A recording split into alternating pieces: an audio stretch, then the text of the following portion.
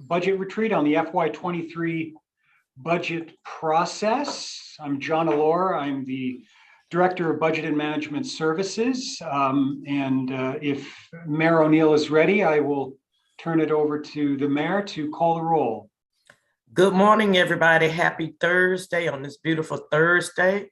Madam Clerk, we are ready to call this meeting to order and call the roll. Thank you, Madam Mayor. Mayor O'Neill. Here. Mayor Pro Tem Middleton. I'm here. Councilmember Caballero has an excused absence. Councilmember Freeman. Councilmember Johnson. Councilmember Reese. Right here. Councilmember Williams. I'm here. Thank you. I believe we have a quorum. Very good. Again, welcome everyone. In a moment, we'll pull up the agenda for today and I'll briefly go over that for everyone. Just a couple of reminders that we are streaming live on YouTube, and I just chatted that out to everyone if they want to share it with people. And as well, our entire process for all 4 retreats is available online at City of Durham's Budget Development Process page. And if you go to the city's webpage and search on the budget department, you will find that. And the materials for all of the retreats so far, day 1 and 2, and now day 3 are up on the site. So residents can follow along at home at their leisure, and they will stay up for the entirety of the budget process. Just a brief overview of what we have in store for today. I'll quickly turn things over to opening remarks from the City Manager, Wanda Page. We'll have a presentation from Interim Director of Human Resources, JJ Scott, on pay discussion. We'll turn things over to a language access update. Then we'll have a presentation on council budget requests, followed by a parking fund overview and discussion.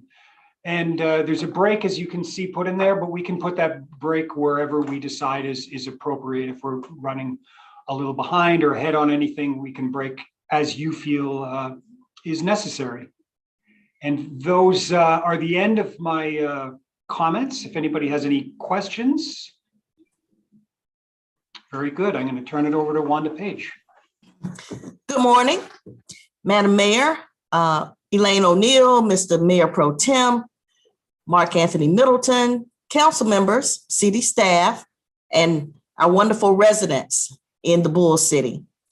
We have joined together for budget session number 3, a continuation of last month's sessions, and we hope to spend the next 4 hours today with you, presenting information, reports, responding to your questions, and even facilitating conversations that will continue to provide us the budget development guidance that we need in order to propose a budget for fiscal year 2023.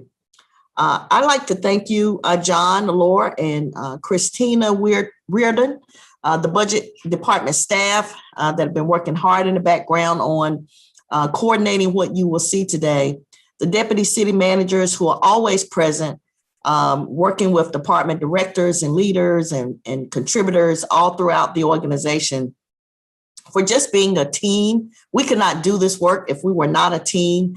I could certainly not lead this organization without a team, and we are a team in everything that we do and we try to accomplish. But today, during this budget session, we will be again listening. That's where we get our guidance. We will be listening. We will be reviewing with you material that we have put together, that we've analyzed, and are bringing our best material to you to help you be able to make decisions and give us guidance. And we also never forget that it is our responsibility to continue to innovate and bring new ideas to the table as we put together these budgets in very difficult times. As I was introducing myself to new council members, one of the things that I always do is I bring out the budget document, because sometimes the conversations that we have don't always do justice to the document that has to be coordinated and put together in order to make this presentation to the community, which will happen in May. But it is a document. It has more than 400 pages in it. It reflects the values of our organization and our community, and it is really our roadmap for a year, for the most part, that holds us accountable for using the resources that have been provided to us for the purposes that they have been provided, which is really to serve the residents of this community. So we do anticipate discussion this morning. John has referenced 4 topics that we have prepared just for you today. And as we finally begin to put the pandemic behind us, with so many of its economic uncertainties, central to this year's budget proposal, and we talked about it last year, we talked about it mid-year this year, is the statement that does define one of our core values, and that is our employees. The budget proposal that you have before you today, or will have as we continue to develop it, it reflects changing market conditions for market conditions for salaries, and it reflects our need to be changing with those conditions in order to attract and retain city employees all across the organization. We focus sometimes on, certain sectors of our organization, but we all know that there are employees all over this organization that serve every single day. As the mayor often says, when we're sleeping, somebody's working 24/7, 365 days a year.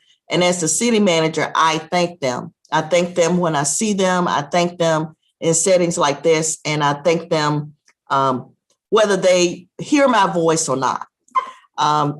Today, the human resources staff have worked to analyze employee pay and some of those market structures, and they really have prepared a detailed presentation on the pay and benefits that are included in the current budget draft.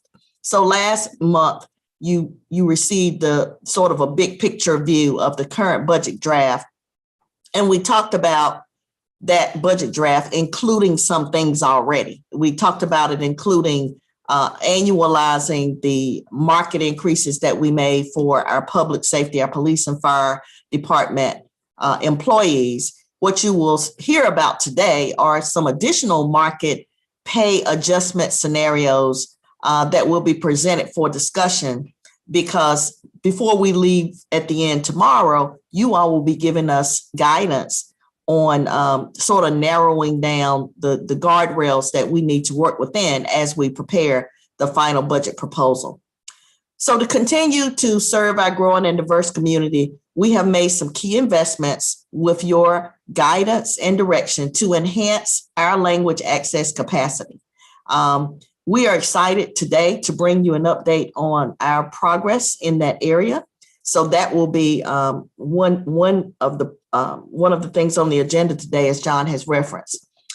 Discussing and prioritizing your city council new budget requests.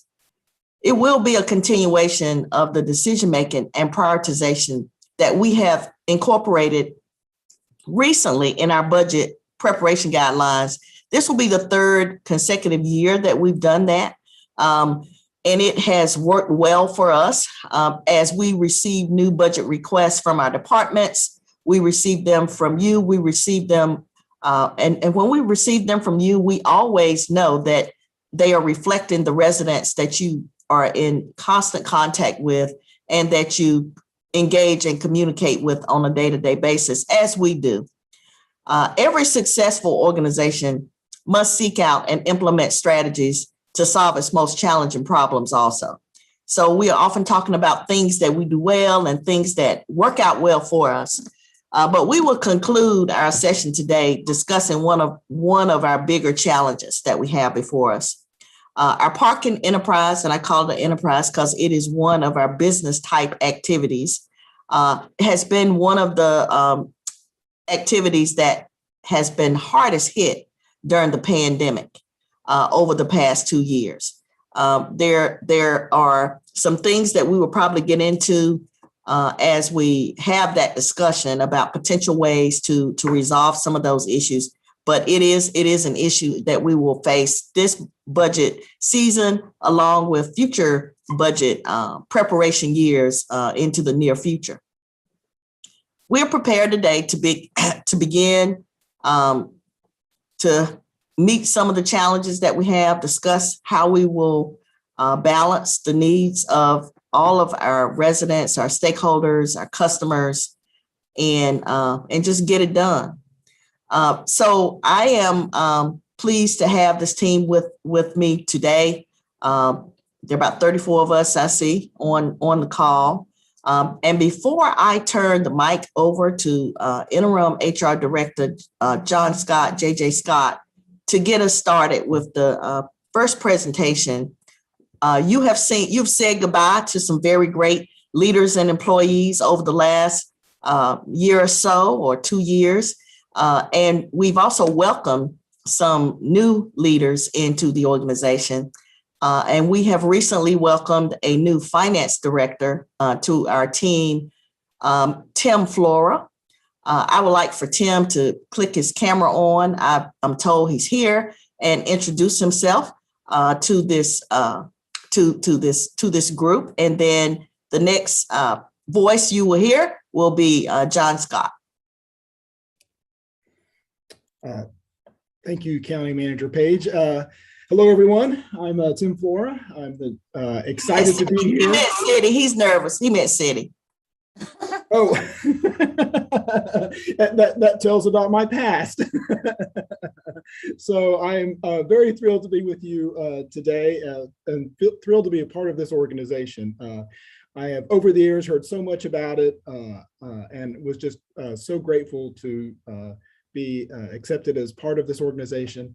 I've got several years of local government experience in county and municipal, even have a few years of federal government experience thrown in to boot. So I look forward to getting to know you more as we move forward, and am excited to be, again, a part of this organization.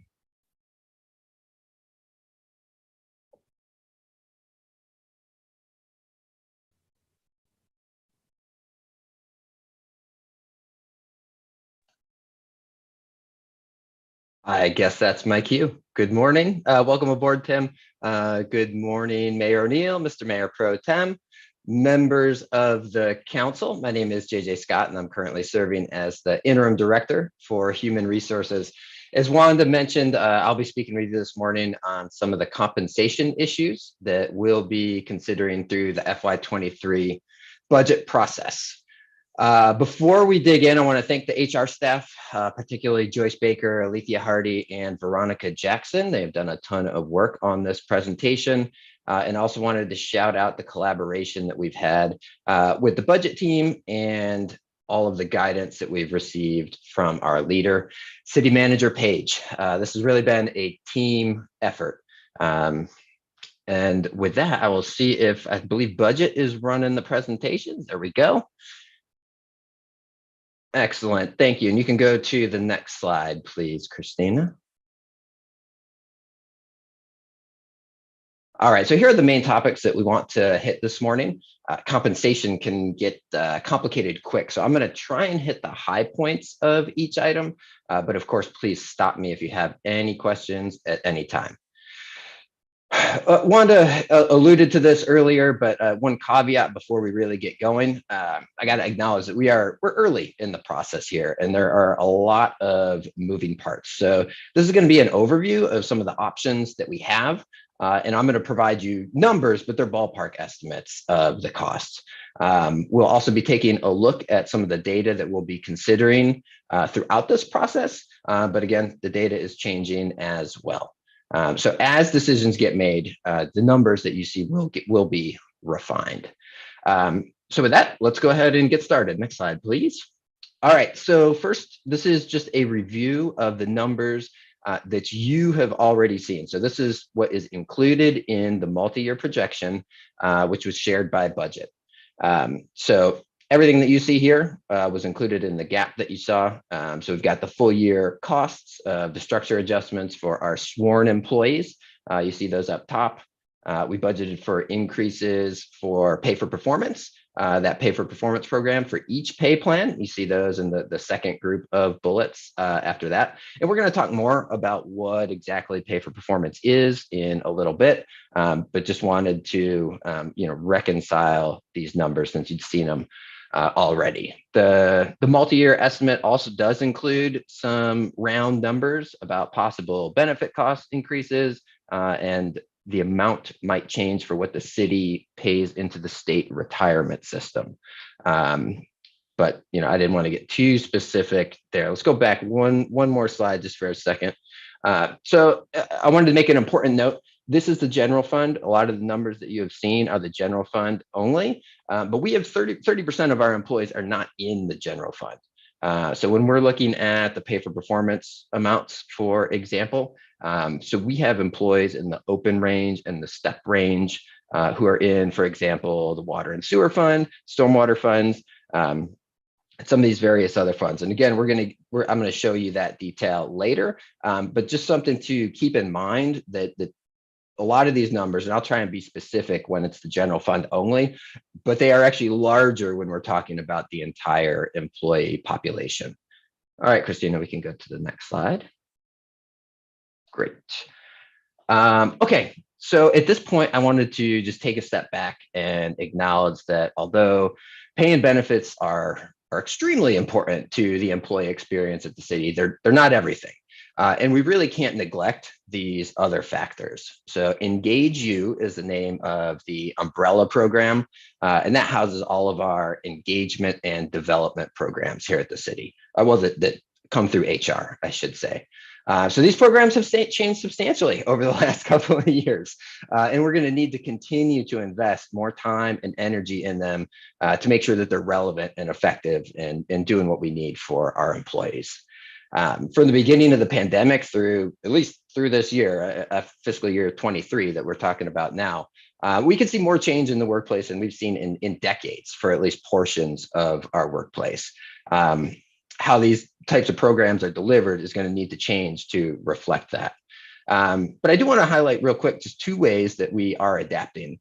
Midday Moments, probably familiar with. So that is our weekly live program hosted through Zoom. And that lets employees connect directly with important issues from around the city. We appreciate Mayor O'Neill was just on.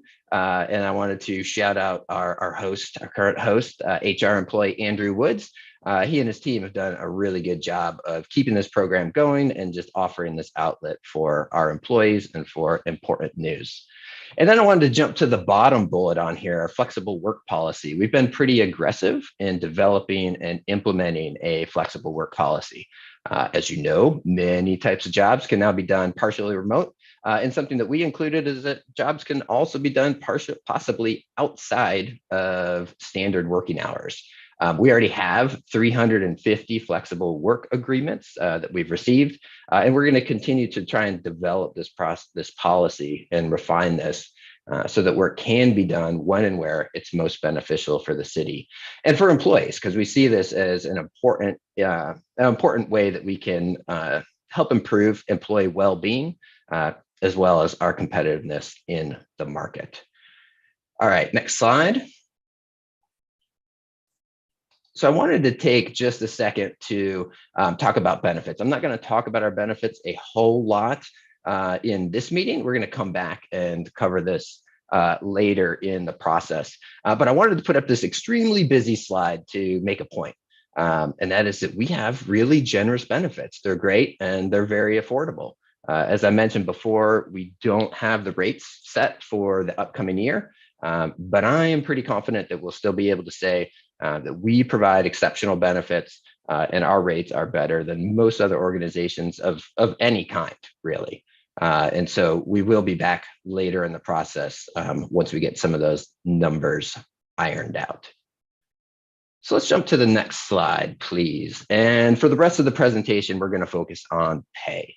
We have a lot of options when we're talking about employee compensation. These are kind of the big picture items. So pay for performance is actually what most employees think about first when they're thinking about their pay and raises. These are permanent increases to salary. Usually it's a percentage and it's applied annually based on employee evaluations. But there are other things too. So we can do structure adjustments, and we talked a lot about that during the police and fire process that we just finished up. And that's when we move the minimum and the maximum amount that we will pay for a certain type of work. Usually that's in response to market pressures. Those are permanent changes generally. Well, pretty permanent. But then we can also do more short-term or more targeted items. So incentives, an incentive is when we want to either reward an employee for getting specific certification, some education, or some other qualification. And then we can do things like bonuses, one-time bonuses. We can do them around hiring or retention, or sometimes just as part of the general compensation plan. So again, these bottom two are options that are temporary and won't permanently add to our long-term costs. All right, next slide, please. So we're going to be referring to 4 pay plans, and I've made some reference to them already. And these are the 4 pay plans for full-time employees. We do have a part-time plan, but work on that is still going on. So we'll have to come back later with some more info on that. So here you see some just basic statistics on the 4 plans.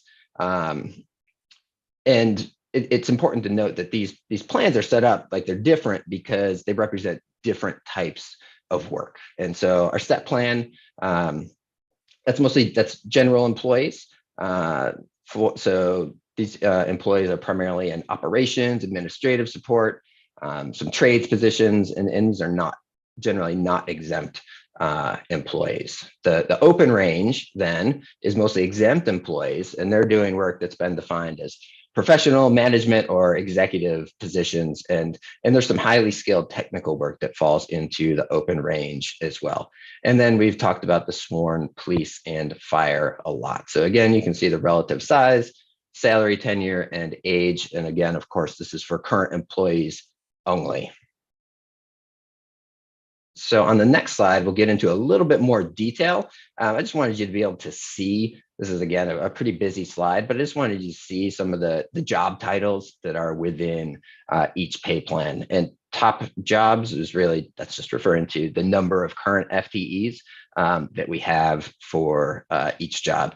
So fire and police, pretty self-explanatory off to the left. And then that open range, you can see, so we've got those jobs like engineers, a lot of analysts, some of the AD positions show up there, AD classifications, I should say, show up there. And then over in the STEP plan, that's where you can see a lot of the biggest jobs are maintenance type jobs, admin support, and then some more technical roles like inspectors or mechanics. So they all fall in that STEP plan as well. So let's jump to the next slide. And I apologize, this slide is actually out of order, but we're going to cover it right now anyways. This is the fund slide that I had referred to earlier. And so what you can see is that definitely the majority of our employees are in the general fund. Over 70% are in the general fund, but we do have a good number over in that water and sewer fund, the solid waste fund, disposal services, and the stormwater fund, and then a couple of others spread throughout some of the other funds at the city. And the reason I mentioned this, so again, the general fund gets a lot of attention, rightfully so. And when we're talking about property taxes, sales taxes, that's what funds any changes to employee salaries or that we might discuss or might implement.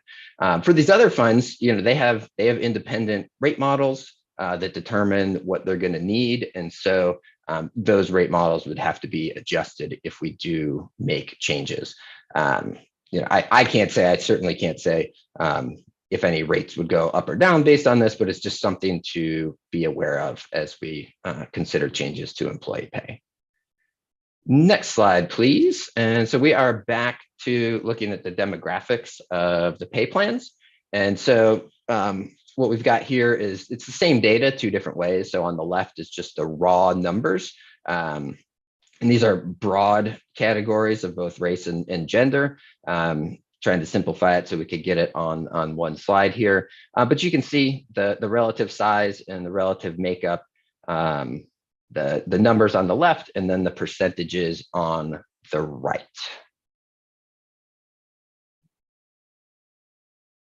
All right, we can jump to the next slide, please. And here we'll start getting into a little bit more detail on the options, the compensation options that we have. So the first is pay for performance, and this goes by a couple different names. Some groups refer to it as merit pay, or you'll hear this P4P or see that. But what we're talking about here is a percentage increase that's applied to an employee's salary. So a lot of our employees that manifest as step movement. And so for all the public safety, it's sworn public safety employees, and then for the employees in our general step plan, they're going to go up a step within their pay grade. For public safety, that's 5%. For general employees, that's 4%. The open range is different in that there are no steps. It's wide open. And so the amount that an employee in the open range can go up through pay for performance can vary, and that's going to vary based on their evaluation. So in typical matrices that we've used the past couple of years, 4 to 6% has been the amount. We usually budget 4.8% as the average. So you see some cost estimates at the bottom, and again, these are big round numbers, but the amount that has been included in the general fund, the multi-year general fund plan that you've already seen, and then an estimate for what it might cost overall if we include the other funds. All right, we'll jump to the next slide. And this is just a quick history because the last couple of years have not been normal for pay for performance. But as recently as FY20, we had full implementation of our pay for performance plan. So everything that I showed you on the previous slide, that happened for employees at that time. That was, of course, also the beginning of the pandemic. And so we did our first round of premium pay, which I want to emphasize is not part of pay for performance, but I wanted to acknowledge it because it was a substantial amount of money for our frontline employees. And that was not permanent ads, of course, I should add. In FY21, we did not do any pay for performance, but we did do, again, premium pay, and we did both percentages and bonuses for FY21. And then for this current year, we did not do our regular pay for performance, but we did provide bonuses to all employees who were rated effective or better. So let's jump over. So this is pay for performance. And then next slide, we're talking about structures. So I'd referenced the structure movement. And again, this is what we did for police and fire. So you're familiar with this. And so just wanted to give some history of when these different plans were introduced and what their movement has looked like over time. Now we had some rough timing in that we had the pandemic come up right when some movement would have happened. And so we saw that with police and fire, where we did a little movement at the beginning of the year, did the study, and then did some substantially larger movement. But we did also move the step plan by 2%. And so those employees saw a direct 2% salary increase. And then we moved the open range by 7%. But again, those employees don't move with the range. So we instead applied a direct 2% adjustment to their salaries. So now let's get on to some approximate costs for some other things that we could do. What we've looked at previously is included in the multi-year. This nothing here is included. So this would be an add. So this would require additional funding or decrease in other costs to make any of this happen. So something that we could do is do some additional movement to the structure. So you see the step plan and the open range plan on here with some sample costs for what it would take if we moved those ranges 1%, 2%, or 3%. Again, this is general fund only, so you can add a little, an extra 30% on there for some of the other funds, just as an estimate. As I noted before, the step plan, you can see that the cost is considerably higher for a structure adjustment because that's going to directly increase their salaries. Whereas with the open range, it's only anyone who would fall under the new minimum, they'll be brought up to that minimum. And so that's the estimated cost that you see there. The bottom set of bullets is to do that direct salary adjustment to the open range. This can be combined in any way, but again, this just gives you some sample costs, some ideas. If we did want to move the open range, the employees in the open range salary directly, that is an estimate of how much it would cost. All right, and then we had mentioned incentives and bonuses. This is something that we currently use, and these are just some examples of places where they are used across the city. One of the advantages of incentives and bonuses is that they can be more targeted. So a structure adjustment and even pay for performance, those are big kind of blunt force movement of salaries across an entire pay plan at a minimum. These give us opportunities to identify and try and address specific issues. And so you can see some of the places where we've used this so far across the city, and we will be discussing additional possibilities throughout the budget process. Next slide, please. I wanted to quickly bring up the Durham minimum livable wage. So this wage will be going up. It's going to jump to $17.60. As of July of 2022, and you can see the annual rate equivalent there as well, just above $36,000. And just an example of how we adjust for that. So we know that in the general step plan, one of those steps, one of those grades is going to be below this minimum livable wage. And so we, at a minimum, will be bringing that step up to meet the new amount. Next slide, please. All right. So as we've been saying a lot in HR and in the city in general, there's a lot going on. So these are some of the other things that we have talked about and that we'll be discussing with the city manager. We've got some reclassification studies going on. So this is when the work that an employee is doing changes. And so we can actually go in and study that and see if they actually belong in a different job. And so we can just change them in place, change the title and the classification and the salary for that employee. We've also identified some hard to fill classifications. Some of these have been going for a while, some are new. And so we will be looking at some possible solutions. And these are just examples. It goes across the organization. And so we are, trying to be creative. Compensation isn't the only solution for all of these. So we're trying to be creative with our solutions, but it will be part of the conversation for sure. Compression and bypassing. So we know that this can occur when there's not movement in a structure or of a structure.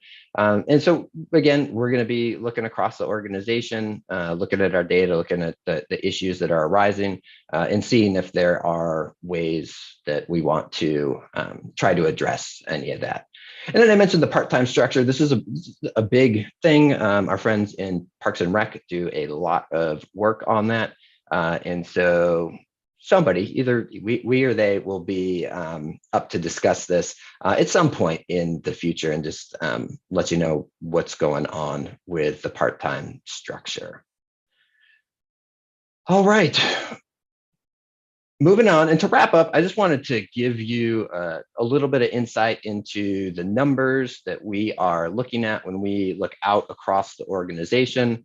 We're paying attention to a lot. This is just a small bit, but wanted to show you because it is important, and it does get a lot of press, and so we wanted to get some of these numbers out to you directly. So let's start with turnover.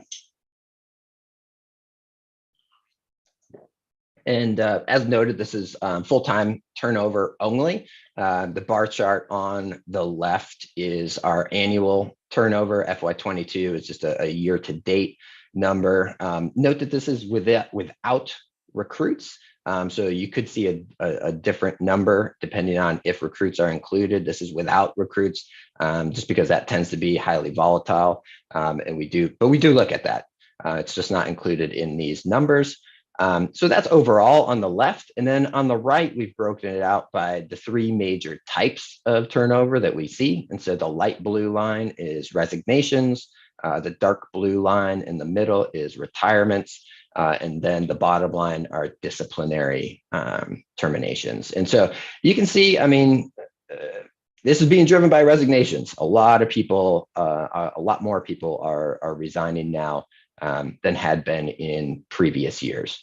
Retirements are also up. We saw a real jump. The most retirements we've ever had on record in 1 month was in January. And some of that was just people shifting from, maybe doing it earlier or maybe doing it later in FY22 and instead just doing it in January. But regardless, it's going to be an elevated number for us. So let's jump to the next slide and we can look at turnover in a slightly different way. So now we're looking at it by pay plan. And so what we're looking for here is, are different things happening in the different pay plans? And, when I look at this, the first thing I was actually struck by was how similar they are. I didn't really expect to see it quite so similar. But on the left, that's that overall turnover number again, and you can see it, it's not the same, but definitely very similar patterns across our 4 pay plans. The middle set is resignations only. And so you can see a little bit of variation there, but again, it's a pretty consistent pattern that we're seeing there.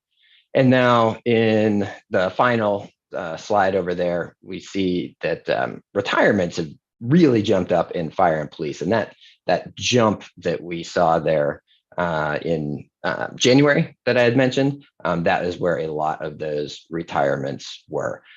So we would expect to see a little bit of reversion to the mean, as they say. Like that'll probably smooth out a little bit just because people did kind of clump around that January date, but it's absolutely something that we are keeping an eye on. And the reason I bring this up is because you would do different things if your turnover is due to resignations versus retirement, or if it's happening in different locations.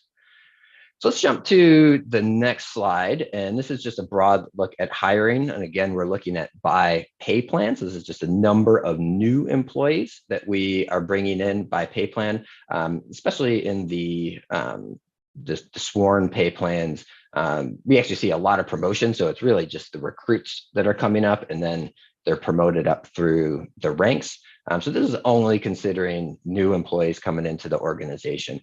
And what we see is a pretty strong downward trend through FY21. And then it looks like a leveling for FY22. But the important thing to note is that, this is an actual number and it's only partway through the year. So we are actually seeing hiring pick up a little bit more, which is great. So we are very excited to see that happen. Next slide.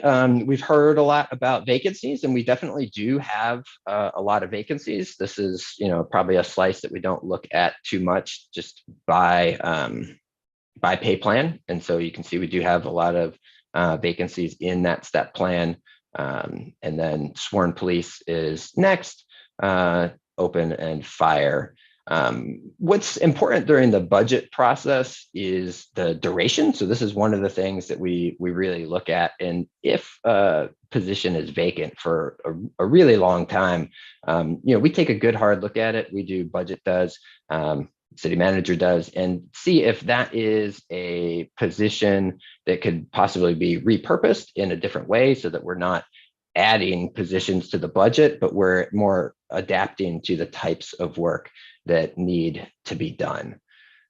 So that's vacancies. Again, very high level look at it. Let's jump to the next slide, and just wanted to share, that's a little tiny bit of data, but there's a lot more stuff that we're going to be looking at. Again, it's pretty early in this process. Normally, we wouldn't be speaking with council about compensation until much later in the process, but we wanted to get ahead of it and get a little bit of guidance. But these are some of the other things that we are going to be considering. There was just a discussion earlier this week among some of the HR professionals in our region. So we're going to be putting together a survey so that we can all see what each other are thinking of doing. And then, of course, we're all keenly aware of the more regional and national numbers around inflation and the consumer price index and all that. So, of course, we want to be responsive as the situation changes. So I will wrap it up there and open it up to any questions that you may have, any additional detail that I can provide.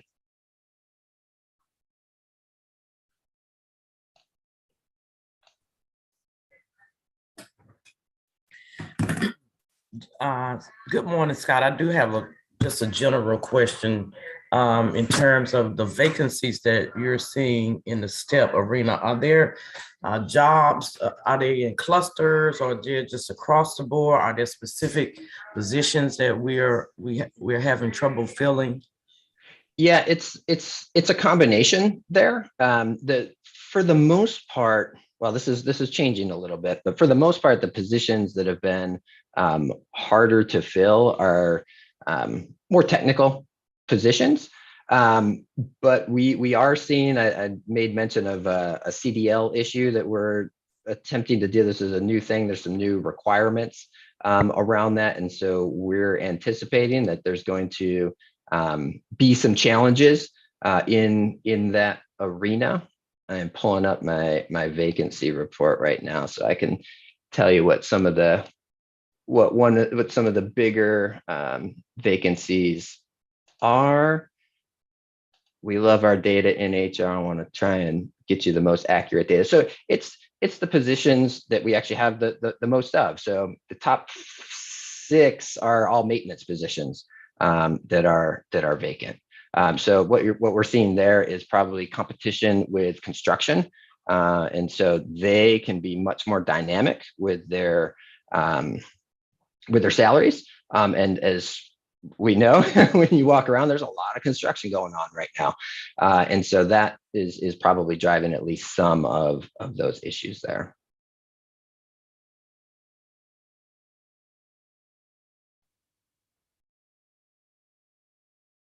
JJ, you probably didn't see it in the chat, but Councilmember Reese requested vacancies by departments, and I know we can do that. Yes. Hey, I just had a quick question, and you may not know the answer to this, but I'm wondering if that leveling out and potentially increase in hiring in 2022, is that happening broadly, like in the labor market? Is that something we're seeing? Because obviously our trends are, mirroring the national trends, and I'm wondering if this is an improvement that we're seeing across the board, or if we're just getting lucky. Yeah, I think generally, and so it's very variable for different organizations, different industries, but the churn, so that turnover, so every turnover that can involve that's a new vacancy that we then hire to fill. But if that person leaves, that, the vacancy, the hiring, the vacancy rate, and turnover are all kind of intertwined. And so what we're seeing is really that churn. So yes, a decent amount of hiring, but in some cases, people not sticking around as long. And we have seen some of that as well, like lower tenure, less connection to the organization. I mean, the last 2 years have been rough for everybody, but if most of your work has been over Zoom, for example, there's just not as strong a connection to the organization. That's not everything, but that's part of it. Thank you. Madam Mayor, if I might. Good morning. Thank you. And good morning, colleagues, friends, morning. everybody watching. JJ, good to see you, man. I don't know if I've done it publicly on record. Let me just congratulate you on your assumption of leadership there in the department, and congratulations on the great job you've been doing. Really hit the ground running. I want to also personally thank you for the assistance you've given me. I've had a couple of inquiries to HR in preparation for this budget process. You and your entire team just do really bang up work down there. So thank you for the work your shop is producing. So a couple things. Firstly, I'm curious as to how much, I'm sure we've always been invested in flexible work policies, but I'm wondering pre-COVID, post-COVID, how much more of our workforce is being recontoured or impacted by flexible work policy, and is it much more now than pre-COVID? I'm sure it was a value of ours, but talk a little bit about that if you would.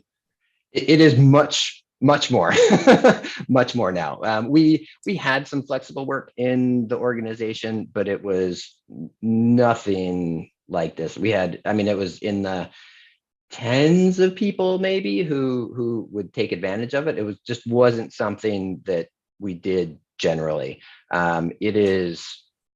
We have made a point, and I think the city manager and deputy city manager have been very clear that when we were even developing the flexible work policy, that it was meant to be a beyond COVID thing. Like, this was not purely around keeping people out of the office to keep them safe. This policy was designed really to optimize work. And I think we have really, especially among cities, been pretty aggressive in this front, and can really be leaders on, understanding how we can get the work done and serve our residents, but also, it can be really beneficial for the employee experience, employee well-being. Well-being is a big concern right now, and so flexible work can move us in that direction if it's done correctly. So like I said, we have 350 agreements that we've gotten in. And so agreements are kind of the process where we make an employee define what they're going to do. They have to work it through with their supervisor, get it approved by a department director. So there's definite structure to this. We would expect another 100 or so in this initial batch. And then we're going to monitor, we're going to, see over time how this works. If we can expand it, if we need to pull it back a little bit, what kinds of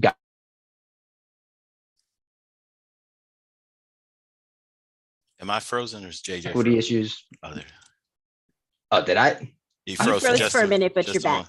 Okay. Sorry. I should, I try to come to City Hall and hope it's better, but sometimes you get caught.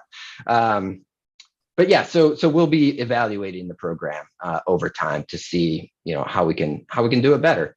Yeah. Thanks for that. And when I've spoken to business owners throughout the city, and one of the things that we're discovering is they want customers and traffic back, but because folk are kind of recontouring and reconfiguring their work life, not coming into the office more, there are ripples everywhere. Speaking of ripples, I was also wondering, as we make decisions about compensation and budget, are there economies that we're realizing in other areas? If we've got more people working at home, how does that impact in terms? I know we got to still pay benefits and salary, but less lights on. What is that? How does that impact equipment costs and things of that nature? Are we realizing economies maybe not of scale, but economies in other areas impacts because of that. I see the managers popped on. Yes. So, it's hard for me to stay in the background when we start talking about some of these things. I wanted to pop in to say, when we talk about, what JJ has mentioned, we got 2,600 employees and we have about 350 that have these flexible work plans. So when we talk about, are there efficiencies or are we saving, it's not really that measurable, because regardless of where someone has to work from, they still got to have equipment. We're not really, saving power or those kinds of things. Potentially, if there's no lights on in one office for a day or so, we may be saving it, but I don't know that it is really measurable. It would be minimal. It would be a very, very minimal amount, if any. And if I could just touch on your earlier question, you asked a little bit about, people coming in, the public coming in. It has been made very clear to us and to staff that customer service levels can't be impacted. We saw that a little bit through the resident survey a couple of weeks ago. Our customer service, our employees are doing just a fantastic job. And so we want to do this and we want to do it right. And the customer experience is absolutely a part of that. And let me try a final question about the step in the structure plan, kind of, I guess, mediate or be a whisper for some of the questions I'm even getting now from members of the public watching. So as things are, status quo was 5% for step for public safety and 4% for general. So and I'm looking at the numbers, the potential numbers of a 1% increase, 2% increase, 3% on the step plan, open range market. Is the looming decision before us going back to status quo, that 5%, 4%, and what it would look like plus that 1% or 2% on the structure? So in other words, 5% be 6%, 4% would be 5%, and the cost is that ultimately the decision we need to make as a council? Yeah, that's absolutely part of it. So everything that's on that initial slide is baked into the gap that you have seen. Anything that's on the later slide, so those options, those would be adds. Yes. So if we already said we're going to do the pay for performance, the step movement, but if additionally we wanted to move the entire step structure that for general employees, yes, then those numbers that you see on that slide would come into effect.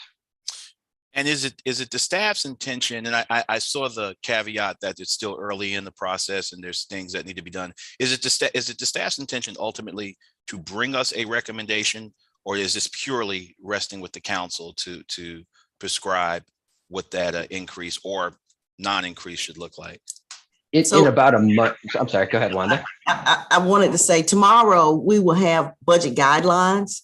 And what has happened in the past is the range of, increase, because we have a lot of work to do to balance the budget. And what you would typically see is, an increase or a market adjustment not to exceed a certain percentage. And then the recommendation coming forward will be within that range. And that would be a discussion that we would actually have tomorrow with you. Because it does have such a impactful, it's so impactful on the budget. Right, and I appreciate that. And let me tell you what animates my question. I knew that, but when I saw that there's still some I's that need to be dotted and T's that need to be crossed and variables that need to be substituted, I didn't know how that was going to impact tomorrow's discussion. If we were still waiting on market studies or regional studies, or if it was early in the process, how early in the process actually are we? Because I was anticipating that discussion tomorrow. So that's the only reason. Yes. So one of the reasons that we have not actually done market studies for those pay plans that are not police and fire. So you will recall we did specific market studies for the police and fire positions. We have not done that for the other positions that we have, but we know that because, we only increased the structures 2% last year. And, we all realize what's happening around us, that there's gotta be some need to increase some of those positions, even without a study being put in place. It's particularly in our regular pay plans, we have over 200 different job types that we have, very many more job types than we have when we talk about our police and fire personnel. We have, less than 20 job types in those, in those pay plans. But in our general and our open pay ranges, we have over 200 of them. So, we don't always do a full-fledged market study on them, every year. We did last do it in 2019, which was part of JJ's presentation here this morning. So the reason we have the range there, there will be some of our other cities and counties that are making decisions about market adjustments. And those are some of the competitors that we have for employees. And we just kind of want to stay in, in balance with Raleigh and others. And some of those decisions have not been made about their pay increases at this point. So I think that is the specific answer to why we say we're not quite there. We're never going to be there today when we're actually putting the budget together, but we do want guidelines, regarding the things that we have not already told you that is in what you've seen in the current gap that we presented. And so that's what is meant by that. Well, thank you so much, Madam Manager and JJ. I'm going to yield now, but I do want to say that, what we see here today really does not do justice to the incredible amount of work and how nuanced these considerations are and how fraught really this is, because, you think you just throw more money at it, but then you've got compression issues and bypassing issues. You guys just deal with so much stuff down there. So we're really grateful for what you do for us and for helping us get through this, perhaps the most important part of our budgetary consideration. So thank you. I appreciate it. Thank you, Madam Mayor. I'll yield back.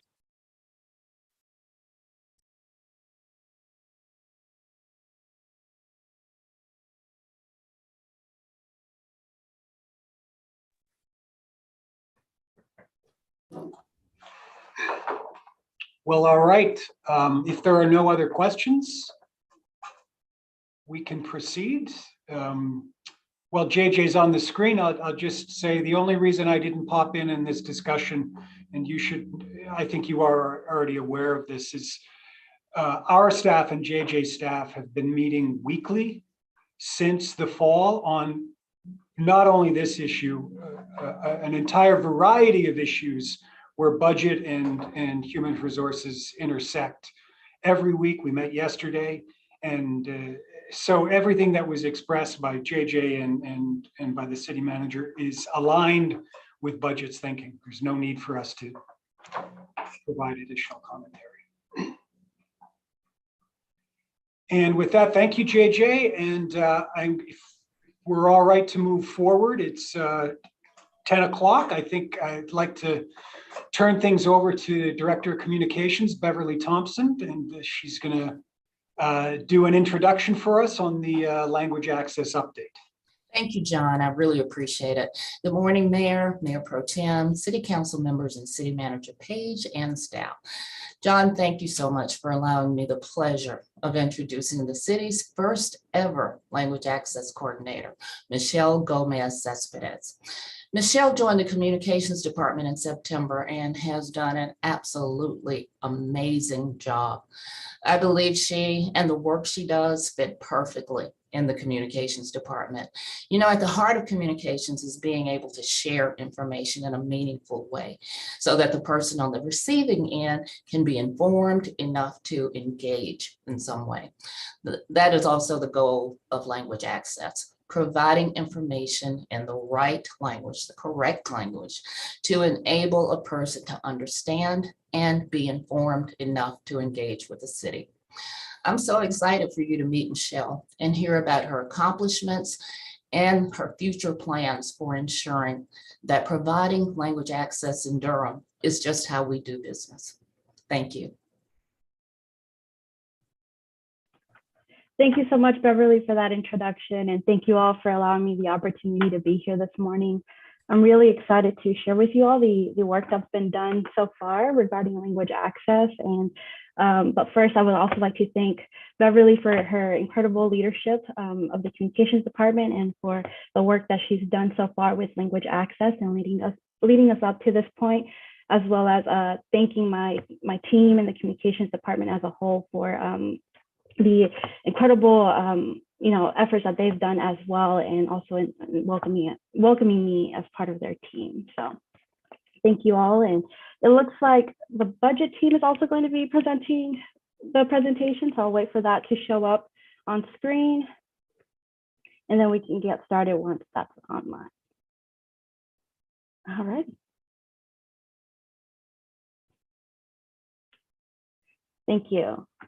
Alrighty, so thank you again for this opportunity, and it's an honor to be present here and to present to you all, the City Council members. And so let's go ahead and move forward. If you could please go to the next slide. Thank you. So I would like to take an opportunity to share a little bit about myself and my role. As Beverly mentioned, I started with the City of Durham back in early September, and I'm housed in the Communications Department. I began my role head on and taking a look at the LAP and analyzing what that work looks like. And so as I move forward with my role as LAP coordinator, my role is to direct and guide the language access plan implementation, as well as offer strategic guidance, training, and departmental support on language access efforts across our city. And I assist in identifying bilingual staff, language service vendors, and other resources for our city departments. Next slide, please. And so before I share about the city's language access plan and what we've done so far, I want to share with you some of the things that I've been sharing with our city staff to inform us and get us all on the same page and get familiarized with the concept of language access to help us understand why we're pushing forth this effort here in our organization. And so taking a look back at what language access means, when we talk about it, we mean providing individuals who are limited English proficient, reasonable and equitable access to our services and resources, similarly as we do with our English speaking individuals. Next slide, please. And the term limited English proficient, or LEP, as I'll be using from here on out, is one that is used and heard a lot throughout when we discuss language access. So I've taken the time to, I've also taken the time to share what this term means with our city staff so that we can all understand what we are referring to when we say someone is limited English proficient. And so as defined by the US Census and the American Community Survey, LEP speakers are individuals who speak English less than very well, or in much simpler terms, have the limited ability to read, write, understand, or speak English. Next slide, please. And so one of the things I like to say is that our goal for language access is to provide language services to all who need them when they're interacting with our agency. But one of the common questions that we do get asked is, how do we determine the LEP population group in which we are to provide language services to? And so our language access plan points us to the Safe Harbor guidelines by the Department of Justice that state by offering language services to at least 5% of a city's population, or 1,000 people, whichever is smaller, and who speak a primary language other than English and have limited English proficiency, is strong evidence of compliance with Title VI, which is something that I will discuss further in the next slide. And so taking this guidance from the DOJ helps us identify the language group for our language services and who we are to provide language services to. And currently, according to our policy, Spanish is the only language group to meet this criteria. When we take a look at Durham's demographics, we see that we have a Hispanic population of 14.4% according to city data from 2019. And when we take a look at the American Community Survey from 2019, 5.3% of that population that speaks Spanish at home is limited English proficient. Next slide, please. And so there are two legal bases that support providing language services to LEP speakers. And the first one is Title VI of the Civil Rights Act of 1964. This prohibits agencies that receive federal financial assistance, like us here at the City of Durham, from discriminating based on race, color, or national origin in the provision of any program or activity. And so when we take a look at how the federal government interprets discrimination based upon national origin, it defines it as the failure to define, or excuse me, the failure to ensure LEP individuals can effectively participate in or benefit from our federally assisted programs. And then when we take a look at the second legal basis is the 2000 Executive Order 13166, which affirms Title VI language access requirement and provides additional guidance for how agencies can fulfill those requirements. And so, as I mentioned, the Department of Justice is the agency that oversees compliance of Title VI. And while these two legal bases do exist, most of the time, states and individual governmental agencies enact their own language access plans and policies to best support the populations that live in their communities, as well as basing them off their available resources and efforts. Next slide, please. Thank you. And so, bringing it back to Durham and and what this means to us. So we know that here at the City of Durham, we have residents that come from all over and that speak a variety of languages. And so as part of our commitment to effectively communicate with members of our community, we're working to reduce this communication gap with our LEP residents and the city through our language access plan. And so next slide. And so a little bit of background on the LAP. As we all know, the city adopted this plan back in 2019 to better serve the community and advance language access efforts that help make our city be a more welcoming and inclusive place for us to live and for our immigrant and refugee communities and those that are non-English speakers. And so when we take a look at the LAP, we see that it serves as a tool to ensure compliance with Title VI, as well as helps us meet the City Strategic Plan Goal 3, which is creating connected, engaged, and diverse communities. However, the main purpose of the LAP is to ensure that we are providing limited English proficient individuals meaningful access to our services and our resources. And so I like to point out the term meaningful access because it is another term that is used a lot when we talk about language access, and it's what drives us in terms of what in the efforts that we're pushing forward. And so similarly to that of the language access definition, meaningful access as defined in our LAP policy means providing LEP individuals the same ability to use and enjoy the services that our English speaking individuals do. And so and the way, of course, that is achieved is by eliminating communication barriers that ensure our residents can communicate with us and that we can communicate with them effectively. Next slide, please. Thank you. And so now I want to take a closer look at some of the key parts of the LAP that guide our organization in bridging this communication gap and helping us push forward towards meaningful access. And so for starters, the language access plan outlines that we provide interpreting services to non-English speakers, either through a language service or the assistance of a bilingual employee. It also sets forth interpretation standards where interpreters must meet both linguistic and culturally competency standards, where they should also be able to accurately and impartially interpret to and from both languages, as well as test bilingual employees for language competency to receive language incentive pay. And then when we also, another way that we are to provide meaningful access to our services is by also providing written translation of vital documents, which are documents deemed necessary for an individual to be informed, to be able to access a service or a resource from our city.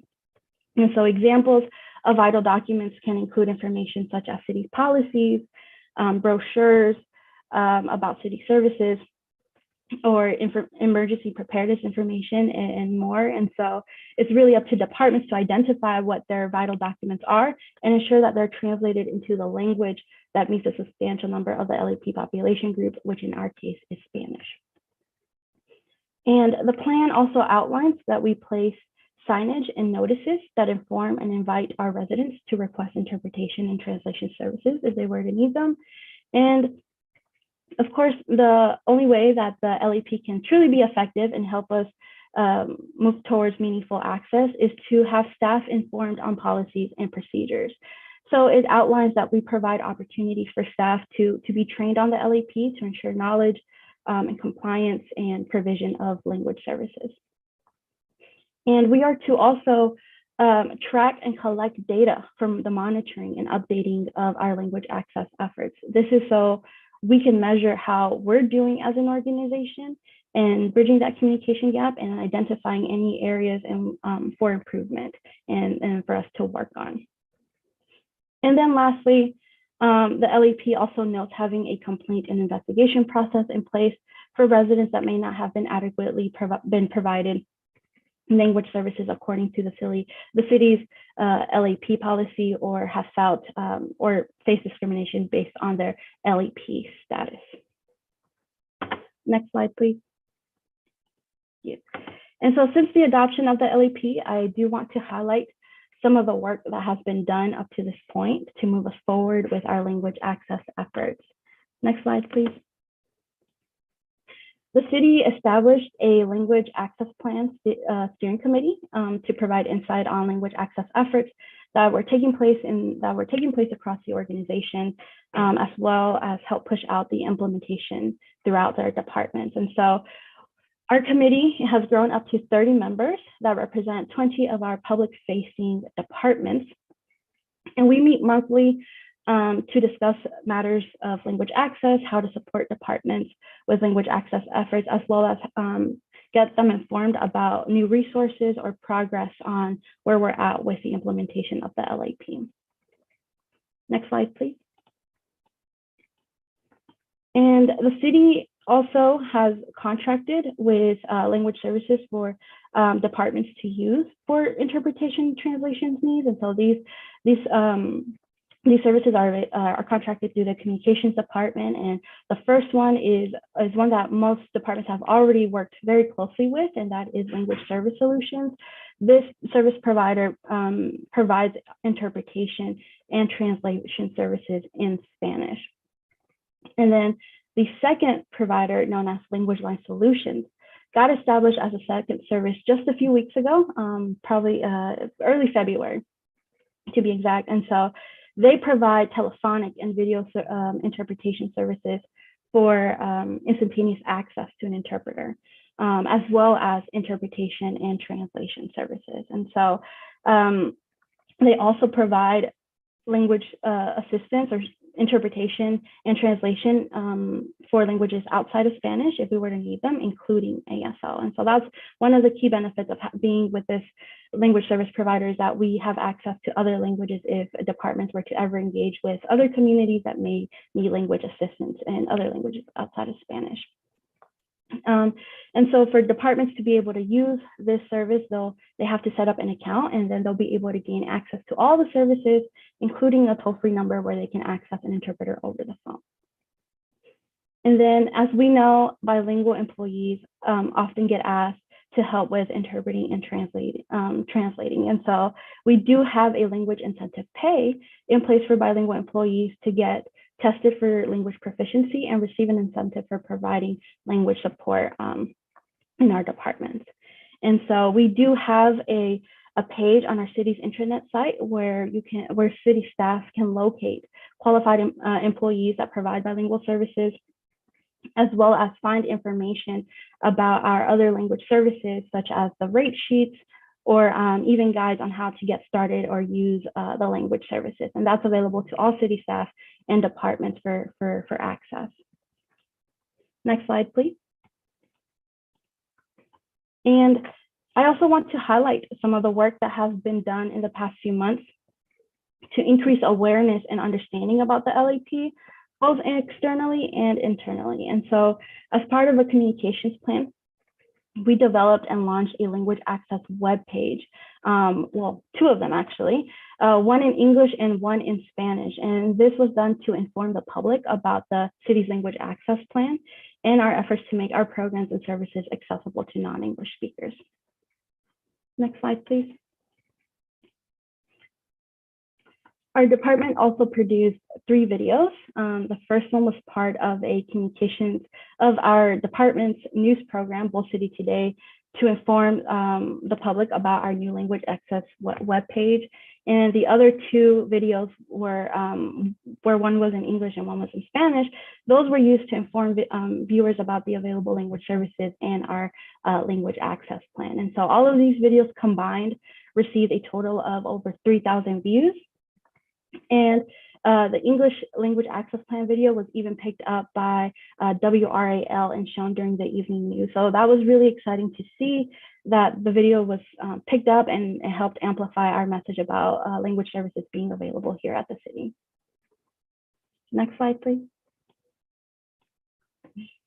And so we also publish these videos all across the city's main social media channels, including YouTube and the Roku app, and along with general information about our city's efforts on language access. And so all of these posts linked back to the language access web pages. And we also even developed a communications, the communications plan also included a partner package that we shared with local organizations so that they could help us spread the word and among our Spanish speaking community so that they could also be informed about language services here at the city.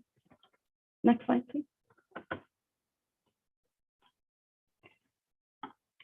And so when we take a look internally, an effort that recently just finished up this week were citywide webinars on language access. And so there were 4 opportunities for city staff to join in and learn about key parts of the LAP, as well as receive tips and best practices for providing language assistance to non-English speakers. And after each webinar, there was a survey for attendees to provide feedback, and we received about 50% of responses. But from those responses, 92% of survey respondents noted that their knowledge and understanding of the LAP increased, as well as 90% of respondents said their knowledge and understanding of language services and resources also increased. So that was really, really exciting to see the impact there as well. Next slide, please. Thank you. And so part of what I've shared up to this point has been a small portion of a multi-phase action plan that I put together to help us move forward with the LAP. And so I'd like to share with you all what's coming up and what for us to look forward to as we move forward with the LAP and the implementation. So next slide, please.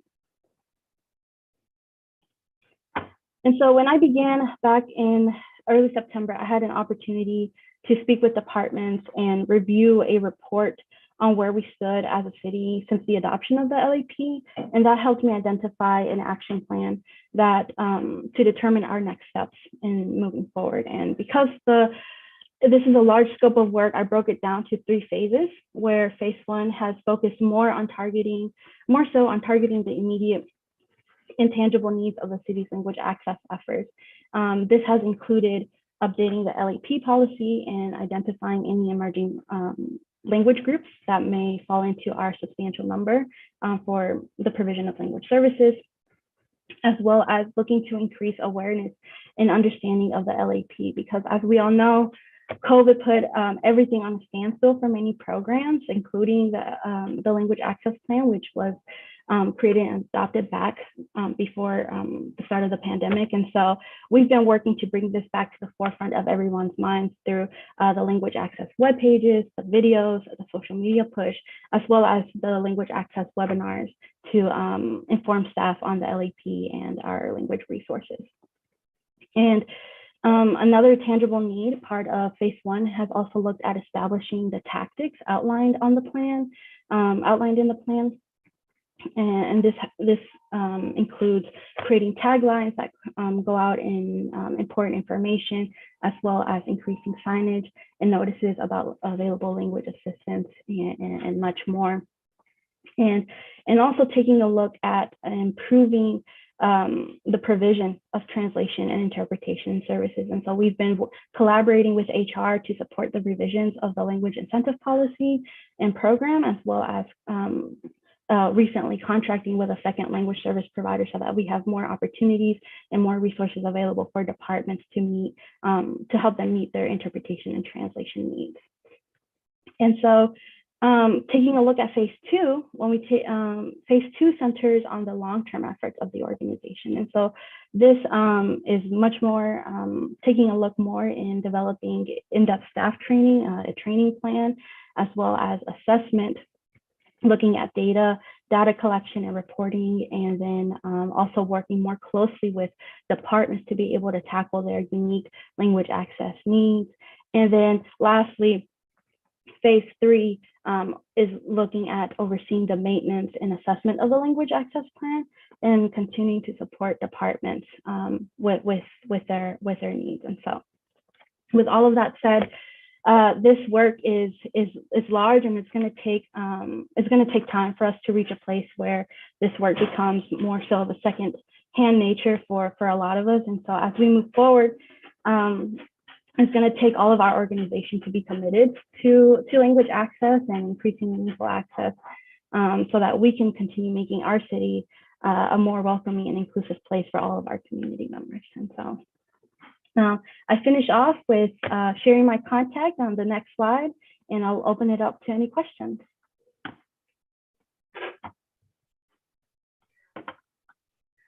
Very good. That's a lot of work. That's a It lot. is, yes. Done, young lady. Very good. That was Thank you. excellent. Excellent. Thank you. Yes, I see a question from Councilmember Johnson. Oh, hi. Thank you. Hi. I don't have a question. I just wanted to thank you for your work. I'm really excited to have you in this position. This is something that we've wanted to move in the city for a long time, is to have a staffer who can dedicate themselves completely to this effort. So super excited to have you. And thank you. We're really making progress. And I'm sorry that Councilmember Caballero isn't here to see the presentation, because this has really been like her baby since she got elected, that she's been trying to push us to do more in this language access piece. And so it's great to see how much work has been done. And we still, of course, always have a lot more to do, but Absolutely. I'm really excited about where we are, and really glad to have you here to keep moving us forward. So thank you. Thank you. Thank you so much. I see a question, hand raised from Councilmember Freeman. Yes, thank you. Thank you. I also want to echo Councilmember Johnson's comments and saying this is phenomenal. I think it's great. I know that this conversation has been going for a long while, and this access issue does not limit itself to just Spanish. And so I do want to ask, how exactly are you identifying non-white or Black language speakers in the population? Because it seems like that would be a little bit difficult.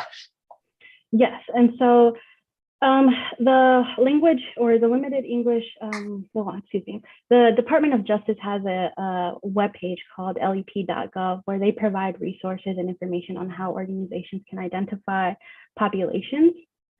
And so really it depends, because of the guidance, they have the guidance that they provided, which is a 5% or 1,000 people of a city's population. That's what we're referring to help us identify, but we do utilize the tools from the American Community Survey, taking a look at our city demographics internally, taking a look at schools, school data and their populations, and specifically taking a look at the languages that are spoken at home.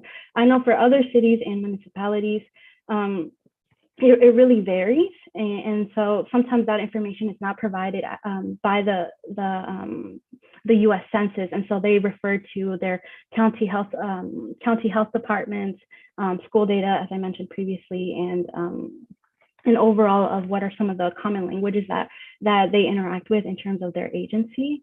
But since we do have some data from the US Census, that's what we've been looking to identify the population groups. But we have noted that there has been an increase in Arabic speakers and Korean speakers in most recent data. And so that's why we push for to have a service provider that could provide interpretation and translation services in other languages if we were to engage with other communities that would need language assistance. Yes, and thank you. I really want to highlight that I think it's important to acknowledge that most of the Hispanic community may speak Spanish, but they do also speak Portuguese, French, and other languages. And I don't want us to think that just translating everything to Spanish is the solution.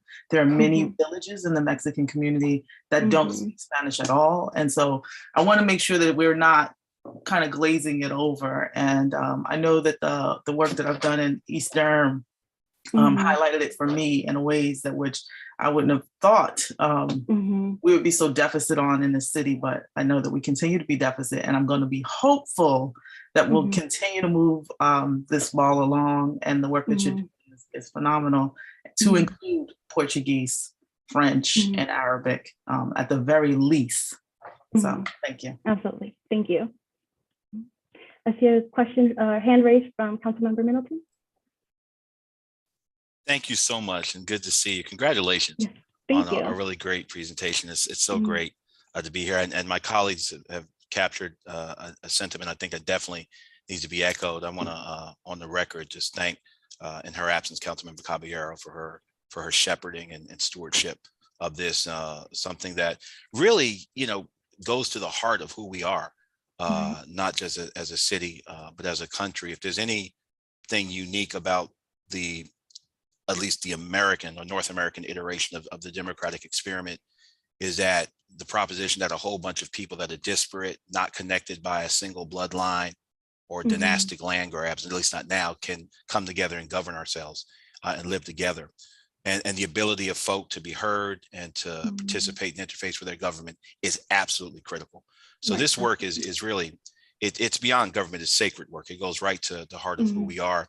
I don't also want to miss the opportunity to comment that Title VI emanates from the 1964 Civil Rights Bill, which that flowed directly from the work of the Civil Rights Movement and Dr. King. It's a testament to the need and the importance of Black-Brown unity and coalition building and cooperation.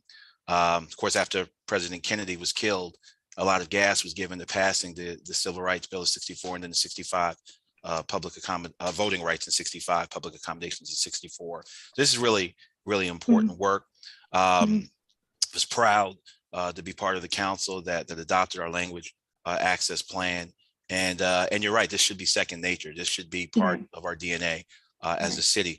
I want to also say that I hope that one of the things that will come out of our budget considerations is an increase in the language incentive bonus from $1,000 to $1,500, something that I've asked for. I think it pairs nicely with what we've done in terms of increasing our pay for our first responders, and what I anticipate we may do in terms of our overall pay plan for the city. I think it makes us a much more competitive employer, and it demonstrates how serious we are about accessing our democracy.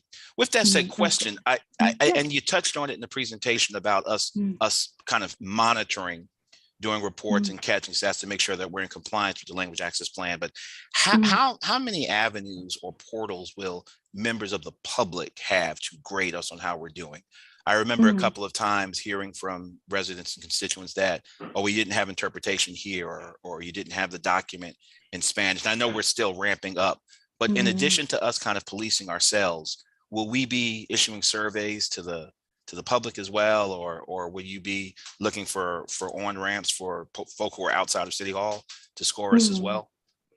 Great question. I do think that is definitely in the plan and conversations that we've had with our team here. We do hope to, part of the work plan includes developing a system for us to collect that type of data. And so part of it too includes taking a look at what other agencies are doing so that we can learn from them and be able to identify how to capture that. I know from taking a look at compliance reports from other agencies, they typically only report, from what I've seen so far, that they report on the instances when interpretation and translation was provided, and having complaint forms where people can submit their information and be able to share when language services weren't provided. And so that's certainly part of the plan, and figuring out a system and a way for us to capture that information. My hope too is that when we take a look at the immigrant and refugee communities, which tend to be the large LEP populations, we also have to be cognizant that they can be a little bit hesitant when it comes to sharing personal information. So also taking a look at other avenues where we can probably have small group meetings or conversations in the community where we can gauge that information and have them have opportunities for them to provide input and share their thoughts in terms of where we're at and how accessible we are with as an organization. And thanks for that. And that's good to hear. And that's all I have. This is such critical work, and we're so happy that you're leading this for us. And if this council could be of assistance in any way, I know I speak with the entire council, do not hesitate to ask us. This is so vital to our mission as a city, and indeed as a democracy. Thank you so much, Madam Mayor. I'll yield back. Thank you. Thank you. Madam Mayor, if I can. I just also wanted to chime in. Pretty much my colleagues have said everything that I was going to say. As many of you know, my wife is from an immigrant herself, and she speaks, multiple languages, fortunately. But when she got here, English was a bit tough for her. So I think Councilmember Freeman sort of touched on what I was going to say. Just ensuring that we have some option of accessibility for other languages. Being said, I think that the work that has been put forth here is nothing short of amazing. And I'm just learning every day how, I keep saying magical, because you all make it look so easy. The magical ability that you all have, you just have the ability to do it here. Thank you. Just wanted to go on record and show my appreciation. Thank you.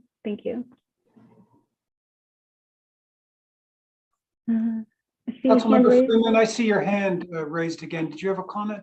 I did. I was just trying to leave space for others who hadn't spoken yet. But I just wanted to also follow up. I realized when Councilmember Middleton mentioned the compliance, just acknowledging that the ADA compliance probably is a good compliance model to follow. And so if I don't know if you're partnering with the conversations that are occurring in the city around ADA, but it would probably be good. I don't know what the work plan looks like, but yeah, to have some conversations with some of the staff around that. Absolutely. Thank you for that. I'll make sure to reach out and start conversations around that so we can take a look and see how we can combine it. I know recently I'm part of a language access network with language access coordinators from other agencies. And I know this was recently a conversation that came up too in terms of how to combine language access with ADA work. So. And I want to say that I know we have an underutilized office in the building. It might be, I would just like to have some more conversations about this. Okay, thank you.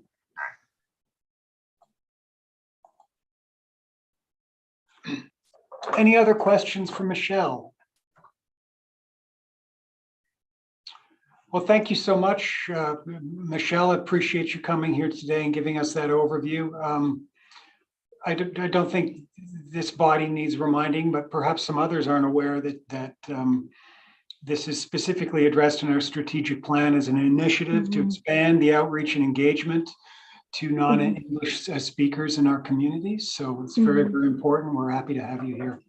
Yeah, absolutely. Thank you. And thank you all again for the opportunity. Thank you. So before moving forward, I just wanted to check the temperature of the mayor pro tem, council members. Do you want to press on, or would you like to take a break now? I'm good. That's up to you all. Let's continue. Very good. So moving on, we're going to give an update for you all on the council budget requests. And I will be providing that for you with the assistance of Assistant Director of Budget Management Services, Christina Riordan. So just as an overview with this, as you know, we're provided the presentation in advance and also a packet of, we were able to, it was a tight turnaround, but we were provided to do some analysis within budget of the items that were submitted. And that I hope that is helpful to provide sort of some ideas around, it's not a full analysis. We didn't have the time to do that, but certainly we were able to take some time to kind of flesh some things out and give some of these things some context, some of our ideas around what some of the challenges would be. And we did some scoring. We'll get to that. Take the scoring with a dash of salt.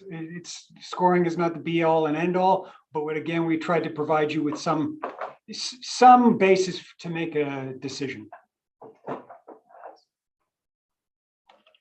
So the city manager alluded to this, but some background on the history of council budget requests. We began this process 3 years ago in the budget process for FY21, which began almost precisely 2 years ago in calendar year 20. Council members wanted to be more transparent with the types of requests that they had submitted in each budget cycle. On March 5th, council, there was a work session where they discussed individual budget requests and came up with a prioritization, a methodology at a city council work session.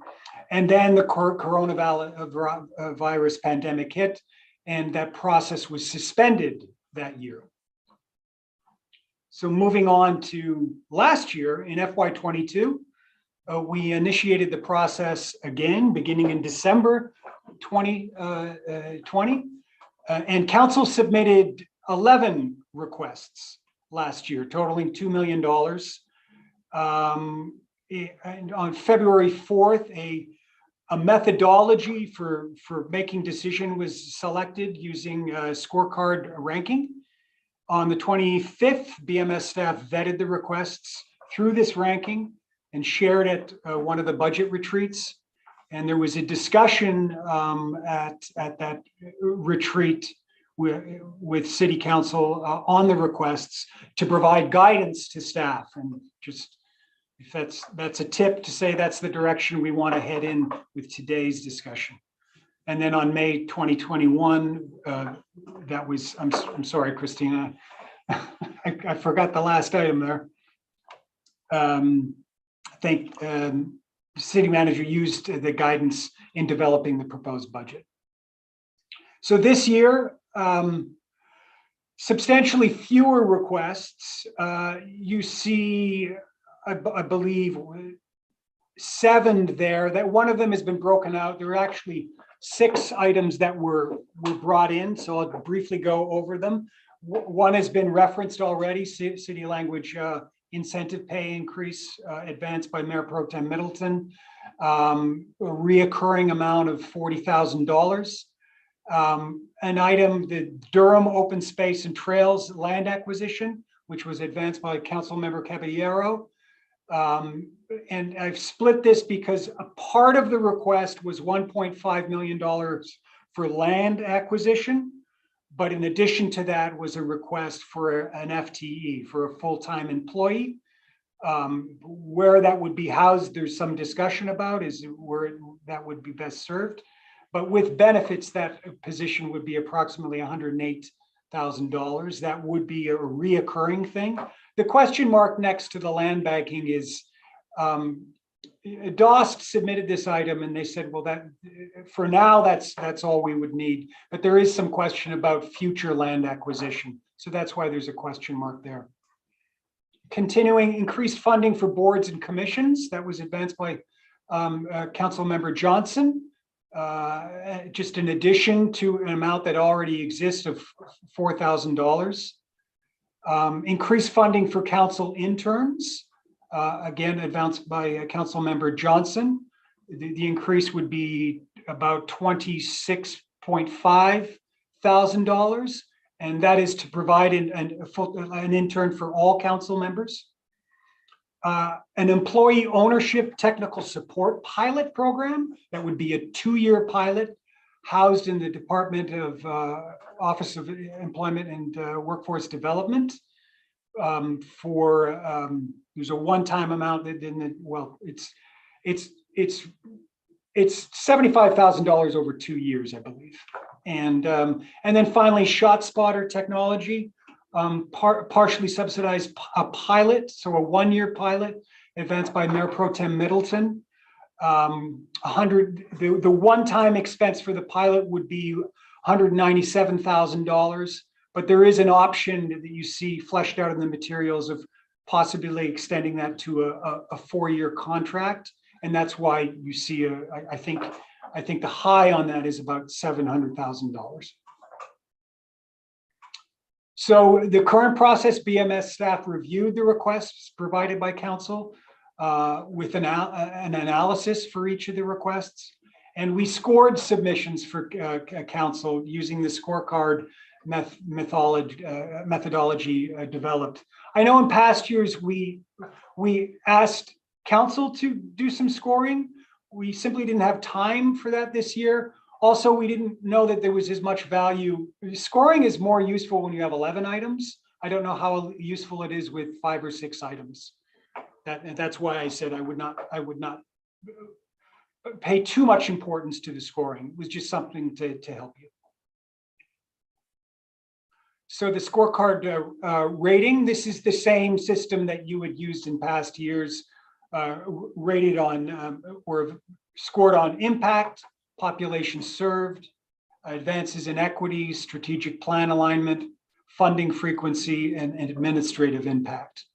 And these are how it kind of parses out whether an item is transformative, the population served, to what degree, advances in equity is a yes or no question, strategic plan alignment, whether it's at the level of a goal or an objective or an initiative. The frequency is a big thing. One-time funding is easier than reoccurring, and administrative impact is a very big consideration. I would say, allowing departments, and I think that would probably take up the most consideration in further evaluating these processes. We would probably want to do a much deeper analysis of how departments are departments structured to take on some of these things. Some of them are easy. $4,000 for language incentive, I don't think is a big consideration. Whereas taking on a pilot program in OEWD, that's something we really want to engage the department more on to see if they have the capacity. So this is how the staff scored these things. 1 would be ranked the highest, 5 would be the lowest. Again, I will stress to you, when we score things, you got to take a lot in consideration. Scoring is helping you to prioritize, but it doesn't give you the context. You need discussion over these things. The flip side of that would be that sometimes simply discussion can lead to anecdotal information. That's why you want a scoring. And we could certainly, over many of these, have differences of opinion about whether something is transformative. I think in some of these cases that you could make the argument that remains to be seen. Whether it serves a full population or not, those are typically in CIP discussions where we have a lot of history of scoring methodology usage. That is a lot of the struggle that we go through. But this is just internally what we came up with. And just the next slide kind of gives you a different look at that. So the OEWD program ranked highest. The internal funding for the intern funding came lower. And then just some of these I've alluded to, but some discussion points, some things to consider as you're going through these. The language incentive pay, I think there's kind of two trains running here. There was already something submitted by the communications department concerning this. So we certainly want to consider Council or Mayor Pro Tem's item in consideration with that. They will probably inform each other. The open space and trails land acquisition, there's a lot of consideration that needs to be done with that. About it's a DOST initiative, but exactly where that is the proper place for that program to be housed. There would be county involvement in that, so I think a lot of discussion we would need to initiate with the county to see whether they want to come in on this. The funding of boards and commissions, the funding for interns, somewhat simpler. It's just an increase to something we're currently doing. OEWDs, the employee ownership, it's a 2-year pilot. So, and I've already alluded to this, we want to engage the department on that. ShotSpotter, there's a host of considerations here. It's something we've considered before. Police Chief Andrews is available on the meeting.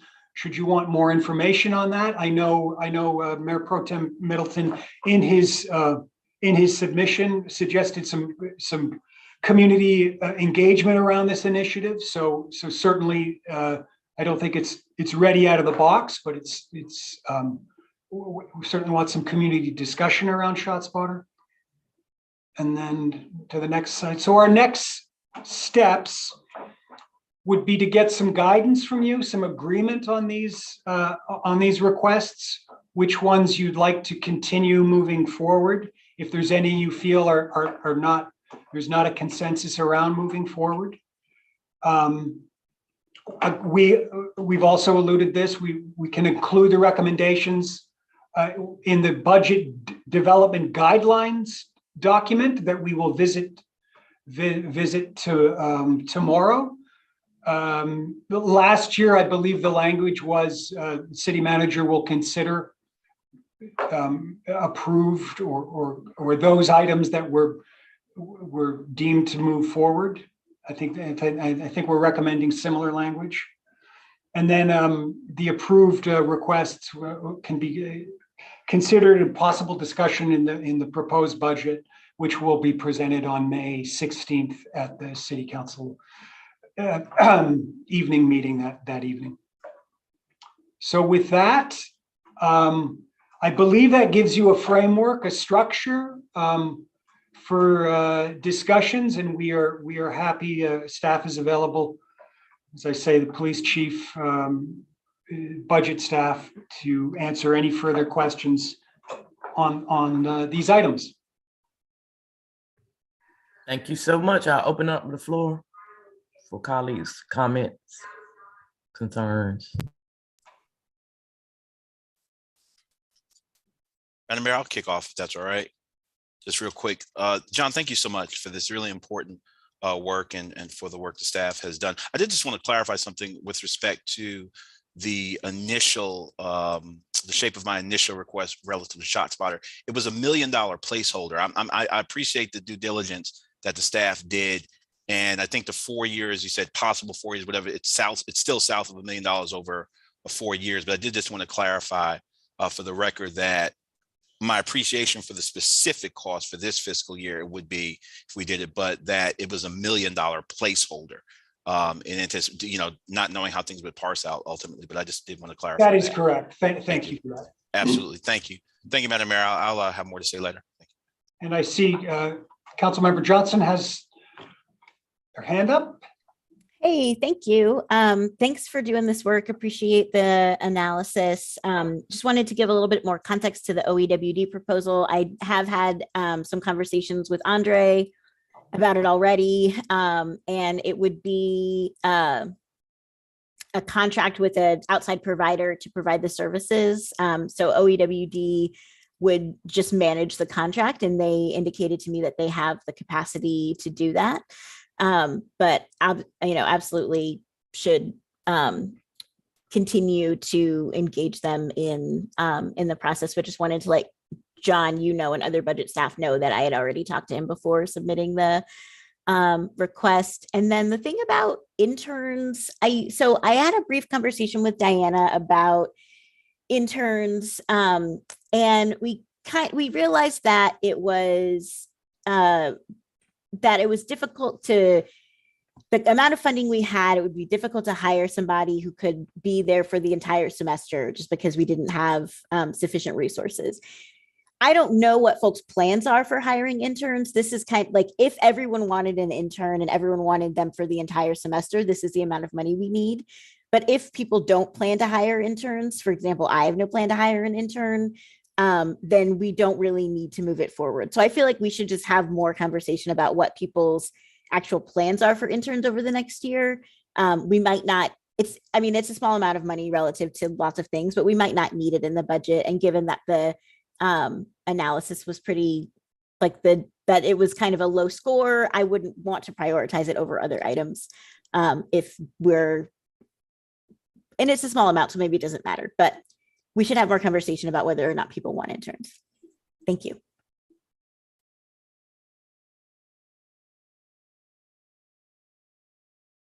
Yes, Councilmember Caballero.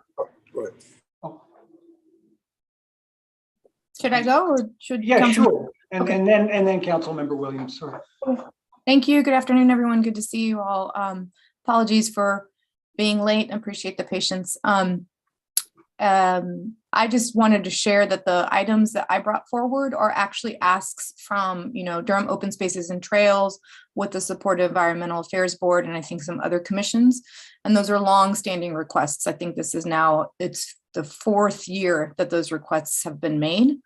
So I do feel like that is a priority.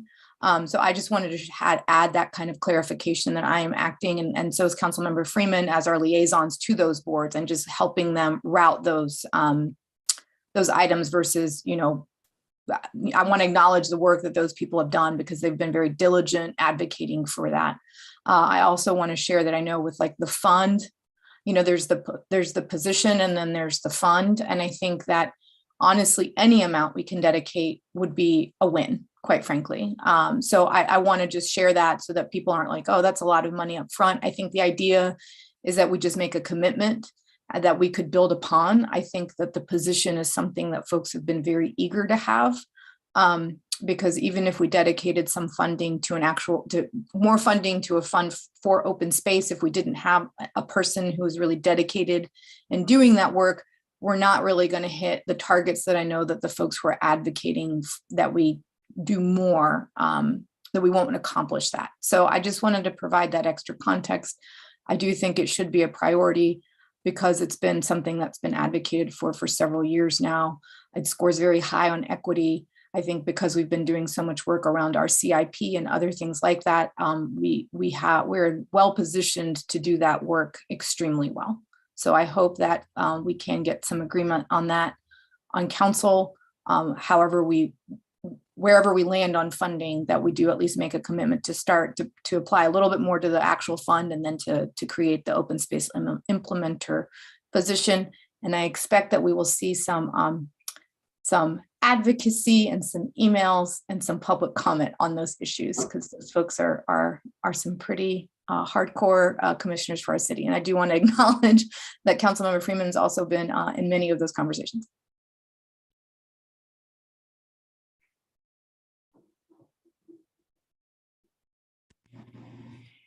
Yeah, good morning. Yeah, good morning, everybody. Question: have we? I guess, and I didn't submit any budget requests this year because I'm still learning the process, and I want to fully appreciate it.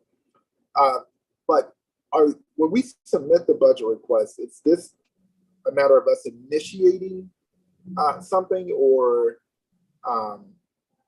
have we assessed if there are any external partners that are willing to take the initiative to maybe lead some of these initiatives for us. So by making a decision today to move forward with these, what you're deciding on is that the process will continue to analyze and consider those in the preliminary proposed budget. By saying no to any of them, the process would stop right here, right now. We would do no further analysis and no further consideration. Okay, that's good to know. I think that answers my concern. I'm more so physically logical in a sense. So I always try to make it make sense for me.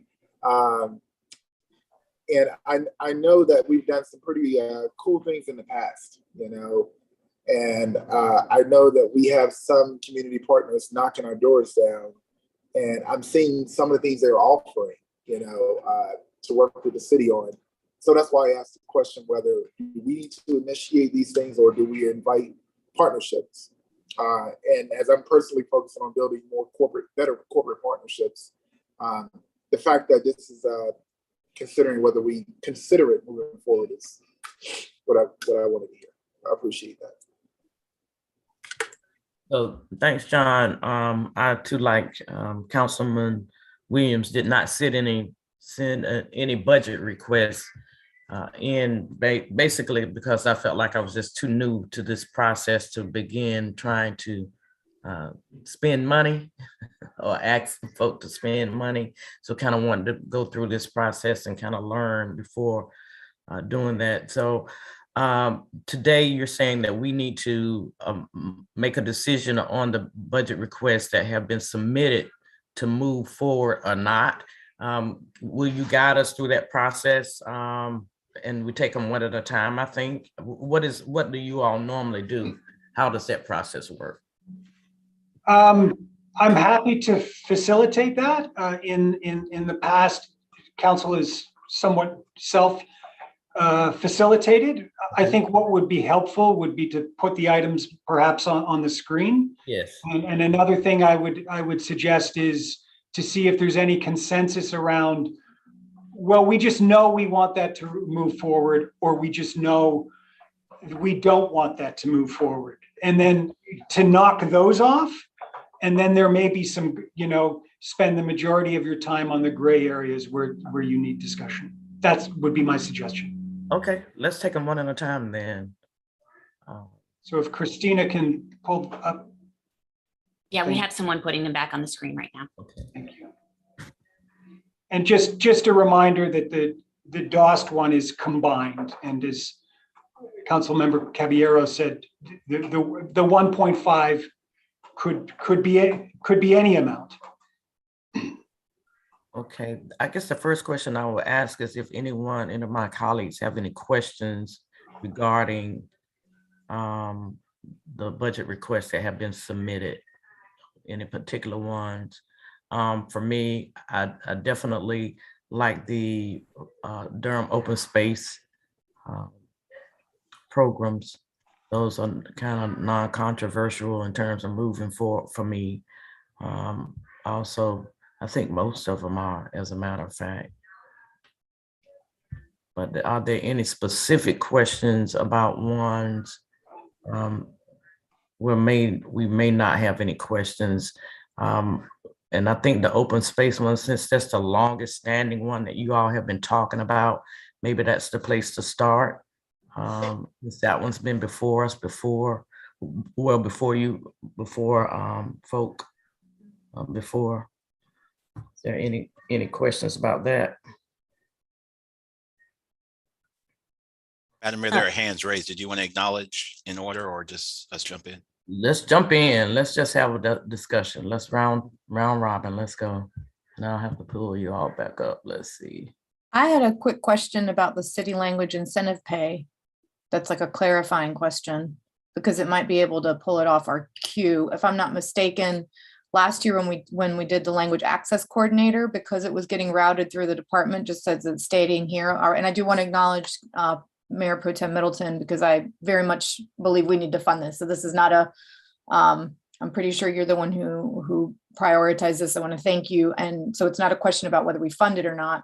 I just know last year we did it through Beverly. And so we were basically able to take our language access coordinator ask off our deck, for lack of better terminology, because it was going to get routed through the department. So I want to hear from staff if that's an option for us, since it's going to get routed through a department anyway, potentially, if we're in the same position. Thank you. You are in exactly the same position. So in the matter of the language access at one, even if you said no today, it's still going to be considered as a submission from the communications department.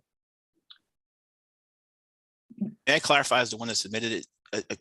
John, so are you saying that, because I was unaware that the department was going to ask for a $1,000 to a $1,500 specific, precisely, that's what they were going to ask for? And I just got lucky? And I can speak to that, John, if you would like. I appreciate it. We did have our communications and our HR department has submitted a request. It's not exactly the same as your request, Councilman Middleton. It's kind of more of a tiered approach, and there's kind of it's a little bit more complicated than just adding another $500 to the incentive. So, but it is something that would be considered as part of their request that they have submitted to the city manager. Thank you for that. John, I'll lead you to kind of direct if you want to. Certainly.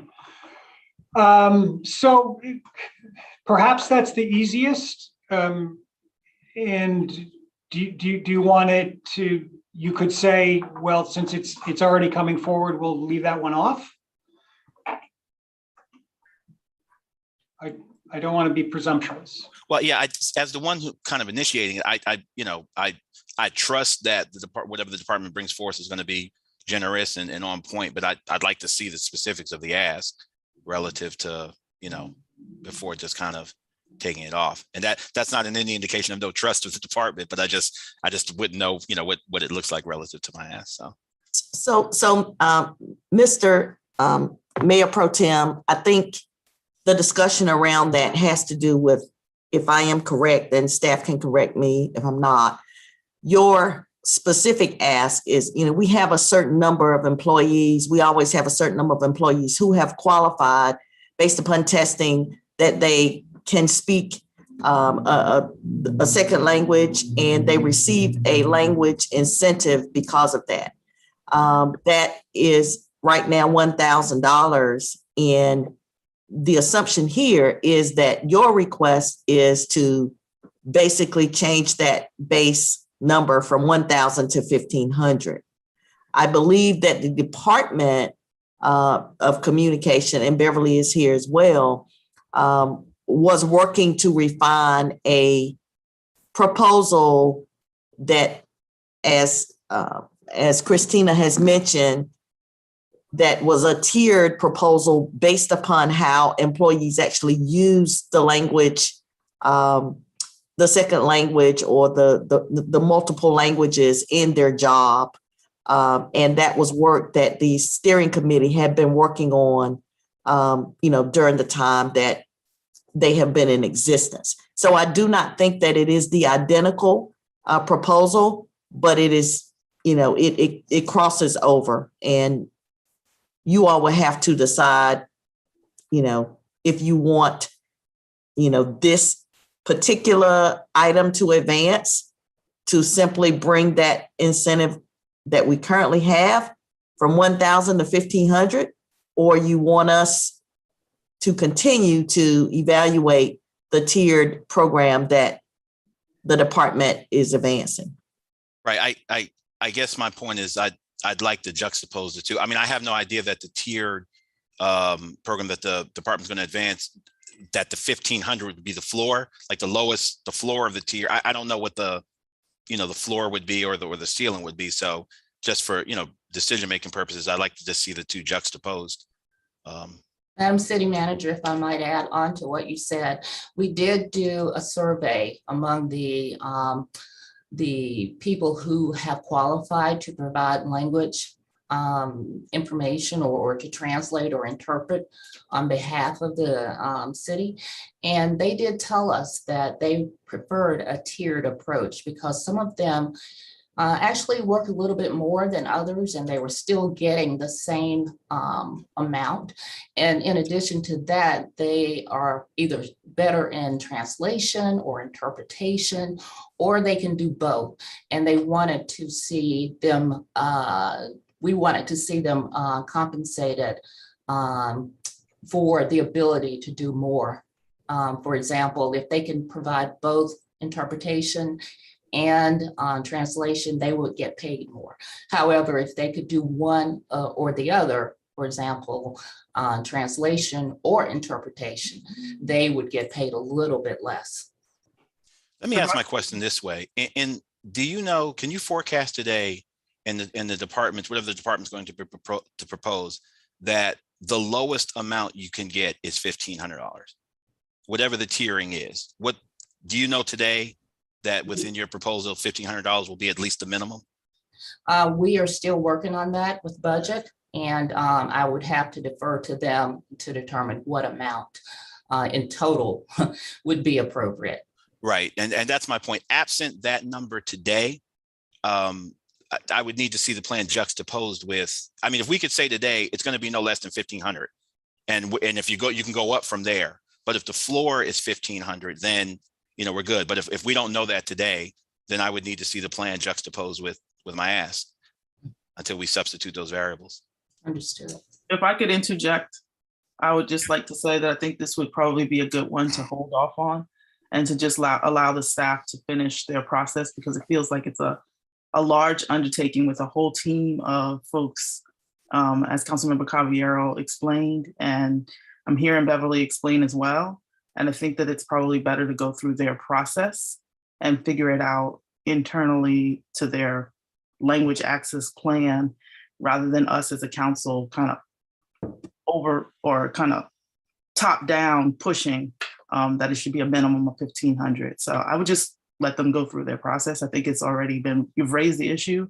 The request has been heard. I don't think it'll be any lower than 1,500, but that's just my thoughts. Thank you, Council Member. That I appreciate the assistance, but that's what I was getting at in addressing the staff. And I'll put a fine point there. Beverly, do you want to respond to that? I agree. We definitely will do more analysis and work with budget and the city manager to determine how we can proceed. Thank you. With implementing the tiered approach. Cool. And then we'll juxtapose the two at that point. Thank you. Yes. Thank you. A couple of hands raised. I don't want to certainly acknowledge them. Councilmember in no order, Freeman and Councilmember Reese. Councilmember Freeman, will you let me just talk about the pay increase real quick, and then I'll step aside for the other things you want to talk about. I just wanted to say, first of all, how grateful I am to the Mayor Pro Tem for initially raising this issue. It's important that we incentivize these kinds of skills, and so I'm grateful for that. But it's even better that our staff was already working on this. As is often the case, we identify problems and propose solutions that our staff is already hard at work on. It's my assumption is that after hearing the conversation today and hearing unanimous enthusiasm for additional incentives for our employees to acquire these important skills, that the city manager, in proposing and vetting the budget proposals that come before her, will prioritize that in an appropriate way. And of course, once the city manager's budget proposals is released to the public and to the council will have every opportunity to kick the tires to vet that proposal as it relates to language incentive pay. And if the council believes that the amounts proposed in the city manager's proposed budget are insufficient, the council, of course, has ample opportunity at that time to increase the floor at whatever level, at whatever time they see fit. That's why I think it's probably a better idea. And again, with gratitude to the Mayor Pro Tem for moving this forward and for prioritizing this and for putting this on our agenda today as something to talk about and to reinforce with the city manager and our budget staff how important it is to us. I think it's probably best that this particular council budget request fall by the wayside today, so that staff can continue to do their work, put forward the best proposal as they see to encourage the acquisition of these skills on the part of employees who need them. And then for the council, I say the council because it won't include me, for the council to review the budget, the proposed budget from the city manager, and determine at that time, does this meet the needs that we see in the administration for encouraging and incentivizing the acquisition of these skills? That's just my take on it. It just cleans out this particular process. It simplifies it for us going forward. And obviously all of our staff that are involved in preparing the budget process are on notice about how important this particular item is. Just my suggestion. Thank you. Appreciate it.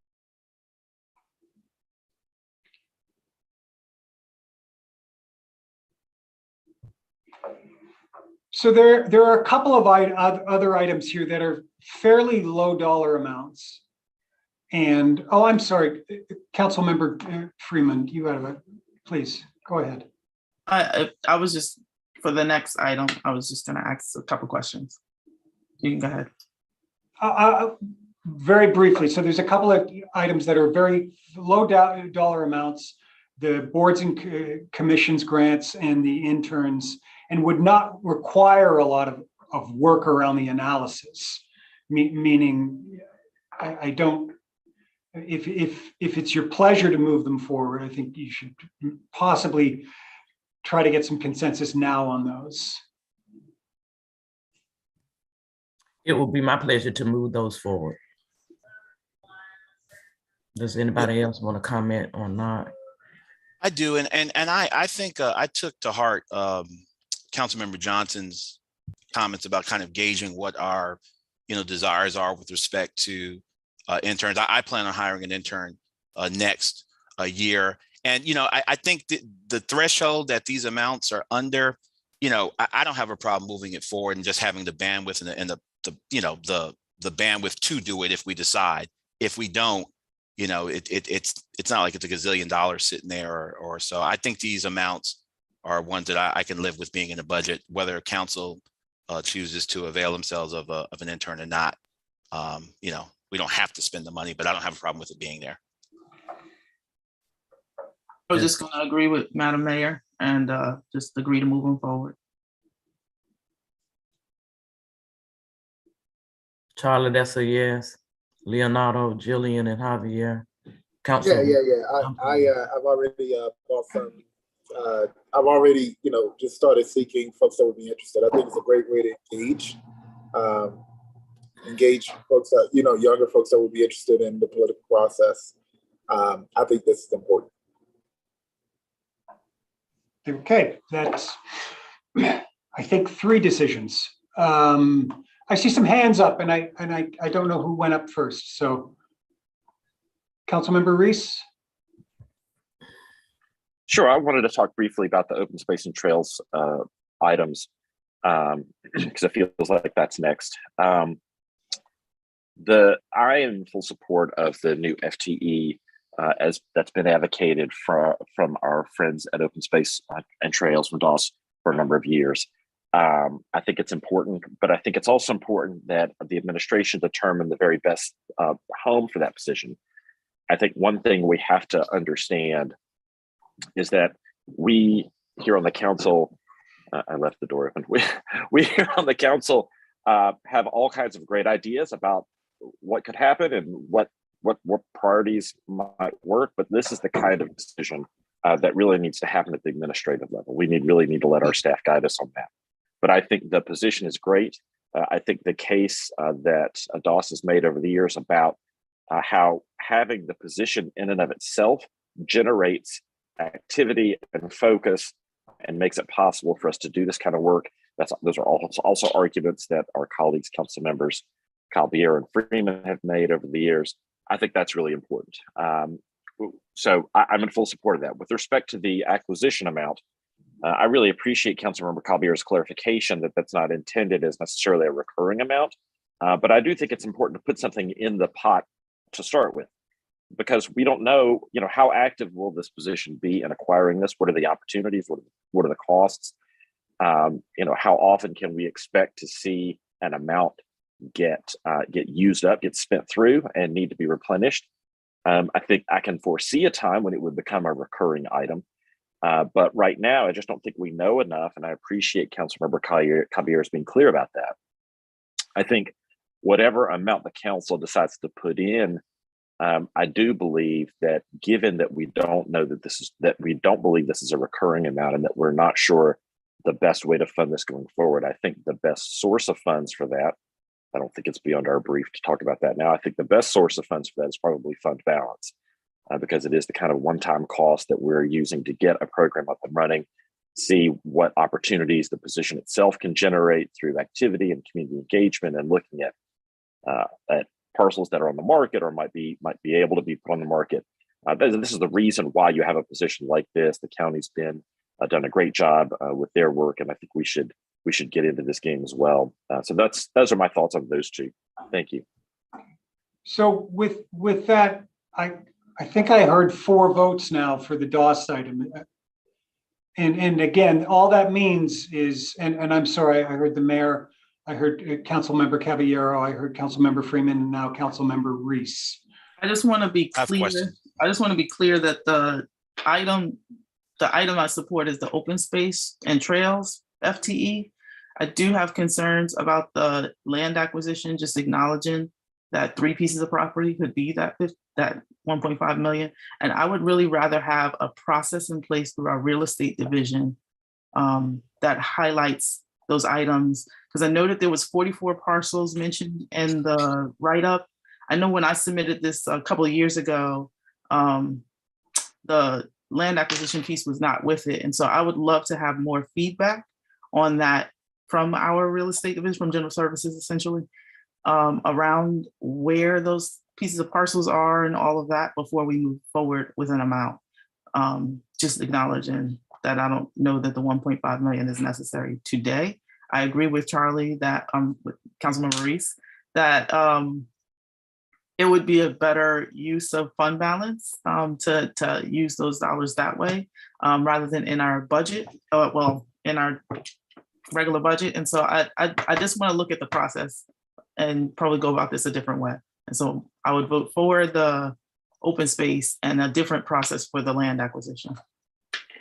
So I believe, we would just consider in both pieces, and I think we've heard the sensitivity around the land. Councilmember Middleton and then Councilmember Caballero, is that? Yeah, thank you so much. I want to also add my thanks to Councilmember Caballero and Councilmember Freeman for parroting and carrying DOS very important ask. And this is a huge issue for us as a city in terms of equity, in terms of our health and well-being as a city. I'm in full support of the FTE as well. I do have some questions about the acquisition fund. We've taxed ourselves to do affordable housing initiatives. We have a penny for housing. We have a half penny for trails and parks. I'm just wondering, I don't want lazy money just sitting around in anticipation of something that we do all the time as a city. We're poised as a city through other channels to acquire real estate and acquire things when we need.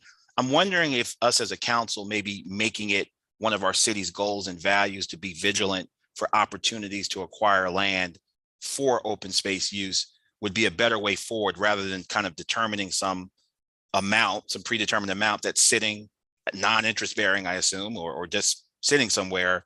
We don't know what the real estate market is going to look like. We might need more than 1.5. And if this is going to be a fund that's something we're going to look to that's dedicated, it might be better to look at what we do for affordable housing or our trails more so than kind of have, just fill in the blank amount just sitting somewhere being lazy. And y'all don't remember that, not bearing interest. So I definitely support the FTE, but I think we do need to consider what is our goal? And if as a city, we acquire real estate and things all the time.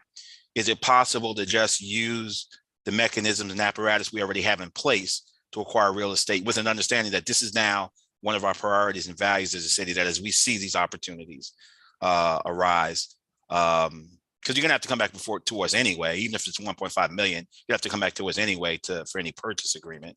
So we already have a significant war chest as a city. I'm just wondering, do we need to say 1.5 million for this, or do we need to say the city's significant resources will now be used as, in pursuit of this as one of our values. That's where I am on the 1.5 million, but I definitely support the FTE. Thanks.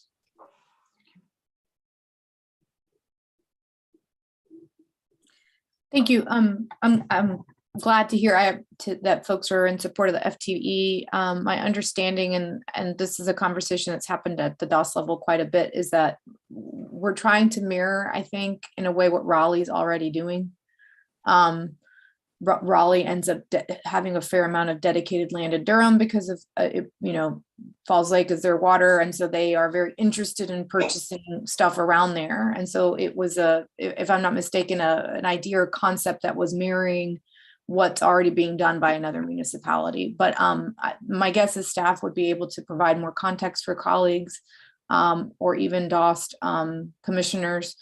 I think the FTE position was definitely a priority for those folks, just because there's not anyone identified to do it currently, and we're missing opportunities because of that. But open to whatever, I think that having staff come back or thinking about other ways to do it, I think folks would be happy. I think they just want a commitment that there's a city commitment that we're going to look aggressively at land that can be purchased and preserved for open space within the urban core, especially because many of the things that we have preserved are out in the county. And so folks who lack transit or access to those aren't able to really use the open space that other folks with a car can. I did also want to thank city staff for helping with these items. They did a lot of work, and I didn't want to not acknowledge that. So thank you so much.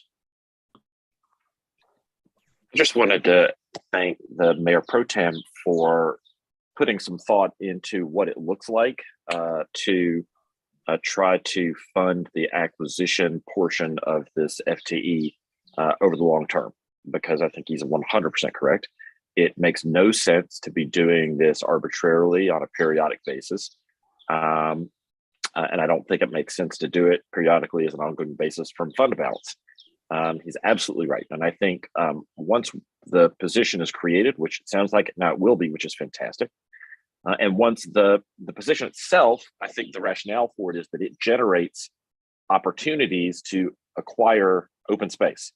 That's why the position exists, to do the engagement in areas that need additional open space opportunities, to work with city staff to identify opportunities for acquisition, and then to engage with staff in the acquisition process. And as the Mayor Pro Tem said, it's something we do a ton of already.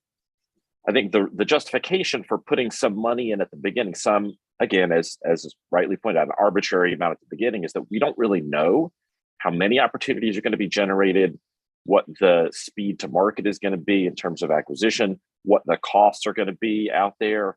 And I think that's why Councilmember Caballero said from the very beginning, the $1.5 million is a number that they picked.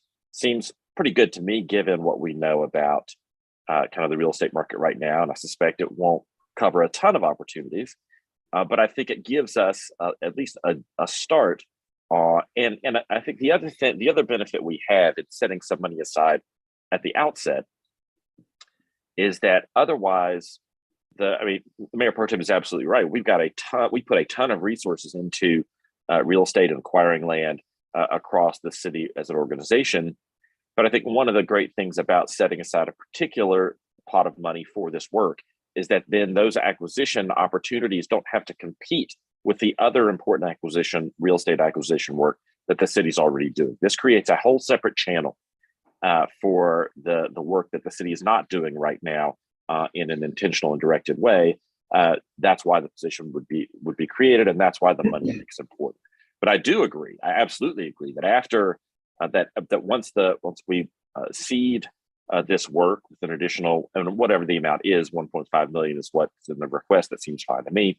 But once we do seed the request, we've got to start making some really intentional planning efforts about what happens next. And I would anticipate that work would continue throughout the next fiscal year as we plan for the next budget. Not the one we're working on now, but the next one. And by we, I mean the city as a whole and y'all specifically. Because I do think it makes sense for us to consider some regular funding mechanism, exactly like we do it on our affordable housing programming.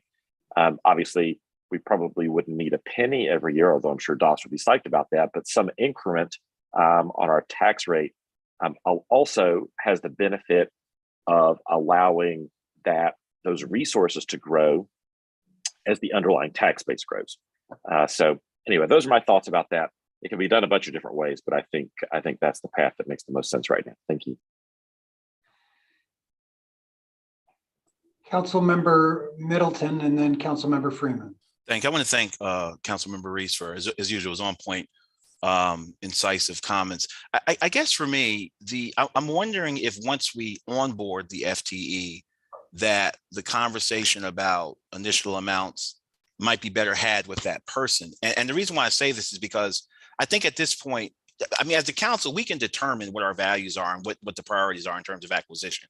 I mean, if we tell staff that we really want to focus on acquisitions that are in support of, protecting our watershed or expanding our holdings in terms of for open space, I mean, we can do that. And I'm confident that the staff will govern themselves accordingly.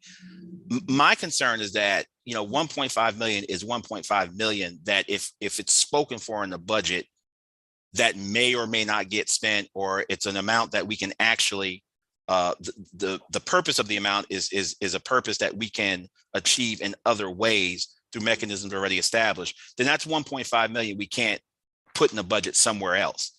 And it's taking up space symbolically, if that makes sense.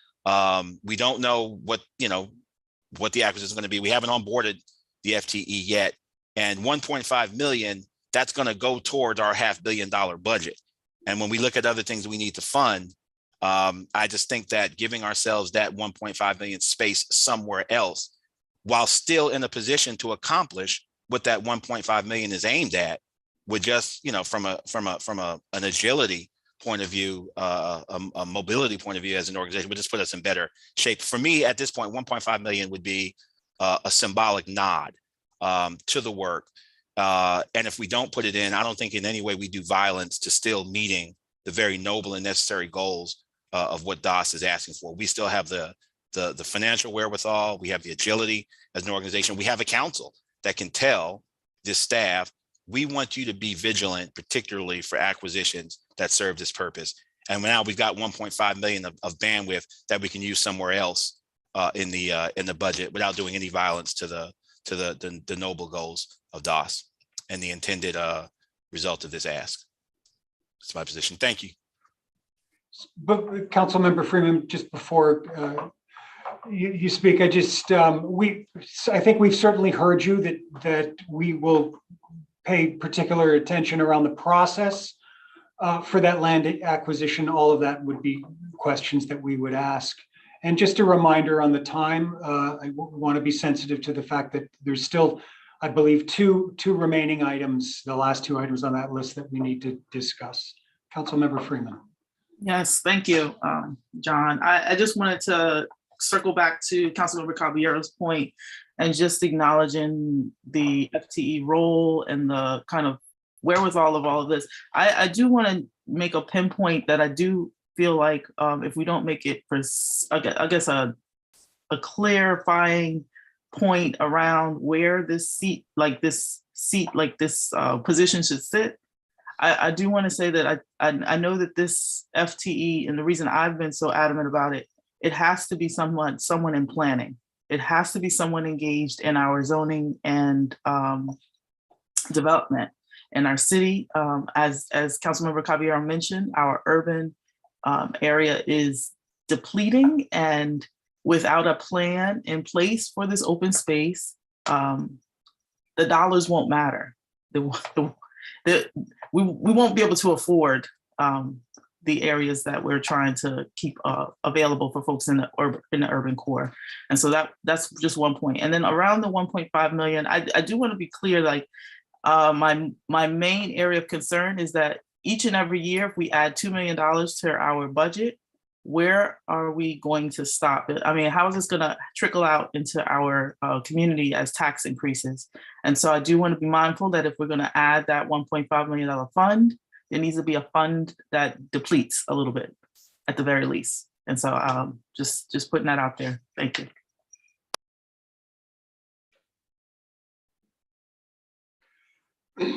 So there are two items, the OEWD employment ownership support pilot program and ShotSpotter that remain. John, I had a question. And I was having a little dialogue with Councilmember Johnson and Mr. Pettigrew in the background.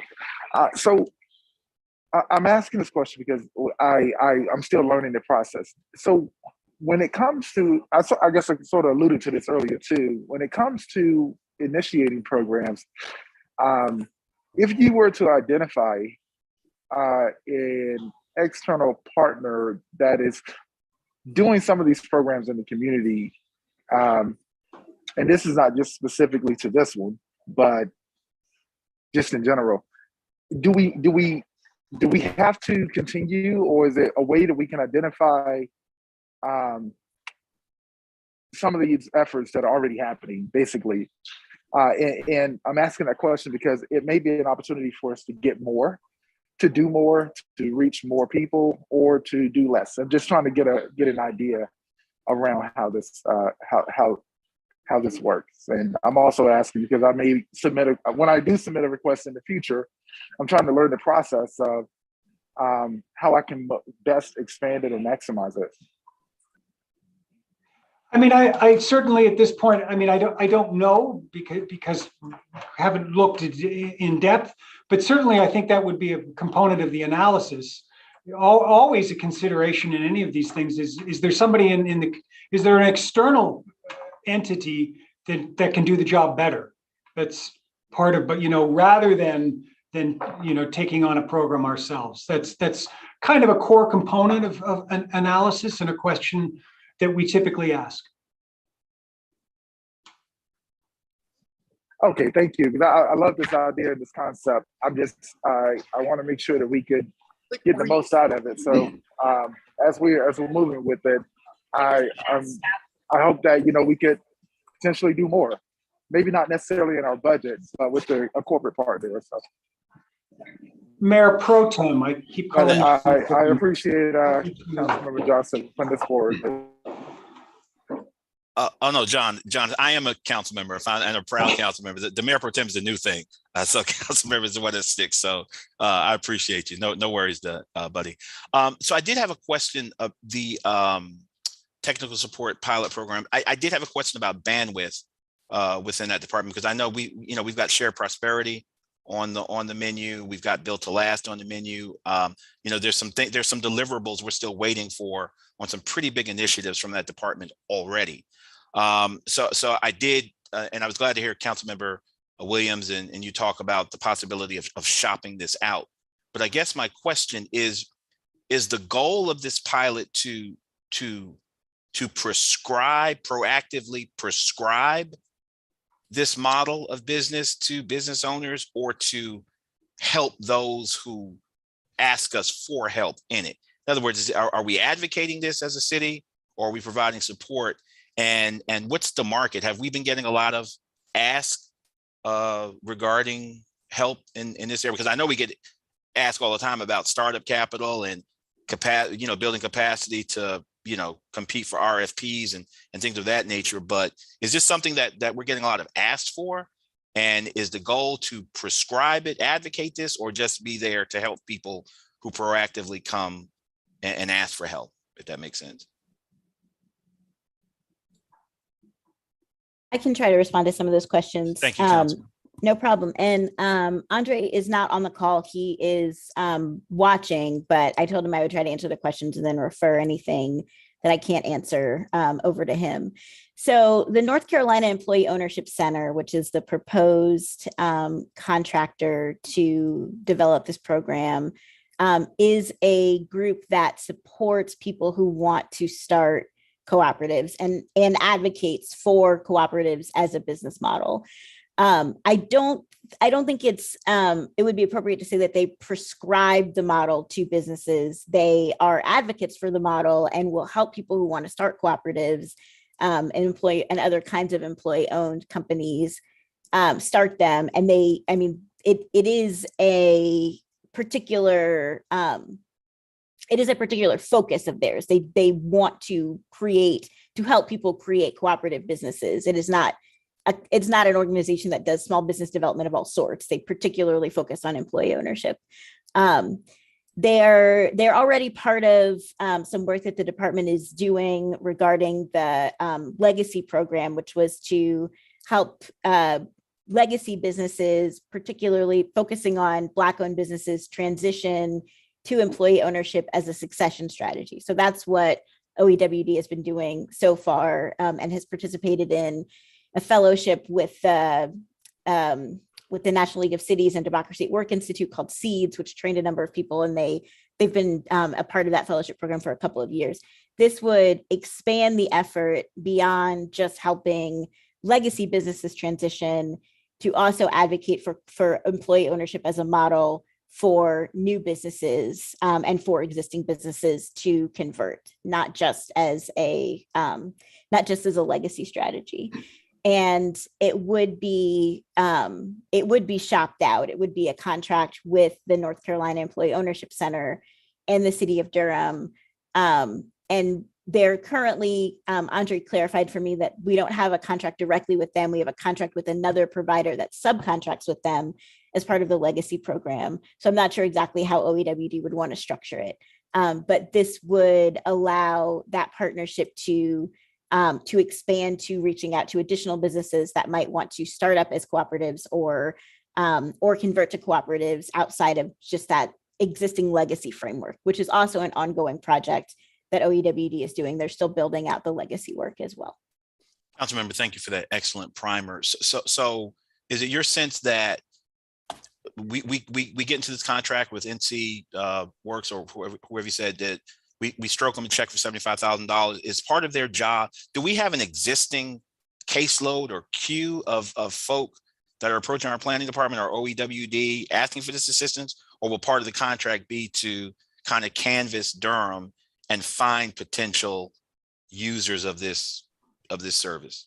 Yeah, I don't, not to my knowledge, Andre could answer that question, but I would be surprised if people wanting to start cooperatives were coming to the city of Durham, because we don't have a program, and it's a particular set of technical skills and technical assistance that employee-owned companies need, and it's different from other kinds of small businesses. So I would be surprised if anyone's coming to us about trying to do this. I don't think they would be necessarily canvassing to find people who are interested. They have existing relationships with cooperatives and co-op development organizations, and people come to them. I'm sure there would be some advertising, like advertising the program's existence the same way we do for other programs, so that people know it exists. I'm not sure how much outreach would really be needed. I think, once the program was advertised, I'm sure that people would come and take advantage of it. If they were finding they weren't getting as many people as they wanted, then maybe they, could use the networks that they have through other, in our small business community and with other, cooperative businesses in Durham to try to find people who could benefit from the services. Okay, thank you for that. I mean, I'm a big fan of co-ops and the business model, definitely. And I just wondering what the particular iteration from Durham would be for us spending the money. But I definitely in principle, support it, and just wondering what it would look like. What are we getting for that $75,000 based upon the need for our particular populace here in Durham? But I thank you for the work, and thank you for advancing it. Thanks. Sure. Thank you. Yeah. And it might make sense to have, we could put this on a work session agenda, maybe, and have Andre come talk about what they've already done and kind of what he sees as potential for the future. We've had a couple of short conversations about it, and I've had a convo with the folks at NCEOC and have refreshed myself on what's up with the legacy program. But it might be helpful to have a deeper conversation about what we're doing in this area. And this is an initial request. I would love to see us do more around employee ownership as overall part of our strategy around inclusive economic development. And there are lots of really great studies and organizations out there talking about how employee ownership contributes to shared prosperity, to wealth building, to the ability of workers and particularly of people of color to build wealth and equity in businesses. So I think it's a really strong model and meets a lot of our goals as a city and a lot of our goals as a council, but it is relatively uncommon. But there are some existing programs in other cities that do similar work for similar reasons with similar goals. And so I'd like to push this forward as a more key part of what we're doing around shared prosperity and around economic development. Thank you. Thanks. And I like the idea about the work session, by the way. Councilmember Freeman and then Councilmember Caballero. Thank you. I was just gonna ask a couple questions, but I think the work session idea might be better. I will say that it's off-putting to kind of come into it with a organization already planned and put together, and to just set it up as a council request coming to a department. I would really like to see this more like an RFP. I don't know the North Carolina Employee Ownership Center and would definitely like to know more about it. I completely support having cooperatives and being supportive with technical support, but I do know that the department or OEWD has been stretched, and I'm more focused on the youth works aspect of how we haven't gotten to the 2,000 goal that we set a number of years ago, and also on the Build Back Better. I'm not Build Back Better, but the essentially the organization, the nonprofit that was set up and should be stood up. And there's a number of items in this department that I've just had a lot of questions about, and I'm just concerned about adding something else. And so that's mainly my issue. I would like to hold off on this item. Thank you.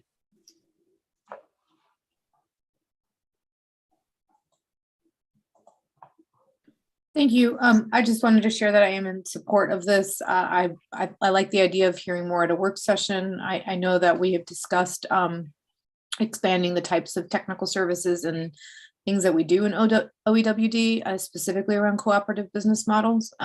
So I appreciate the item, appreciate Councilmember Johnson for bringing it forward. I like the idea of hearing more at a work session. I think that we're going to have to be aggressive in this area. Cooperatives in general are a good business model. It democratizes ownership. It helps folks who are often left out. I think all of us know that. I think most of us are in agreement around the business model, and I think that the city has an important role to play in this work. So I look forward to further conversation, and I am in support of the item. City manager has her hand up. Yes, thank you very much for the opportunity to speak. I am speaking specifically to the presentation item, and I wanted to link the OEWD request to have an update back to our previous budget work session. The Mayor Pro Tem at the time wanted to hear during this budget season an update on Built to Last. And we have been working in the background to make sure that the presentation that we bring forward from OEWD includes all of the topics that are relevant to our budget preparation for this year coming up. And so this discussion today has been very, very helpful for us. We do intend, and we have been working with the department director to bring that presentation forward. So we will make certain that the items that have been mentioned here are part of that work session, and it will occur. I am looking at I believe the work session that we have it scheduled for. I'm waiting for a text to come in, but we already have it calendared out, and it will be before you all make your final vote on the budget guidelines as it relates to the OEWD initiatives. Right now, we have it scheduled for March 24th.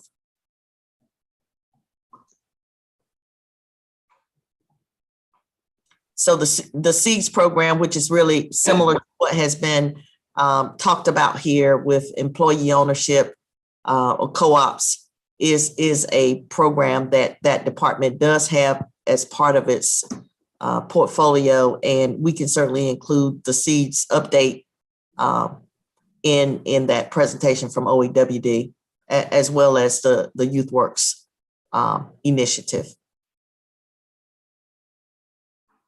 Councilmember Williams and then Councilmember Reese.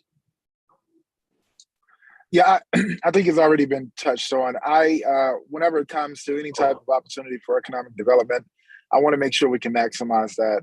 I think this is a matter we need to have a little more discussion about, which has already been said. There may be more opportunity here. I also want to be really cautious about we as a city trying to do it all when we have some corporate partners begging to get engaged.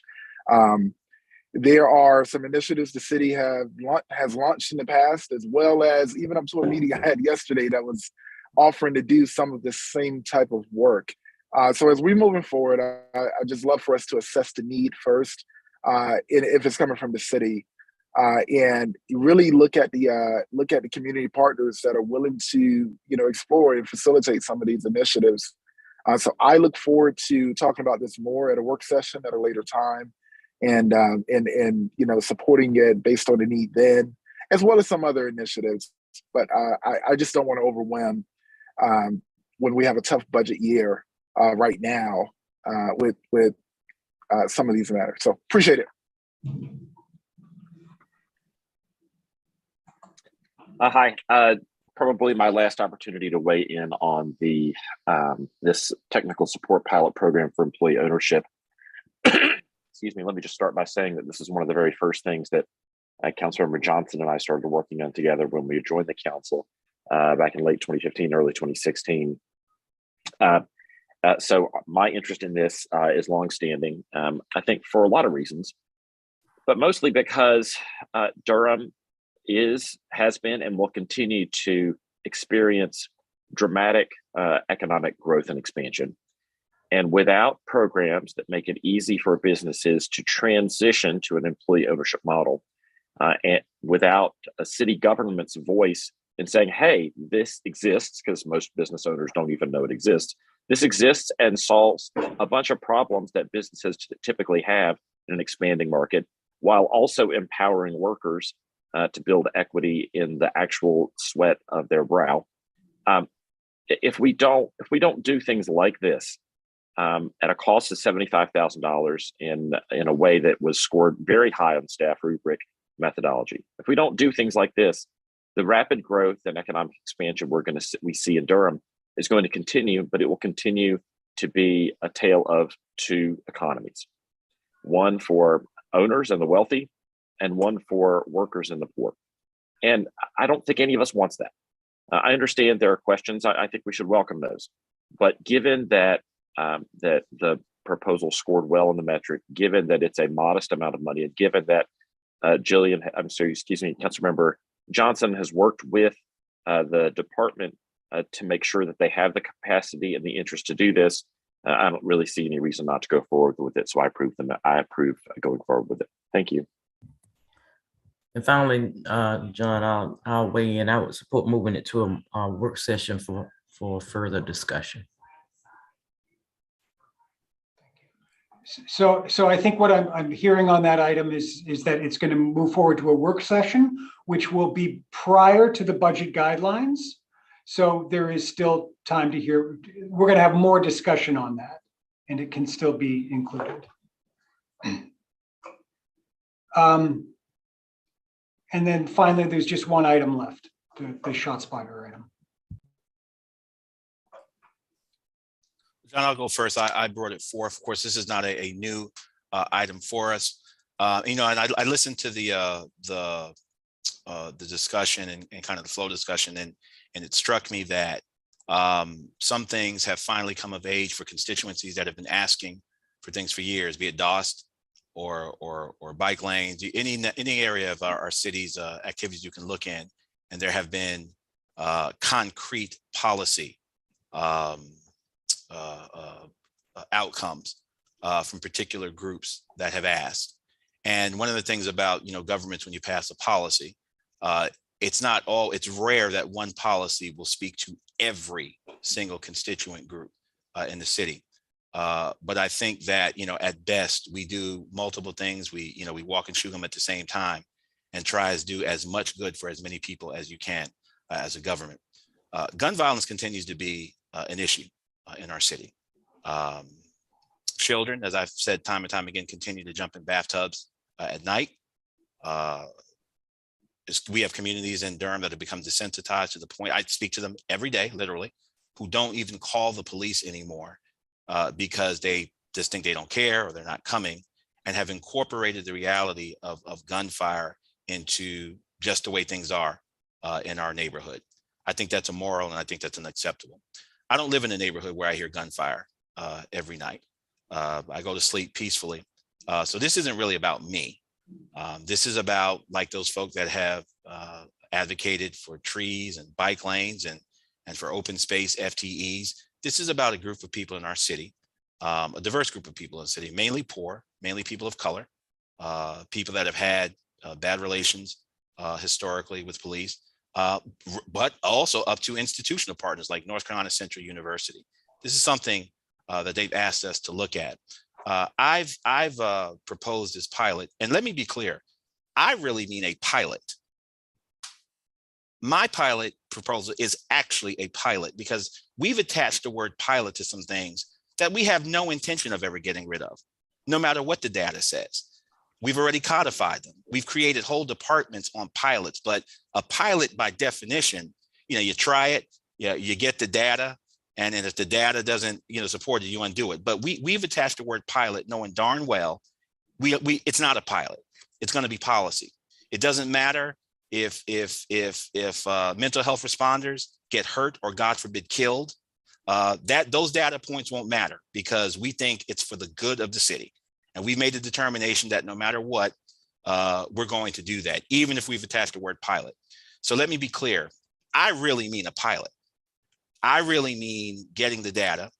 I really mean for the cost of less than what we pay our city's top executive to see if we can help some folk who have been crying out for help for years. This is the city of science. I believe in science. I believe in getting the data. And let me be very clear, because I've got some, this is not a politically expedient issue. Many folk who are part of my base and supporters, we've had very spirited conversations and debates about, but I want to be very clear to the city. When I first talked about ShotSpotter, I wasn't even in office. I went on behalf of the city to Boston as part of a delegation to find out how Boston had improved community police relations and dealt with crime. And by the way, a lot of our conversation partners, other cities, cities that we've looked at either for guidance or on participatory budgeting, guidance on mental health responders, they have ShotSpotter too, as part of their overall comprehensive mix of approaches. When I first talked about this, it had nothing to do with violent crime. It had nothing to do with catching bad guys or taking perpetrators off the street. Let me tell you what it did have to do with. I grew up in a crime-ridden area, and as a young man, I became sensitized to hearing gunfire every night. Uzis. Now, we're not talking about semi-automatic pistols. We'd actually hear Uzis, but we didn't call the police because that's just the way it was in Red Hook at those times during the crack epidemic.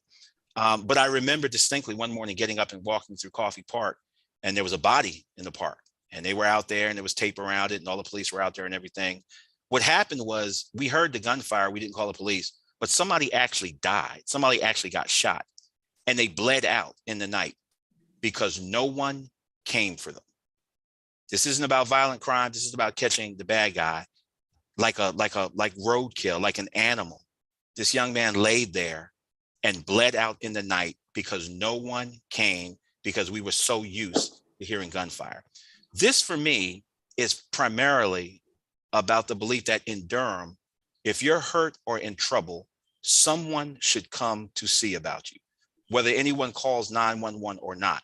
If in the process we find shell casings, if in the process there are perpetrators in the area, if in the process we can connect some investigatory dots and take repeat shooters off the street, bonus. But first and foremost, when gunfire goes off in our city, God forbid someone should be hit and they're lying in the street bleeding out because no one called. In Durham, someone should come for you. And I'm saying on behalf of those folk who have watched other groups have policy impacts year after year after year, on behalf of those mothers and fathers, on behalf of NCCU and other institutions in the city, I'm proposing, alas, that for less than what we pay in salary to our top executives, we engage in an earnest pilot to collect data to see if this is a tool that could help us.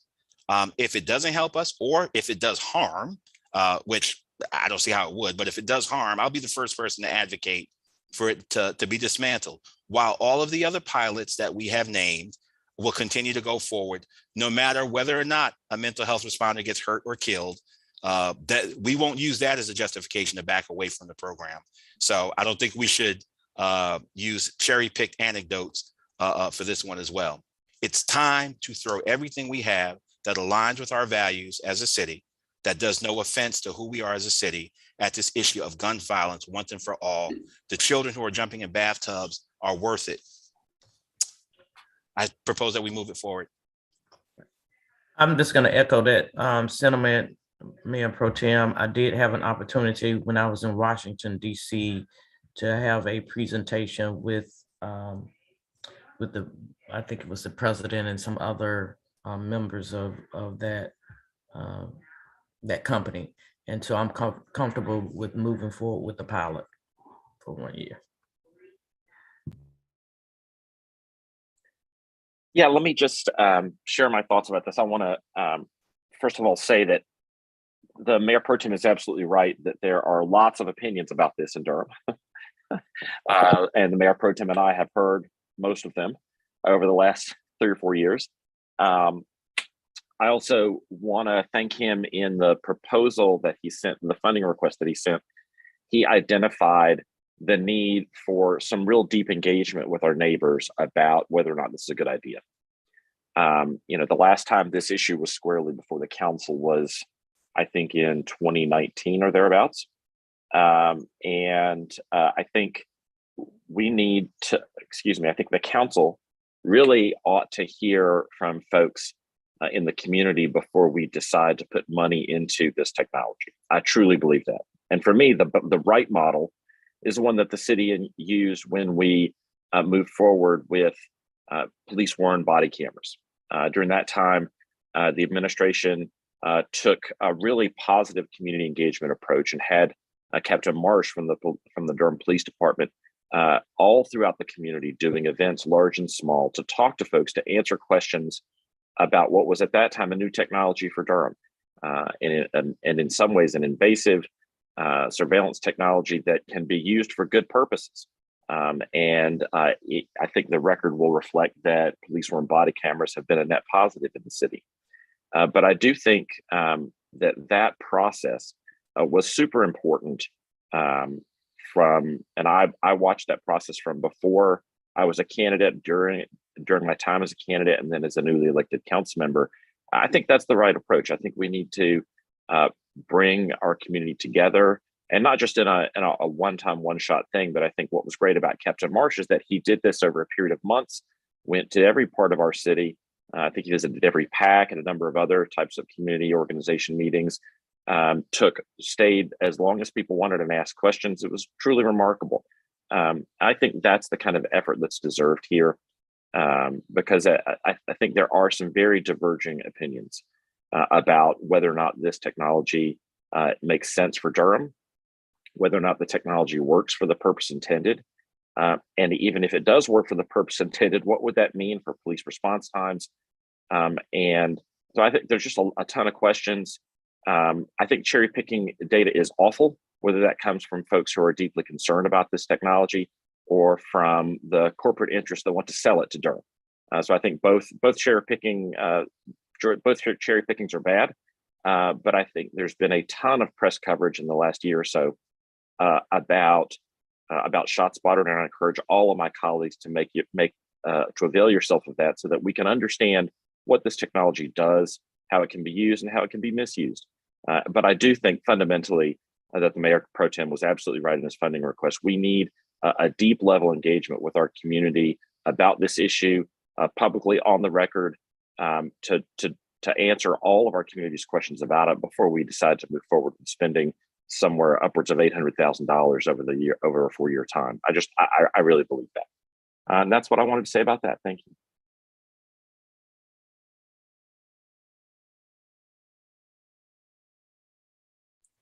I'm not sure who was next, but I'm gonna jump in and just say that I really appreciate my council colleague, Charlie Reese's comments, and I would agree.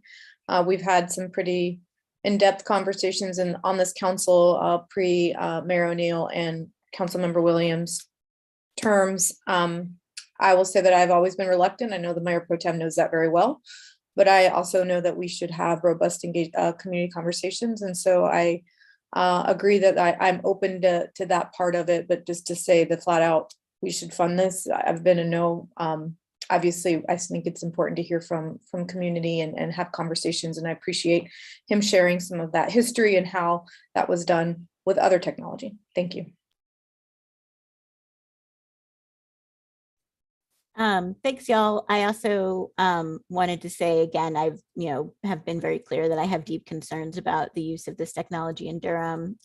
There are some new there's some new research from Chicago that came out late last year. Chicago has been evaluating their use of ShotSpotter. They are one of the cities that has deployed the technology in the most expansive way. And they, over the last year or so, after a ShotSpotter alert led to police arriving on a scene and finding a child and shooting the child, and the child died, they've been evaluating the use of that technology more significantly, and put out a report late last year that I think is that I've read recently, and I think is really helpful for our conversation with about this technology, given the amount of ShotSpotter sensors in neighborhoods that Chicago has used over a number of years. They've been one of the flagship cities for the ShotSpotter corporation, and the fact that they're now reconsidering their deployment, I think should give folks pause. I feel very clear that the issues with this technology are very significant, and I think I do not want to move this item forward. I do not want ShotSpotter in Durham. I would be interested in having some more conversations and looking at research and data comprehensively to give us more of a sense of what this technology might look like. I'm happy to read things that I haven't read and look at data that I haven't seen, but I have done extensive research on this technology over the last 4 years that we've been discussing it, and I think that the negatives and the risks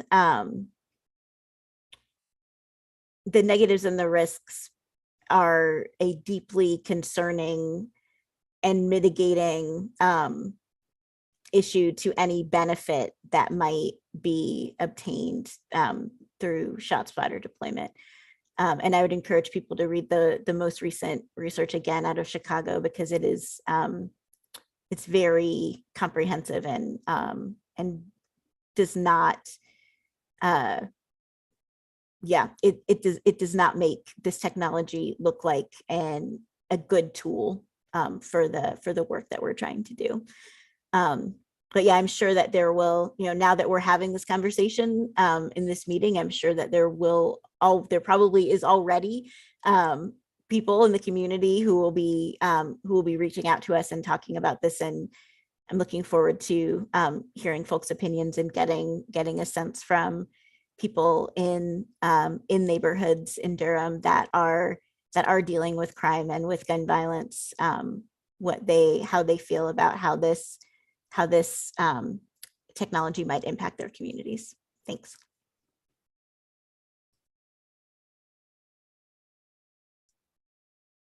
Councilmember Williams, go ahead. I'll yield to you. Yeah, thank you for the time. So I feel really strongly about this as well. And I too have done a great deal of research on it. And I think I'm most concerned with not getting the same type of energy that we get in other asks as we do when it comes to public safety.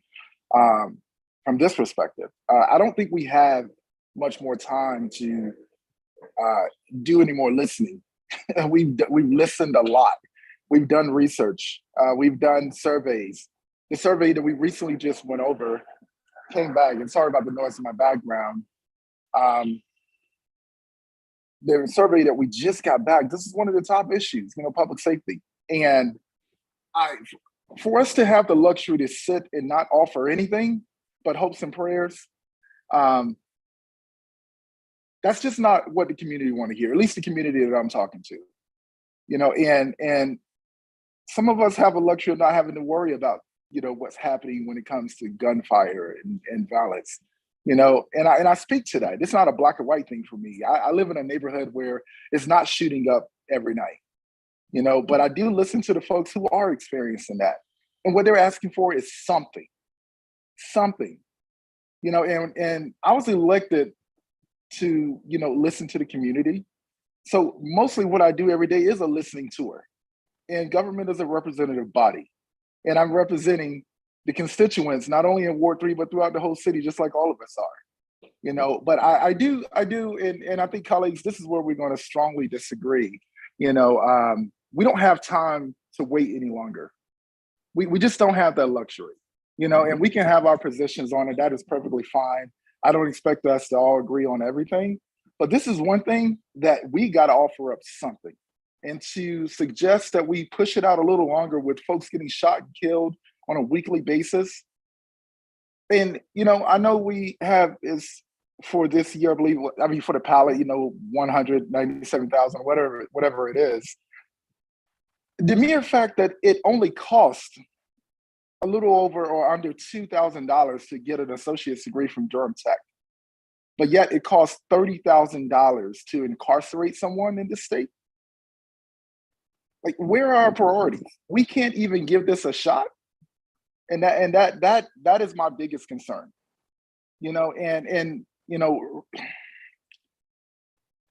I don't need to go on and on about it. I just think that I think that beyond us, I think the priorities have been set. And if we are really listening to the folks that are affected the most, I think the listening has already been done. And now it's time for us to act on it. So I do hope that we can actually be reflective of what the folks that are impacted the most are actually saying. And I want to hear the same energy in putting forth some solution. And right now, this is one that we have before us as we do any other ask that we ask for. Thank you, Mayor.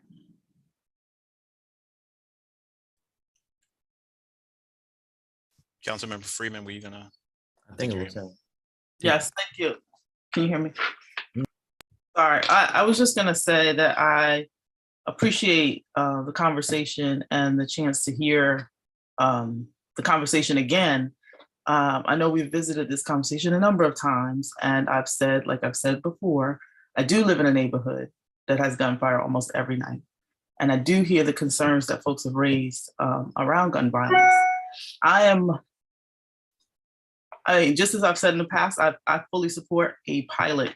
I think that it's worth having the conversations in the community while the pilot is going. It is also important that we acknowledge that this is technology that our police department would have to use. And so just acknowledging that the cost, I think, seems a little bit shy on how that technology would be used, just acknowledging that there's probably going to need to be new resources put in place to make sure that we're analyzing those bullets and that there's actually someone on the other side of this conducting the investigation around where these guns are coming from or what types of guns are being used. It's not just limited to the technology itself. And so I'm in full support of moving forward. I'm in full support of having the conversations with our community as we do move forward. I think we had a very huge missed opportunity when our chancellor from North Carolina Central came forward and asked for us to partner with him in it. And I appreciate the opportunity to do this now and hope that some of those folks who were interested in partnering with us will come forward again. Thank you. Mayor, if I could jump in, I think my hand was up again. I appreciate all of the excellent points my colleagues have raised. Councilmember Johnson, Councilmember Caballero, and Councilmember Reese, who I have deep respect for, and I take very seriously everything you said. I take it so seriously that I actually want this to be a pilot, a real pilot that's subject to review. I think the real test would be as to how sensitive we are to data and data points. Is there anyone in this city that really thinks that if one of our mental health responders is hurt or killed, that those that support the program are going to call for its dismantling? Does anyone really believe that all we need to do is cross the threshold of one bad thing happening and that will justify not trying it? We've already built a whole department around these pilots, and we don't have one piece of data yet. And with due respect, I think facts matter. Councilmember Johnson alluded to the Chicago incident. The Chicago Police Department responded to a shot spotter call because gunfire actually did go off. There were shots fired at a passing vehicle. I know the issue you're talking about well, and it resulted in a tragedy, but the technology worked. They were there because gunfire went off, and they were responding to actual gunfire in that incident. And I've read all the stories, just about all the stories that you've alluded to. They're not considering undeploying ShotSpotter, they're reviewing the technology, and there's a big difference. There are over 100 American cities in which it's deployed. I'm simply saying in Durham, let's see if it'll work for Durham. And if it doesn't work, then I'll be the first person to say, okay, well, that didn't work. And we even have to decide what work looks like. One of the calls we talked about are sending responders to, unarmed responders to, are domestic incidents down the road. A few weeks ago, 2 New York City police officers were killed responding to a domestic incident. These are people with guns who are trained to respond to violent situations who were killed. Has that dissuaded us from looking at fielding unarmed mental health responders or unarmed responders? No, because when the issue is something we agree with, we double down on it. Let me assure the people of this city, with respect to ShotSpotter, there has been and there will be a whole lot more community engagement than there was when we voted not to hire 18 more officers. There will be and has been a whole lot more community engagement than when we announced, even before the manager announced, that we were going to start a whole new department of community safety. So I'm glad to see now that we're concerned about robust community engagement and hearing community engagement. I'm going to tell you what's going to happen in the community engagement. There are going to be some people who are going to be for it, and there are going to be some people who will repeat the same points we've heard here today. And that's where leadership comes in. From where I sit, I have watched constituencies in this city time and time again get what they want, because they have folk that resonate with their particular policy positions on this council. I've seen us pass initiatives, with very little community engagement. We did it because we thought it was a good idea, and because we got elected, and because we had the votes, and we're elected to lead, and we thought it was a good idea for the city at the time. I will suggest that we had one huge piece of community engagement recently. And that was an election. It was an election where visions for this city were put out. And I believe, and people can argue with me, but I believe the people of this city rejected zero-sum game politics. I believe they rejected the notion that one group can prescribe what's good for the city. I think they said that they want everything on the table. They want us to try creative approaches to approaching gun violence, affordable housing issues, and all other issues. And again, I hope that this concern about hearing from the community will persist and be sustained the next time one of us has an idea that we think is a really good idea, and we're committed to doing it no matter what people say. I hope we will keep that spirit as we move forward. I think we've crossed the threshold of 4, but let me reiterate that I intend for this to move forward. Thank you, Madam Mayor. Councilwoman Caballero, and then I'll kind of try to finish this one, but I think we are. Thank you. I appreciate, Mayor Pro Tem, I was suggesting we do community engagement because that was something you suggested you wanted to do. You clearly have your 4 votes. I have said for years, you won your election, great. now that you're correct. Elections have consequences. The voters and taxpayers of Durham are going to be paying for a type of technology I don't support. There's a lot of evidence out there that it's not good technology. It's a private company that makes money and pays off fear. And that is what you are doing too. And to tell anyone in the city that this council hasn't done anything about gun violence is untrue. It is an untruth. We just gave our police department a massive raise that they deserve. Why? Because we have vacancies and we're trying to incentivize it. We've put in a violence interruption program. We are mounting a community safety department exactly to provide a menu of options. So I'm fine with those things. I haven't voted for increased police officers for a better gang response. But I will draw a line on technology like this. And you can have your 4 votes and that's fine. And I'm going to hold you to it when something bad happens. It is not good technology. I lived in Chicago. They spent an inordinate amount on policing and strategies like this, and their gun violence has not decreased, period. It's been years, and they spent millions and millions and millions of dollars on public money on failed policies, and I'm not going to support it. So yes, you are correct. You have your 4 votes. You can move it forward, and I will not support it, and I will continue not to support it. There are other ways to help us have real community safety. They're hard. And we all know that until we actually do something about regulating guns in this country, we will fail over and over and over again. Councilmember Carrier, you're not going to attack me personally. Wait. I trade in fear. Mayor Pro Tem. She attacked me personally. Okay, but that's okay. Let's try to wrap it up and then May I respond to the personal attack, Madam Mayor? I'll only take a few seconds. Please. To say that I trade in fear is just does no justice to the intellectual level of this conversation. It's a visceral, kind of lazy, mentally lazy attack. I'm not trading in fear. I'm trading in what people in Oxford Manor have told me, what people in McDougal Terrace have told me, what people in Cornwallis have told me, what people in the halls of North Carolina Central have told me. So I don't trade in fear. I trade in what constituents tell me. And it's not my 4 votes. The people of Durham have spoken. It's their 4 votes. Thank you, Madam Mayor. All right, just to kind of put this in a context from where I sat as a judge kind of dealing with technology. First of all, we all know that technology is only as good as the people who operate it. I don't care what it is, from your telephone to which we have watched evolve. We've all watched technology evolve, and it continues to evolve, and it continues to be a good part of how we analyze and view our relationships with each other on a personal level, in business setting. You think about it, the evolution of a computer, all of these things are evolving technology, and as human intelligence gains more, we get better at it. But I just want to kind of tell you all where I am and how I got here.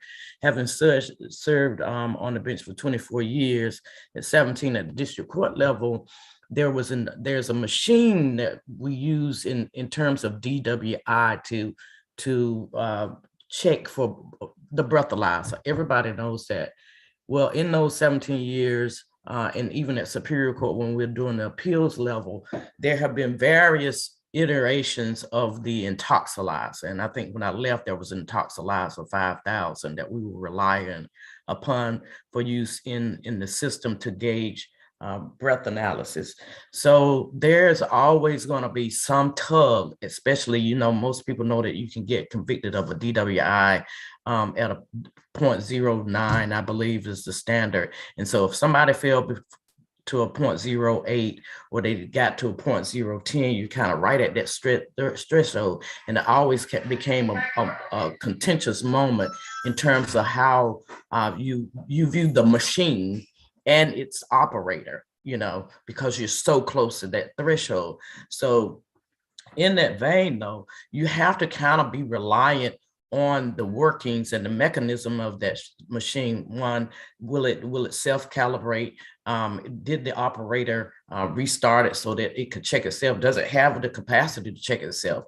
And so in watching that technology develop, it became standardized. You use that, and we all use it, and we all as a community rely on that for police officers and state troopers and everybody else to keep your community in check on whether somebody is drunk driving, and we really don't question it, but it is always a question in a courtroom.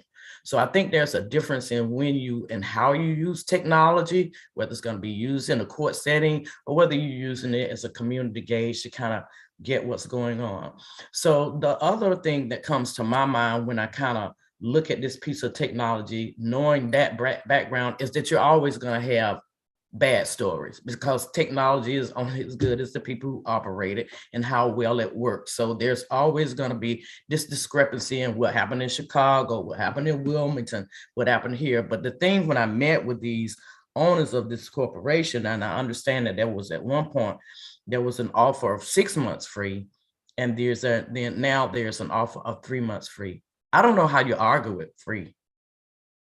I just don't, because that gives us the opportunity to have our own data set and not rely on the papers that we read or the people who, or the officers that we talked to, or the different communities.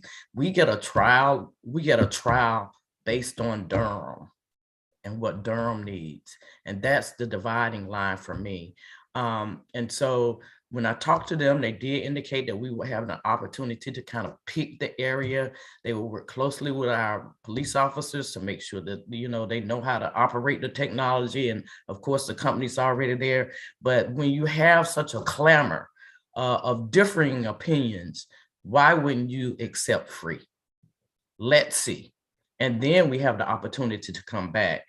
So that's how I came to my decision as to the use of this technology, and it is still evolving. Like, we don't have perfect cell phones. We're watching people freeze up on the computer right now, but we're not going to say, oh, don't use computers because they're freezing.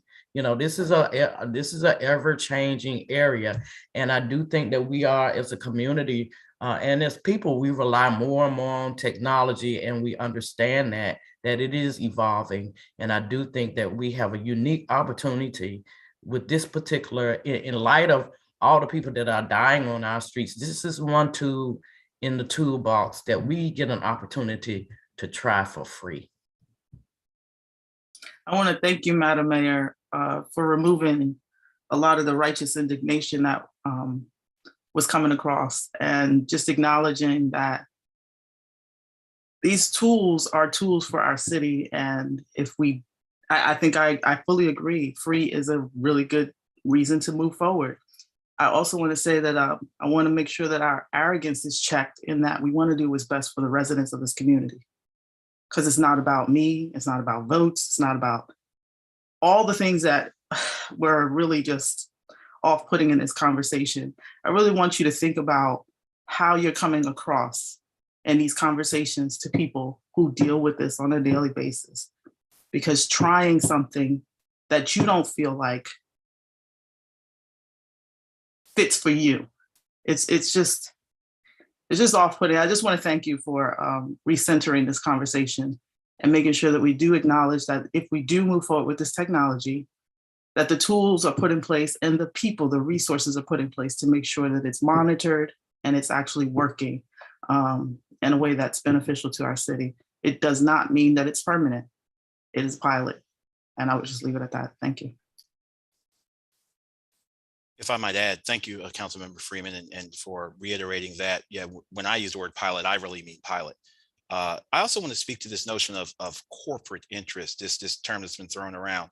I want the people of the city to know that every piece of equipment the city owns, every contract that we approve has a corporate interest tied to it.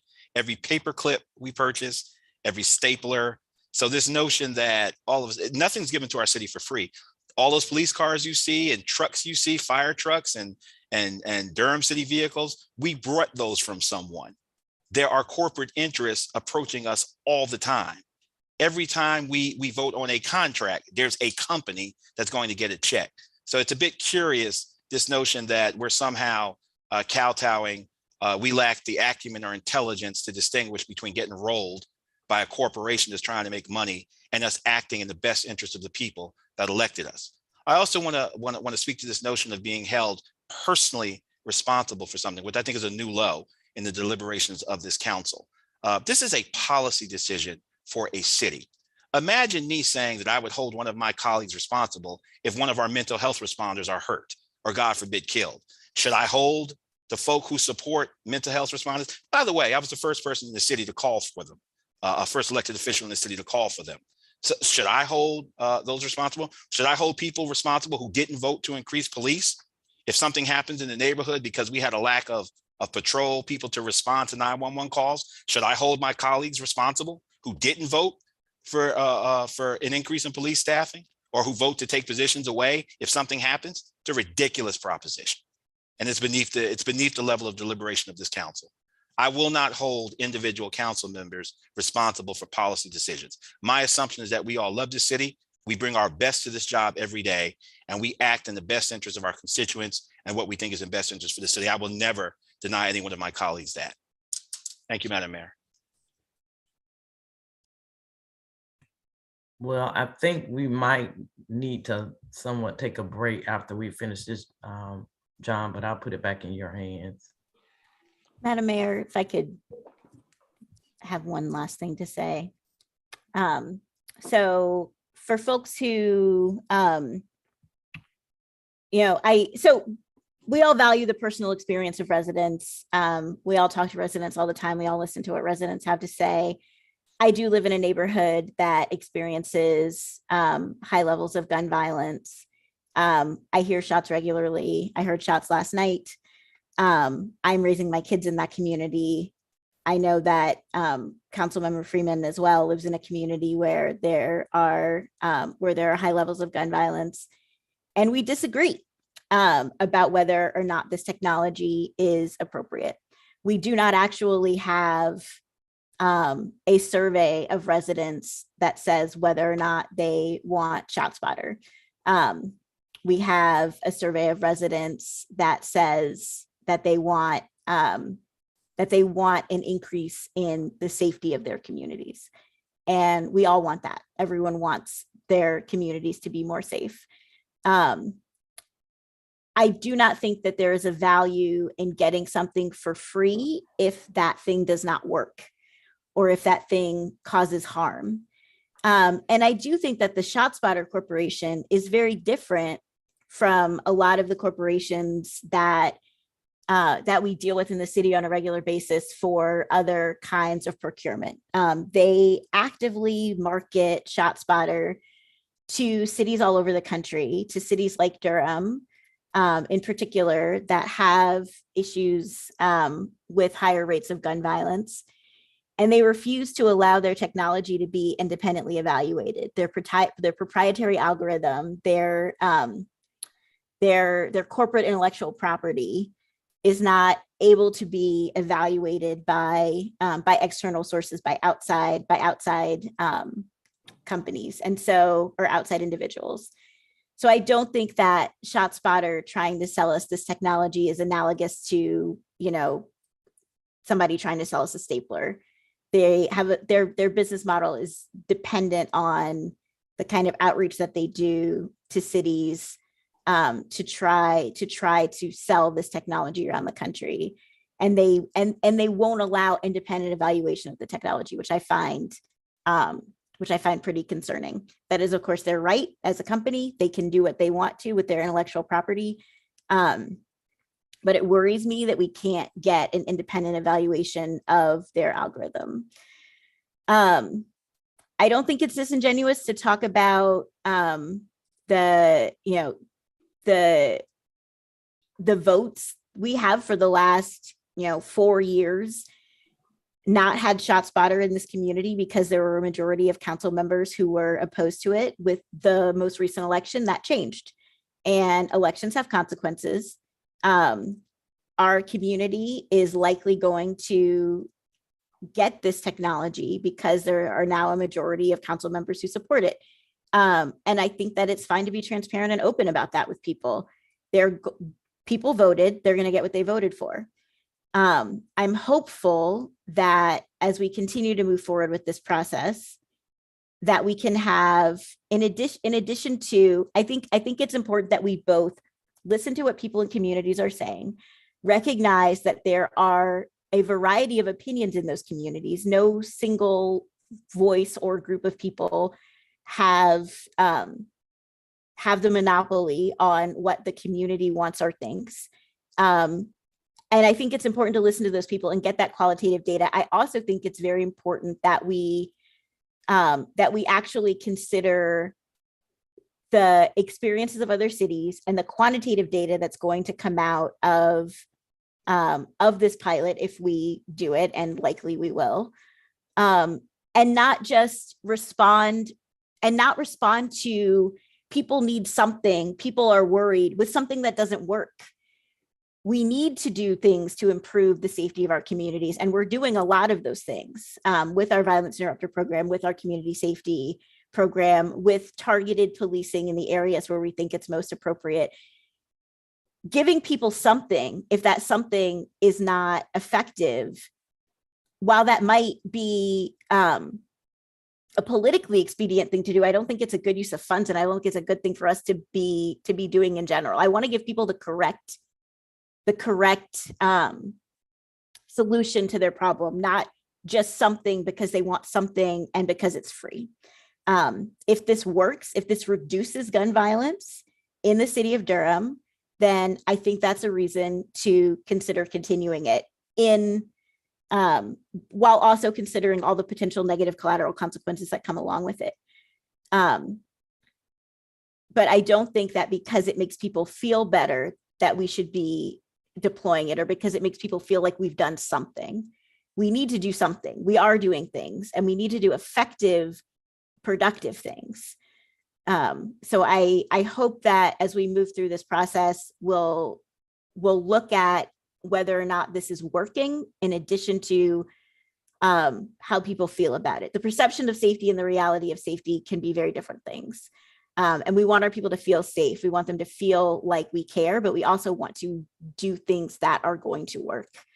And I do not think that there is good data out there from anybody but ShotSpotter itself about the effectiveness of this technology and actually reducing gun violence and making people safe. So again, my vote is no. I understand that this will likely move forward in spite of that.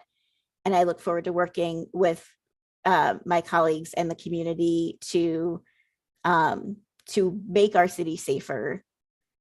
And hope that we can do that for our folks. Thanks.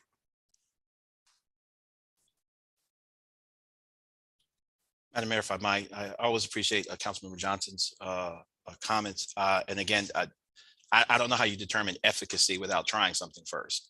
I think clearly we have some entrenched views about this technology that will not be dispelled no matter what. Yeah, and also I do want to also say that, you know, Apple doesn't allow people to see how their internal technology works either. So this company is not exotic or so much different. There is indeed proprietary information and proprietary technology, but that goes for Apple and Samsung as well. And how many of us are watching this meeting on those devices as well? So the notion again of this corporate specter, we deal with corporations all the time. We have given contracts to companies, engineering companies who had nary a Negro working for them, but because they occupied this niche or this specialized field that they couldn't find anybody else, any people of color to do it, we had to go ahead and go with them, and we do it all the time. So I just think that argument is specious. But to Councilmember Johnson's main point about community engagement, there will be more community engagement around this particular pilot than anything else this council has done. I mean, this council has acted time and time again where certain parts of the community have spoken and have gotten a vote. The other thing is, you know, this kind of circumscribing what success will look like before we actually deploy it. I want to be very, very careful about pointing this out. ShotSpotter is not just about reducing gun violence. It's about increasing response time. It's about potentially saving someone's life who is bleeding out because you have whole neighborhoods that are desensitized and calling police. What does success for our mental health responders look like? If one person's life is saved in a city, I mean, how many people did the Durham Police Department murder last year that were in mental distress? I mean, what baseline number are we comparing success for? We're doing that because it's a good idea and it's its own justification. If one person's life is preserved because we have mental health responders, guess what? The program is a success. If one person doesn't bleed out in Durham because help was sent, notwithstanding whether or not anybody called the police or not, then that's a success. Here's how, if the technology works. If gunfire goes off, you call the police. What does a human being do? You call 911. That's what ShotSpotter does. It does the same thing a sentient human being would do if they hear gunfire. The only thing it does is it cuts out having to go by your house first to determine where it was. If gunfire goes off and our police respond, the technology worked. Beyond that, if our mental health responders save one life, no matter out of 300,000, if one life is saved, then every penny we put in that department, as far as I'm concerned, is justified. I will not allow this particular issue to be made exotic. I will not allow this particular issue to be somehow packaged as different from all of the other neat ideas this council has had over the years that we've implemented. And we can go down the list. I don't need to go down to here. So we're not going to act like somehow this is so different and this is exotic from all of the other neat ideas we've had as a council. And we're certainly not going to let it devolve where we're attacking each other personally because the vote didn't go our way. Thank you, Madam Mayor. I'm gonna ask Councilwoman Freeman and Councilman Williams to please keep your remarks brief so we can go to break. People are needed to take a break. So. Councilwoman Freeman, you first, and we'll end it up with Councilman Williams to conclude this part. Thank you, Madam Mayor, and thank you, Mayor Pro Tem Middleton and colleagues. I mean, it's always heavy in these discussions, but I do appreciate the points of views that always come across. I don't appreciate some of the statements, but I can hear Councilmember Johnson. I do want to respond and say I hear you, and I think it's important that we do continue to support our community and that we do continue to do the work that we know that we've been elected to the office for this council to serve. And so I heard what you said, and I hold you at that. And I think that as we move forward, it'll be important to make sure that we do focus on the data, and it will be nice to have the data for Durham. Thank you.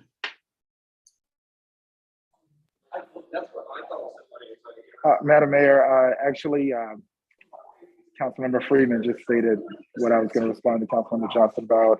I'm agree to disagree or agree and disagree. I look forward to working with all of my colleagues. And I was going to also name companies that do not give access to their data, but Mayor Pro Tem sort of went down the laundry list about that as well, that we use so comfortably every day.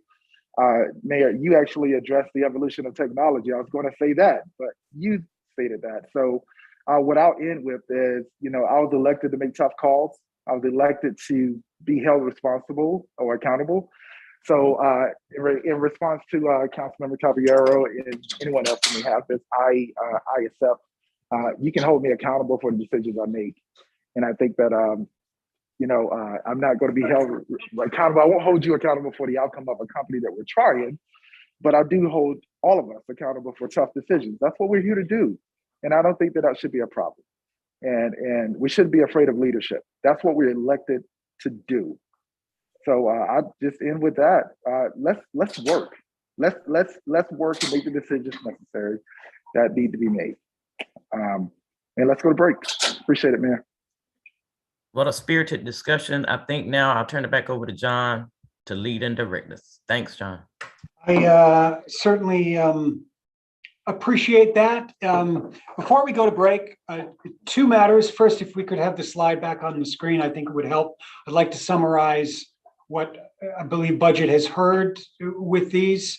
And just for some language here, when I say move forward, what I'm talking about is we will continue to analyze and it may become part of the recommended budget. So that's what I mean by move forward.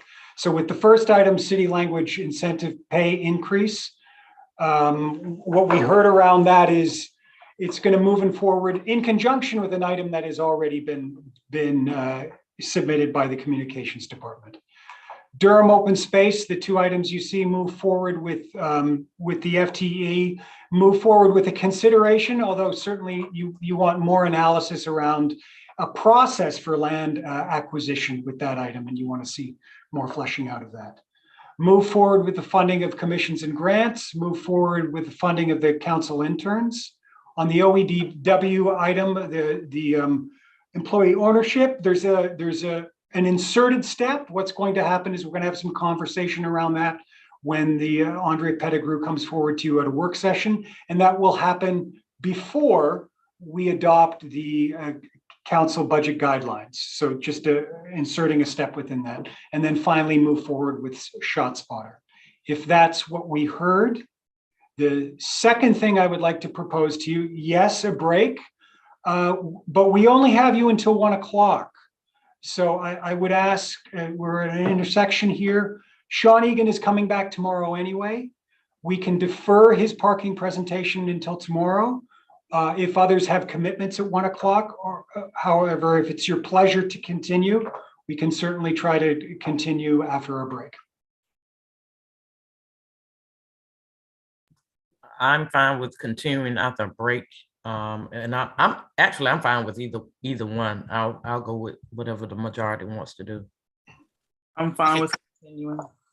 John, need is a that, few minutes break just to go to the restroom or fuel, excuse me. sorry, y'all. John, is that presentation the last thing on the agenda? It is. Okay. And do you know how long it's going to be, or have a I sense? think Sean can do it I think he had 45 minutes. I think he can do it in a half hour. Okay. I have a commitment at 2, but I'm able to stay until then. So let's take at least 5-10. Friends, you're going to lose me at 1 o'clock, and that is absolutely fine. So I'll see you back after the break. Okay, we'll take a break and we'll see you shortly. How Thank long? you. 10 minutes. 10 minutes. Okay. Thanks.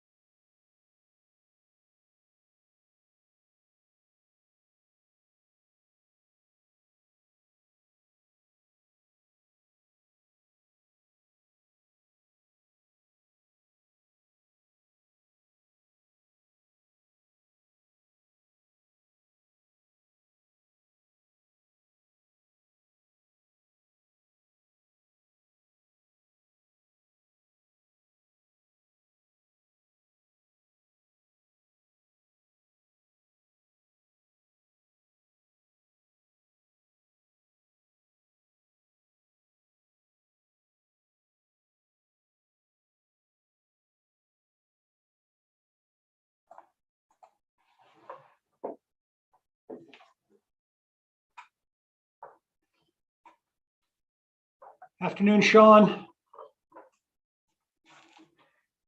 Good afternoon.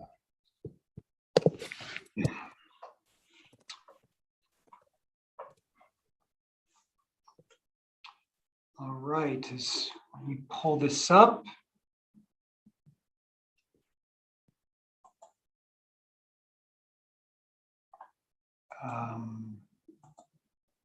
If we are ready, Sean Egan is here to give us, from the Department of Transportation, to give us an update on the parking fund. Thank you, John. Good afternoon, Mayor O'Neill, Mayor Pro Tem Middleton, and members of council. As John said, I'm Sean Egan. I'm the Director of Transportation, presenting today on the parking fund. Slide. The key revenue sources in the parking fund are monthly permit revenues and hourly parking, both on-street parking and off-street in our garages. The FY20 monthly parking revenues included a rate increase that remains in effect.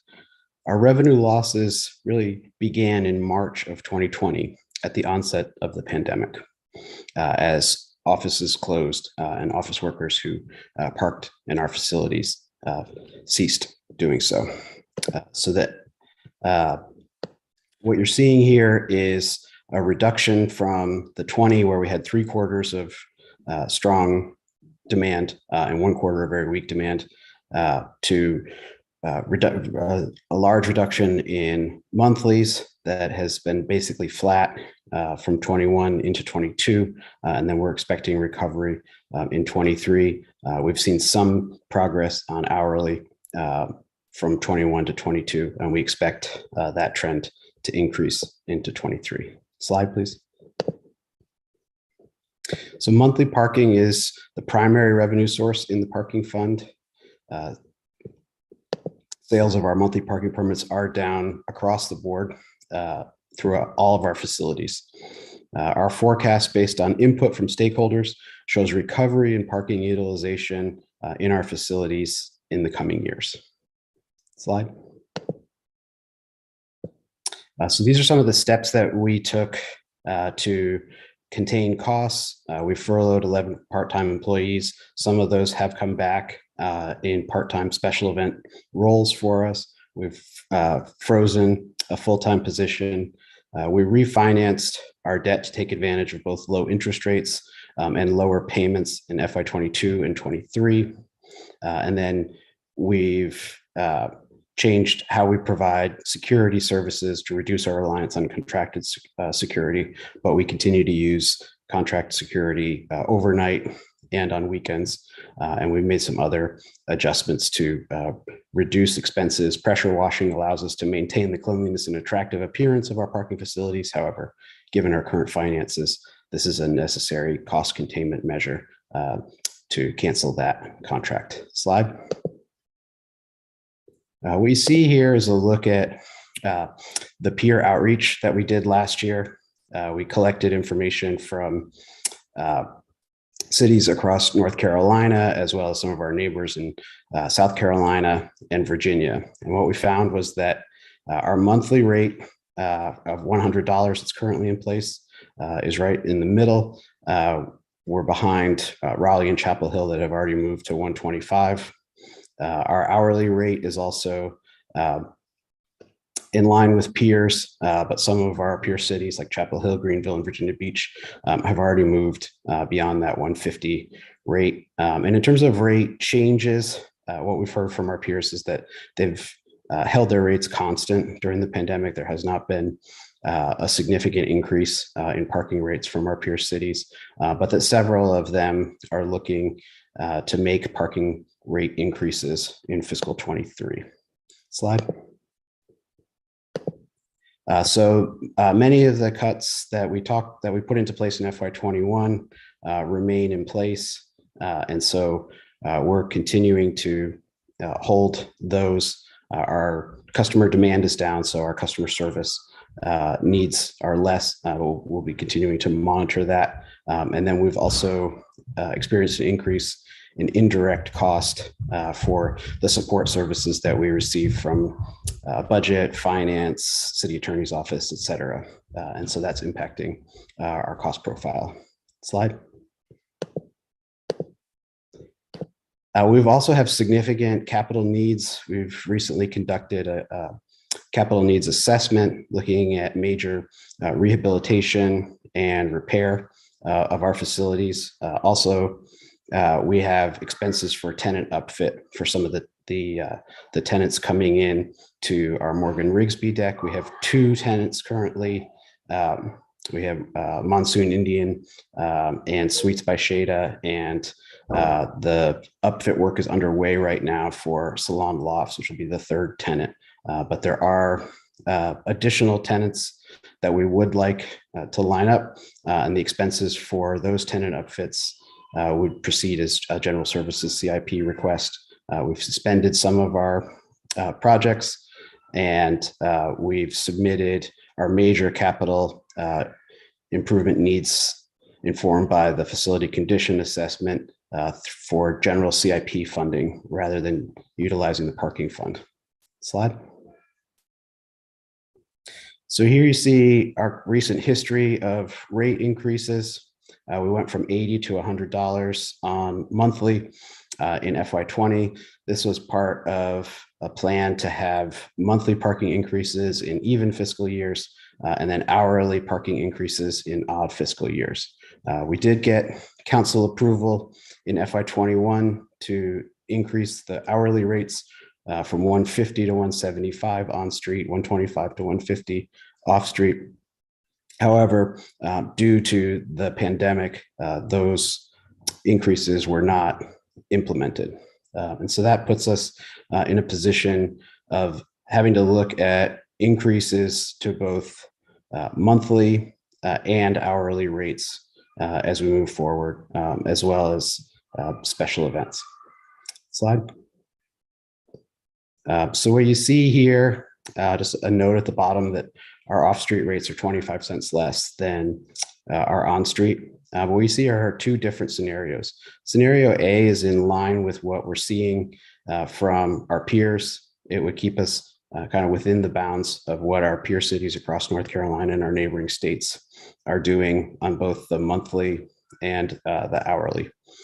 Scenario B is a more aggressive scenario that looks at what rate structure would enable the recovery of some of the revenues that were lost during the pandemic and provide a path forward to making the parking fund financially self-sustaining over the next 5 years. Slide. So there are significant impacts on the parking cash flow model from the 2 scenarios. What you see with scenario A, which is a rate structure that's generally in line with our peer cities, we continue to have a negative fund balance over the next 5 years. There is some recovery in revenues, but the combination of demand, utilization, and revenues is not sufficient to fully address that negative fund balance over that period, but we do get to a positive, favorable net operating position in years 26 and 27, but we're still carrying the impacts of the revenue losses in earlier years. Scenario B in the next slide has the higher rates, and this does get us more revenue more quickly and puts us in a position where we're bringing in revenue in 26, 25, 6, and 7. We have net positive operating income, and we're able to reduce that negative fund balance that you see on the bottom line there, so that in the following year, that fund balance would return to positive. And then the next slide, we did conduct a series of stakeholder engagement sessions. We had 13 of these sessions with our downtown parking stakeholders and have shared these scenarios with them, both the scenario A that's in line with our peers and scenario B that's a more aggressive approach. Not surprisingly, what we heard from our stakeholders was a preference for scenario A, but they also expressed significant concerns because we did not implement the 150 to 175 increase due to pandemic conditions. To get back on schedule, we'd be looking at, even with scenario A, a 50% increase from $1.50 per hour to $2.25 per hour in the on-street, and that would go from $1.25 as the current rate to $2 per hour in off-street. And so we did hear significant concerns from our stakeholders about that large of an increase when the next rate interval that many of our downtown stakeholders were expecting was that 25-cent increase from 150 to 175 for on-street. So these are the scenarios that we've developed, and we're interested in feedback and input from the council. I'm happy to take any questions.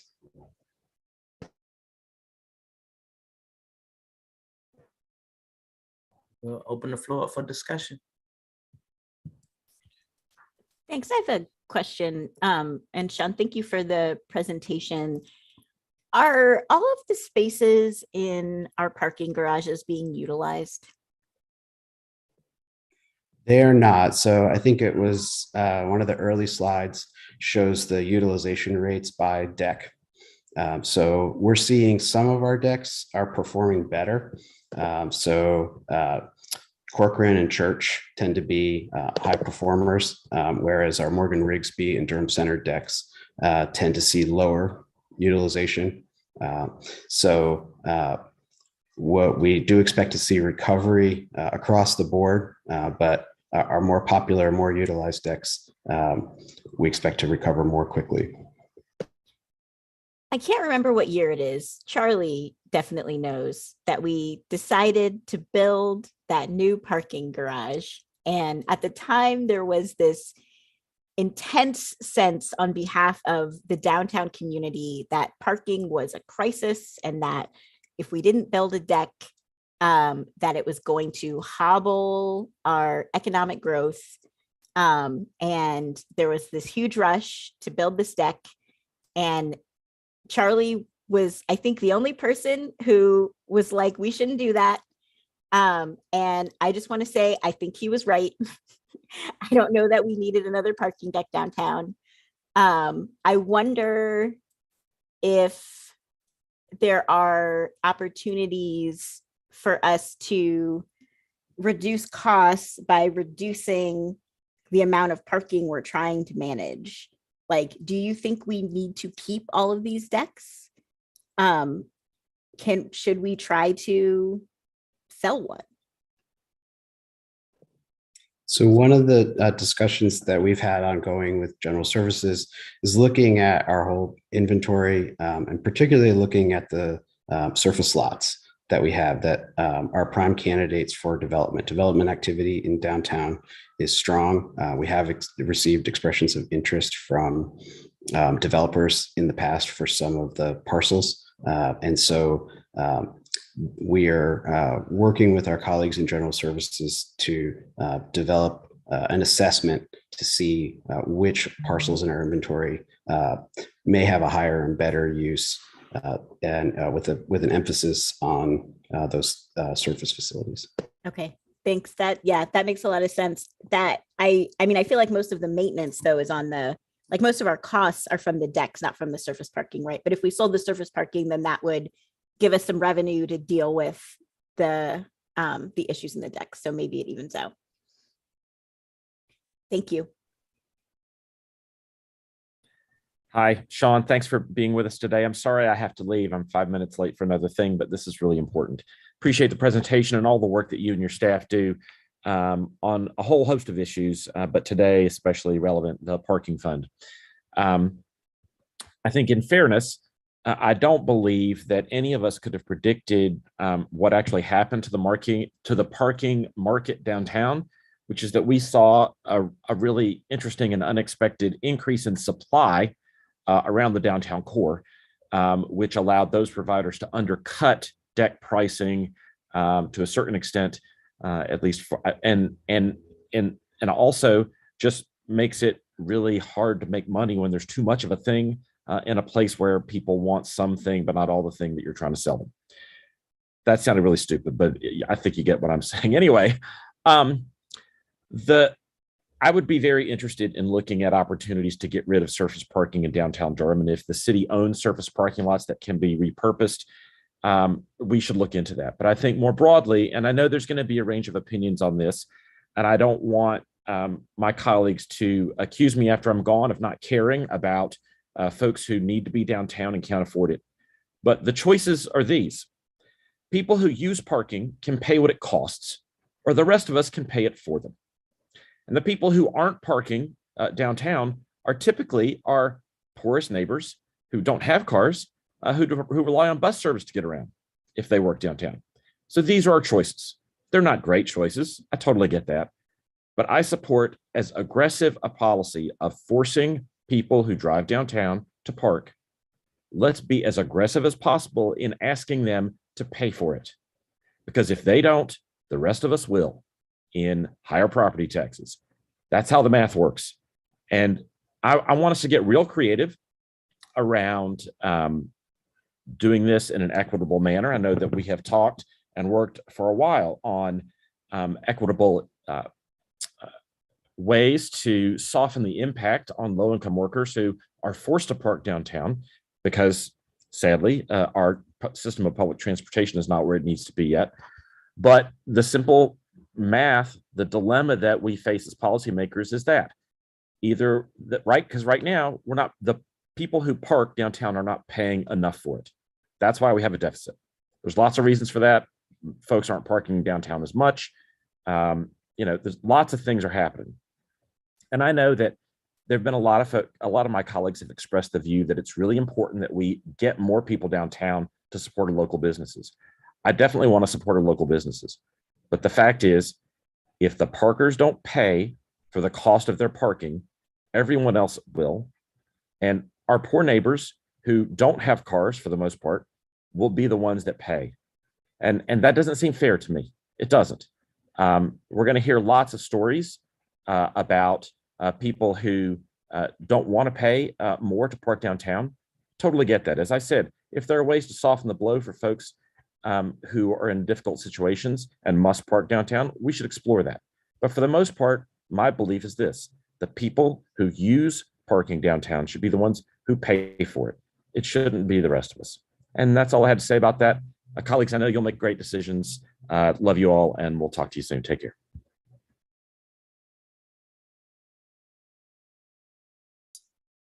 Well, I want to thank Councilmember Reese for his spirited comments, but I just wanted to touch back and say thank you. I think appreciate the presentation, and I appreciate the engagement, the stakeholder engagement. I wanted to hear more about the breakout of the stakeholders that you're engaging, and specifically how many hourly employees are involved in this conversation.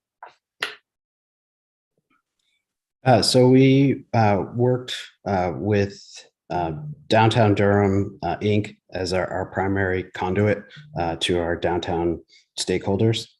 So we've, during those sessions, we talked to business owners and property managers represented through and assembled through DDI to get a sense of their expectations for how many of their staff would be coming back, whether they're using monthly or hourly. I think many of the views represented there do represent the hourly employees, many of whom, for example, can't use our transit system because their shift starts too early in the morning before the buses are running, or too late in the evening after our transit system has stopped running for the day. So there certainly is that input was part of this. We have developed a discounted product for parking for hourly workers in the downtown area. We haven't seen much uptake in that offering just yet, but that is something that I think as more people are coming downtown and using it, that is an option that we've made as a discounted product that's available to lower wage workers. Thank you. And then I would just also just like to offer that I'm hopeful that you're not considering selling off the parking decks or any surface parking, acknowledging that we're trying to figure out an open space implementer that could be a part of this conversation. And then also considering the affordable housing conversation and the wrap that the county's doing. If we were doing something similar, it might be a little bit better, but that's just my opinion. And throw that in there. Thank you.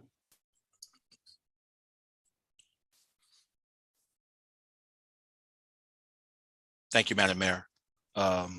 Sean, good to see you, man. Thank you so much for this. And we know that, you know, managing that whole downtown corridor is tricky. And there are a lot of factors that come into play. You know, not only with parking, but, you know, there's always that tension between Class A office space and residential towers. You know, what's the right balance in that mix? Parks, you know, versus space for retail, all of these things. And parking, first of all, I don't know that it's necessarily the best deal to look at occupancy rates right now and kind of make any determinations, you know, particularly coming out of COVID. And I think we're projecting more, it'll be a much more realistic picture of what the need is after COVID, I think has fully subsided and people come down. You know, Councilmember Reese makes some interesting points. The folk who, you know, there are folk who drive downtown because they can't use the transportation system, who are low wage workers who have to drive. But the people who are driving downtown who are high wage workers are driving for the same reason.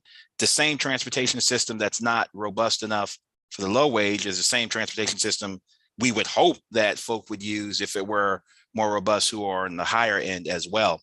I know from business owners downtown that the folk who park downtown should pay, but they also tend to be higher spenders as well to stimulate, you know, the economy and businesses that are going on down there. So I say all this to say there's no real easy, we got to find the right mix. There are no real easy kind of cookie cutter responses. I am concerned about an equity issue.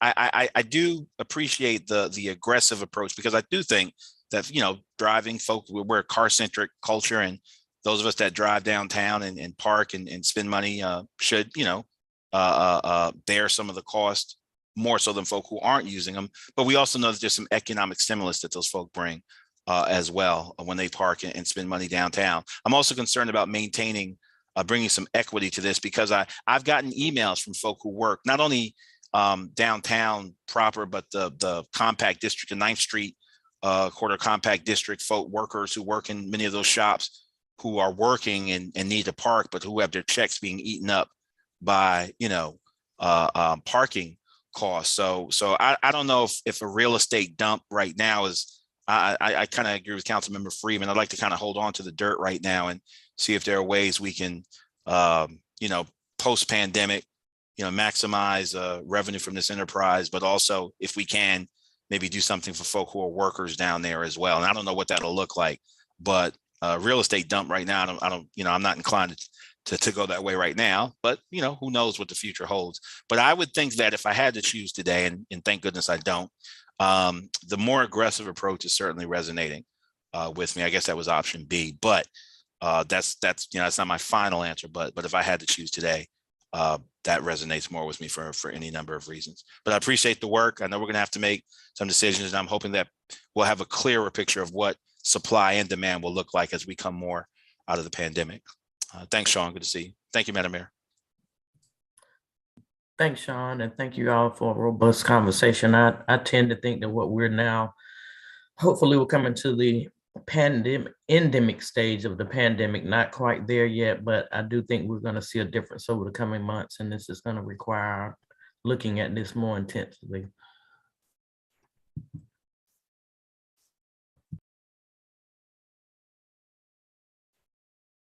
I think Madam Manager popped on.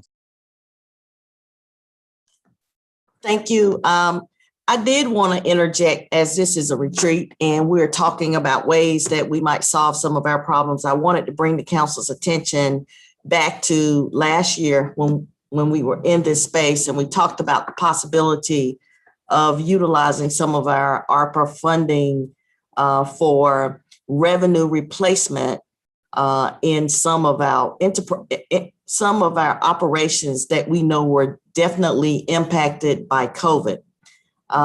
Before the final regulations, final rules came out, we kind of dropped that idea because there was a concept that you had to look across your whole enterprise before you could, access that funding for losses in specific places. Well, when the final rules came out, we did not have that restriction on us.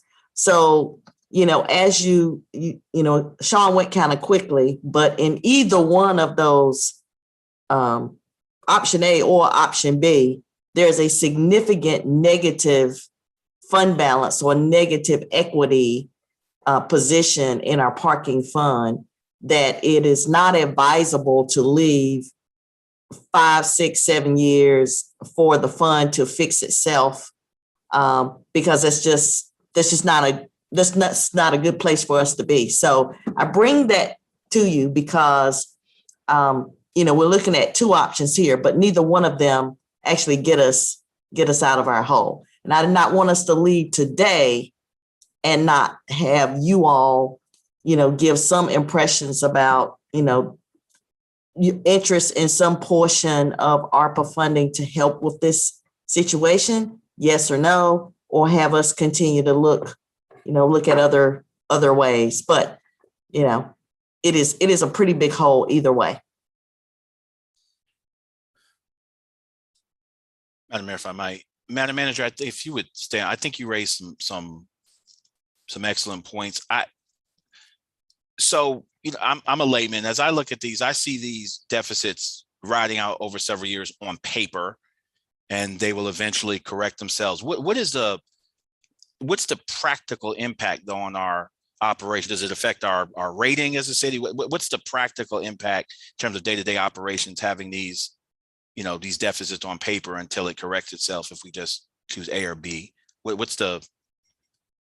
bad is going to happen if we just ride it out and just let it correct itself? Well, I understand the question. That enterprise, basically has bills to pay. When you look at the financial statement, you see the revenue coming in, you see the expenses going out.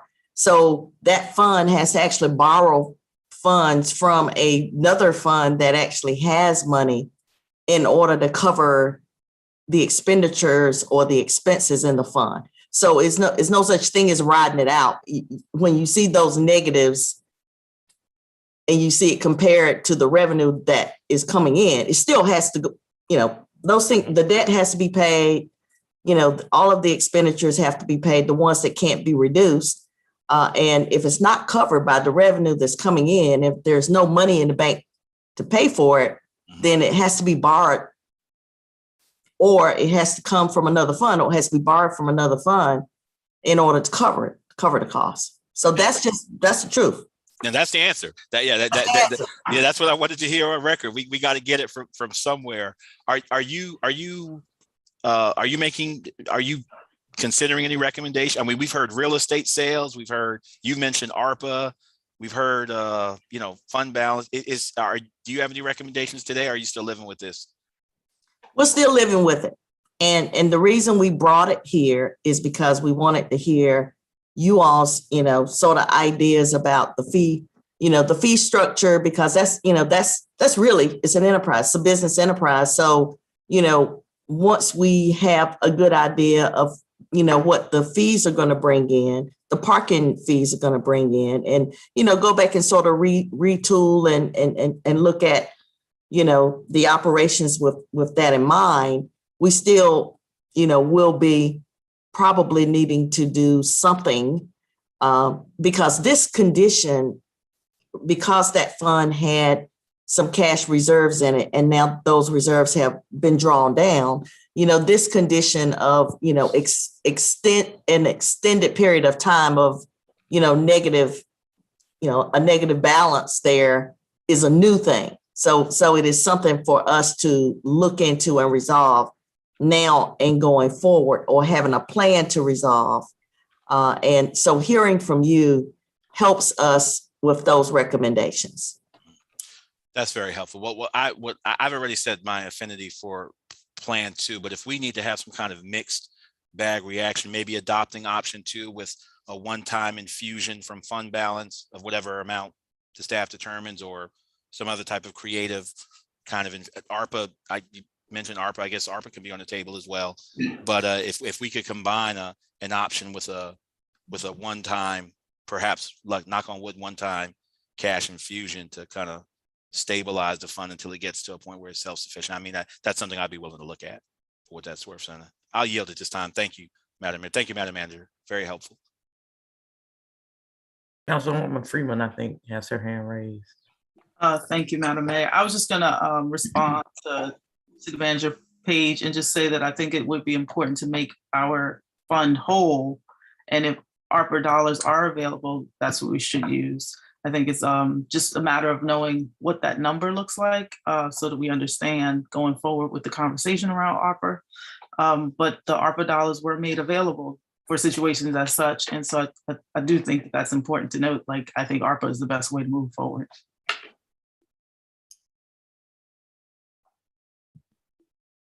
Councilwoman Johnson.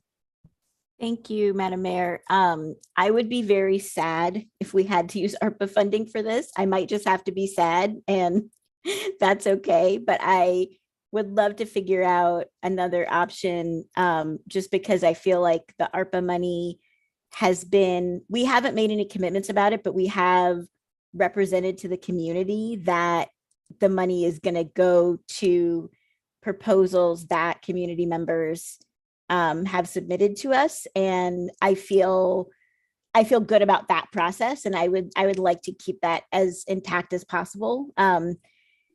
I know we haven't made a formal commitment, but I feel like I feel committed to the ARPA money going out into the community and doing work in the community. I think the question about what to do with surface lots is really interesting. The county using their surface parking lots for affordable housing was really great. That, of course, I mean, I think that would be awesome for us to do too. Obviously, that doesn't get us any money and it doesn't solve our parking problem.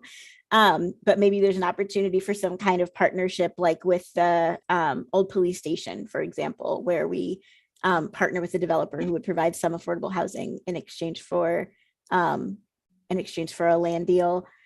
Yeah, and I also would be in support of the higher rates. I completely understand why downtown stakeholders want to pay less.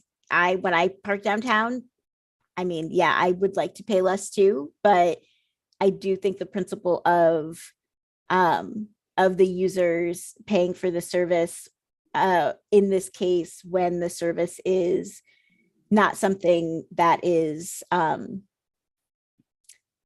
it's not something that's like crucial. It's not like I very much support, for example, us having non-fee-based trash service, because that's something that that everybody needs. But for driving and parking downtown feels a little bit less like something the city should be subsidizing at the rate that we're currently subsidizing it. And I know we'll be subsidizing it some, no matter what rate we choose. But we're subsidizing it a lot, no matter which plan that we choose. And so having a little bit less of a subsidy feels more appropriate given the financial state of the fund. Thank you. Yeah, I agree with Councilwoman Johnson. I would be really sad if we have to use ARPA fund. That would probably be like the last thing that the last resort. That's going to be one-time funding. And hopefully we can move forward with the plans to try to make sure that goes out into the community. I would be in favor of the higher rate, but I am in favor of a mixed bag as well. So if we have to use ARPA, I would kind of be doing that with not so good a taste in my mouth, but I do understand the need, manager, for us to make sure that we cover and not have that big of a deficit involved. Madam Mayor, if I might, I'm sorry, Madam Manager. I was just about to interject and say, often when we hear, different views, it gives us, it gives us an opportunity to look at, maybe not one thing, but multiple things, including all of the sources, which, potentially could involve the parking fund, actually having a loan from another fund, as well as a mix of some of the other choices that we've talked about here, but giving us, that freedom for a while to come up with some things could be helpful. But I did, want to point out that we had suggested that last year. We do still have, $43 million of ARPA funding that was not committed. We only used the little over $7 million for pay for the hazard pay from our original allocation, and the deficit during the time frame when COVID had its most impact was, nowhere near the amount of money that is left.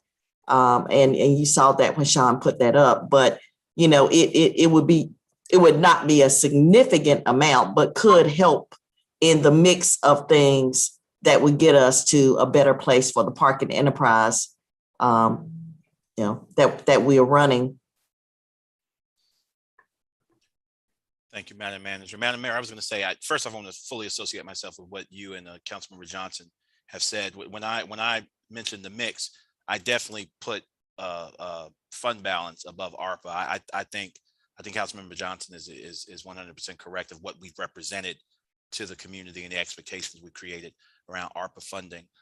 So I would prioritize fund balance, and I like the idea of a loan from fund balance. That when that fund becomes solvent, that enterprise becomes solvent, starting to replenish what you got from fund balance up front. I also want to say that with respect to the county, Councilmember Johnson mentioned the county doing affordable housing. I remember we were organizing and advocating for the county to use some of their land for affordable housing. I think the plan is, Councilmember Johnson, to actually still have parking there in the deck, but wrap the affordable housing around it externally. So it'll be an incorporation of both parking and affordable housing, generating funds and also meeting our affordable housing goals. So that might be something, down the road, surface lots we might want to consider if we want to still retain parking revenue, but also incorporate, architecturally, they have all these ways of wrapping it around the parking, which I believe is what the county is going to be doing.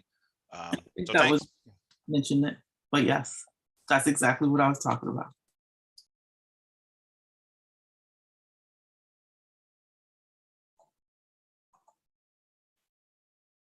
There are other questions for Sean. When are we going to need to pull the trigger on this? Is this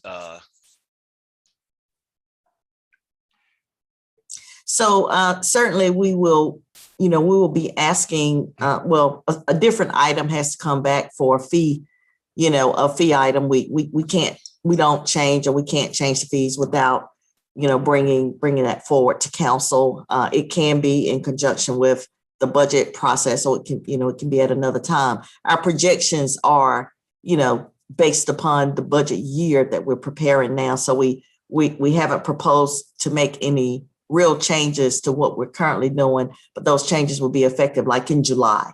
So that is why we're getting the guidance here, so we know what direction to take as we prepare this overall budget and financial plans for our funds. Can I ask if there will be a plan specific to how you do outreach so that folks understand that there is an option for folks who have lower means? Because if you're talking about July, you probably need to have that conversation by like April. So I'm going to let Sean talk more about the engagement components of a new rate. We're listening at the preference that the council has, and sometimes that's what we have. That's what we have to go on when we go out to engage. But Sean, you go right ahead.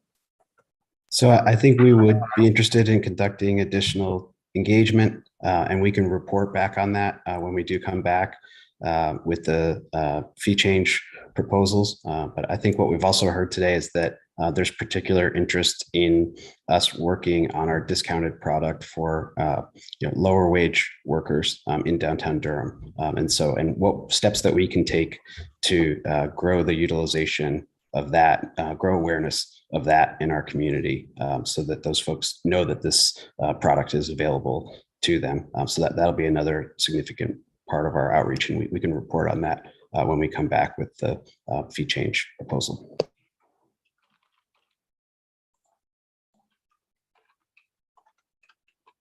Councilman Williams? Yeah, I was going to ask, have we seen any impact on the some of the programs that we've been doing downtown in regards to parking participation around like the streetery or the on like Saturdays with the farmers market? So, the streetery is an evening and weekend event. The farmers market is a Saturday. We see much lower utilization of our decks and off-street spaces evenings and weekends. So we have substantial capacity available for off-street parking. So when on-street spaces are removed on an evening or weekend for a special event, we have capacity. Where we see the greatest demand on our off-street decks is weekday, daytime during business hours. And that's pre-COVID or post-COVID, or I mean, pre-COVID or current as well? The trend is the same, but the levels are much lower during COVID. Gotcha. Okay, so we should see some improvements once and if people come back into the office as we migrate into hopefully an endemic phase of COVID. That's right. And the model assumes recovery in utilization across all of our facilities. All right. And just help me with my memory here. Parking is free after what time? 7? So we did bring a proposal to have parking continue hourly after 7, or to have a one-time flat rate. So I think you see it, it's $7 would be the flat rate for that. So that's what you see as the special event parking. It's on slide 8, and the presentation is 7 after 7. Okay, I like the sound of that. And I don't have the presentation in front of me right now. What was that an option A or B? I can't remember. It was the same in both, $7. Oh, it's the same in both. Okay, all right. And do we have any, based on the activity downtown, do we have any projection around what that 7 after 7 could bring? I'd have to go back and look at the specific revenue forecast for the special event. I don't have that in front of me at this moment, but we can certainly follow up with that. Okay, got you. And last question, would it, I guess it would help if we were to have that, to have more events going on downtown. For example, Louisville, Kentucky has 4th Street live on Tuesday nights, and it literally takes up their entire downtown. And they were doing this because there was a driver for parking, and it really helped out. So that's my line of questioning here. That's why I'm asking if it makes sense for us to also, while we're looking at balancing this fund out, maybe having some ideas around more activity or programming downtown to help with, restoring or proffering up our parking fund. So appreciate it. It's certainly a vibrant downtown with many events celebrating our arts and culture and communities would be a driver of demand for our facilities.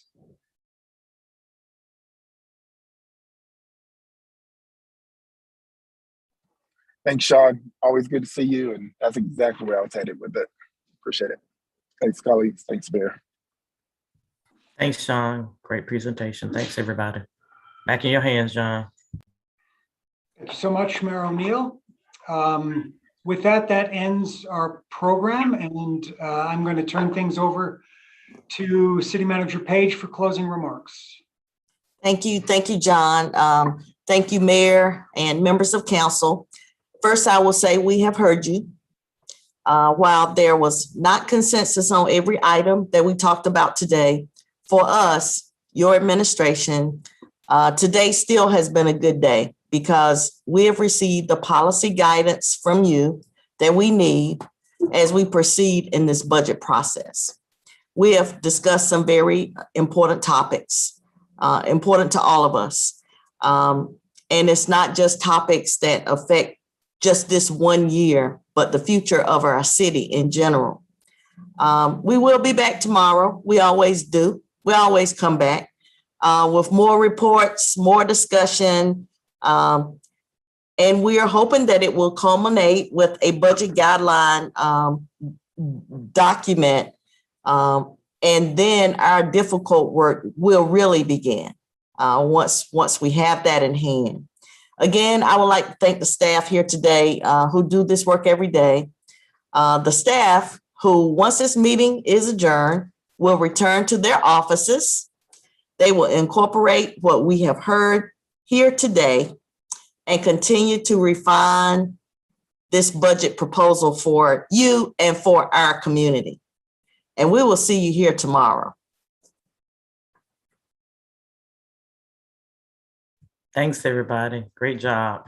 Blue City strong. Bye. Thanks, y'all. Thank you all. Everybody. Bye.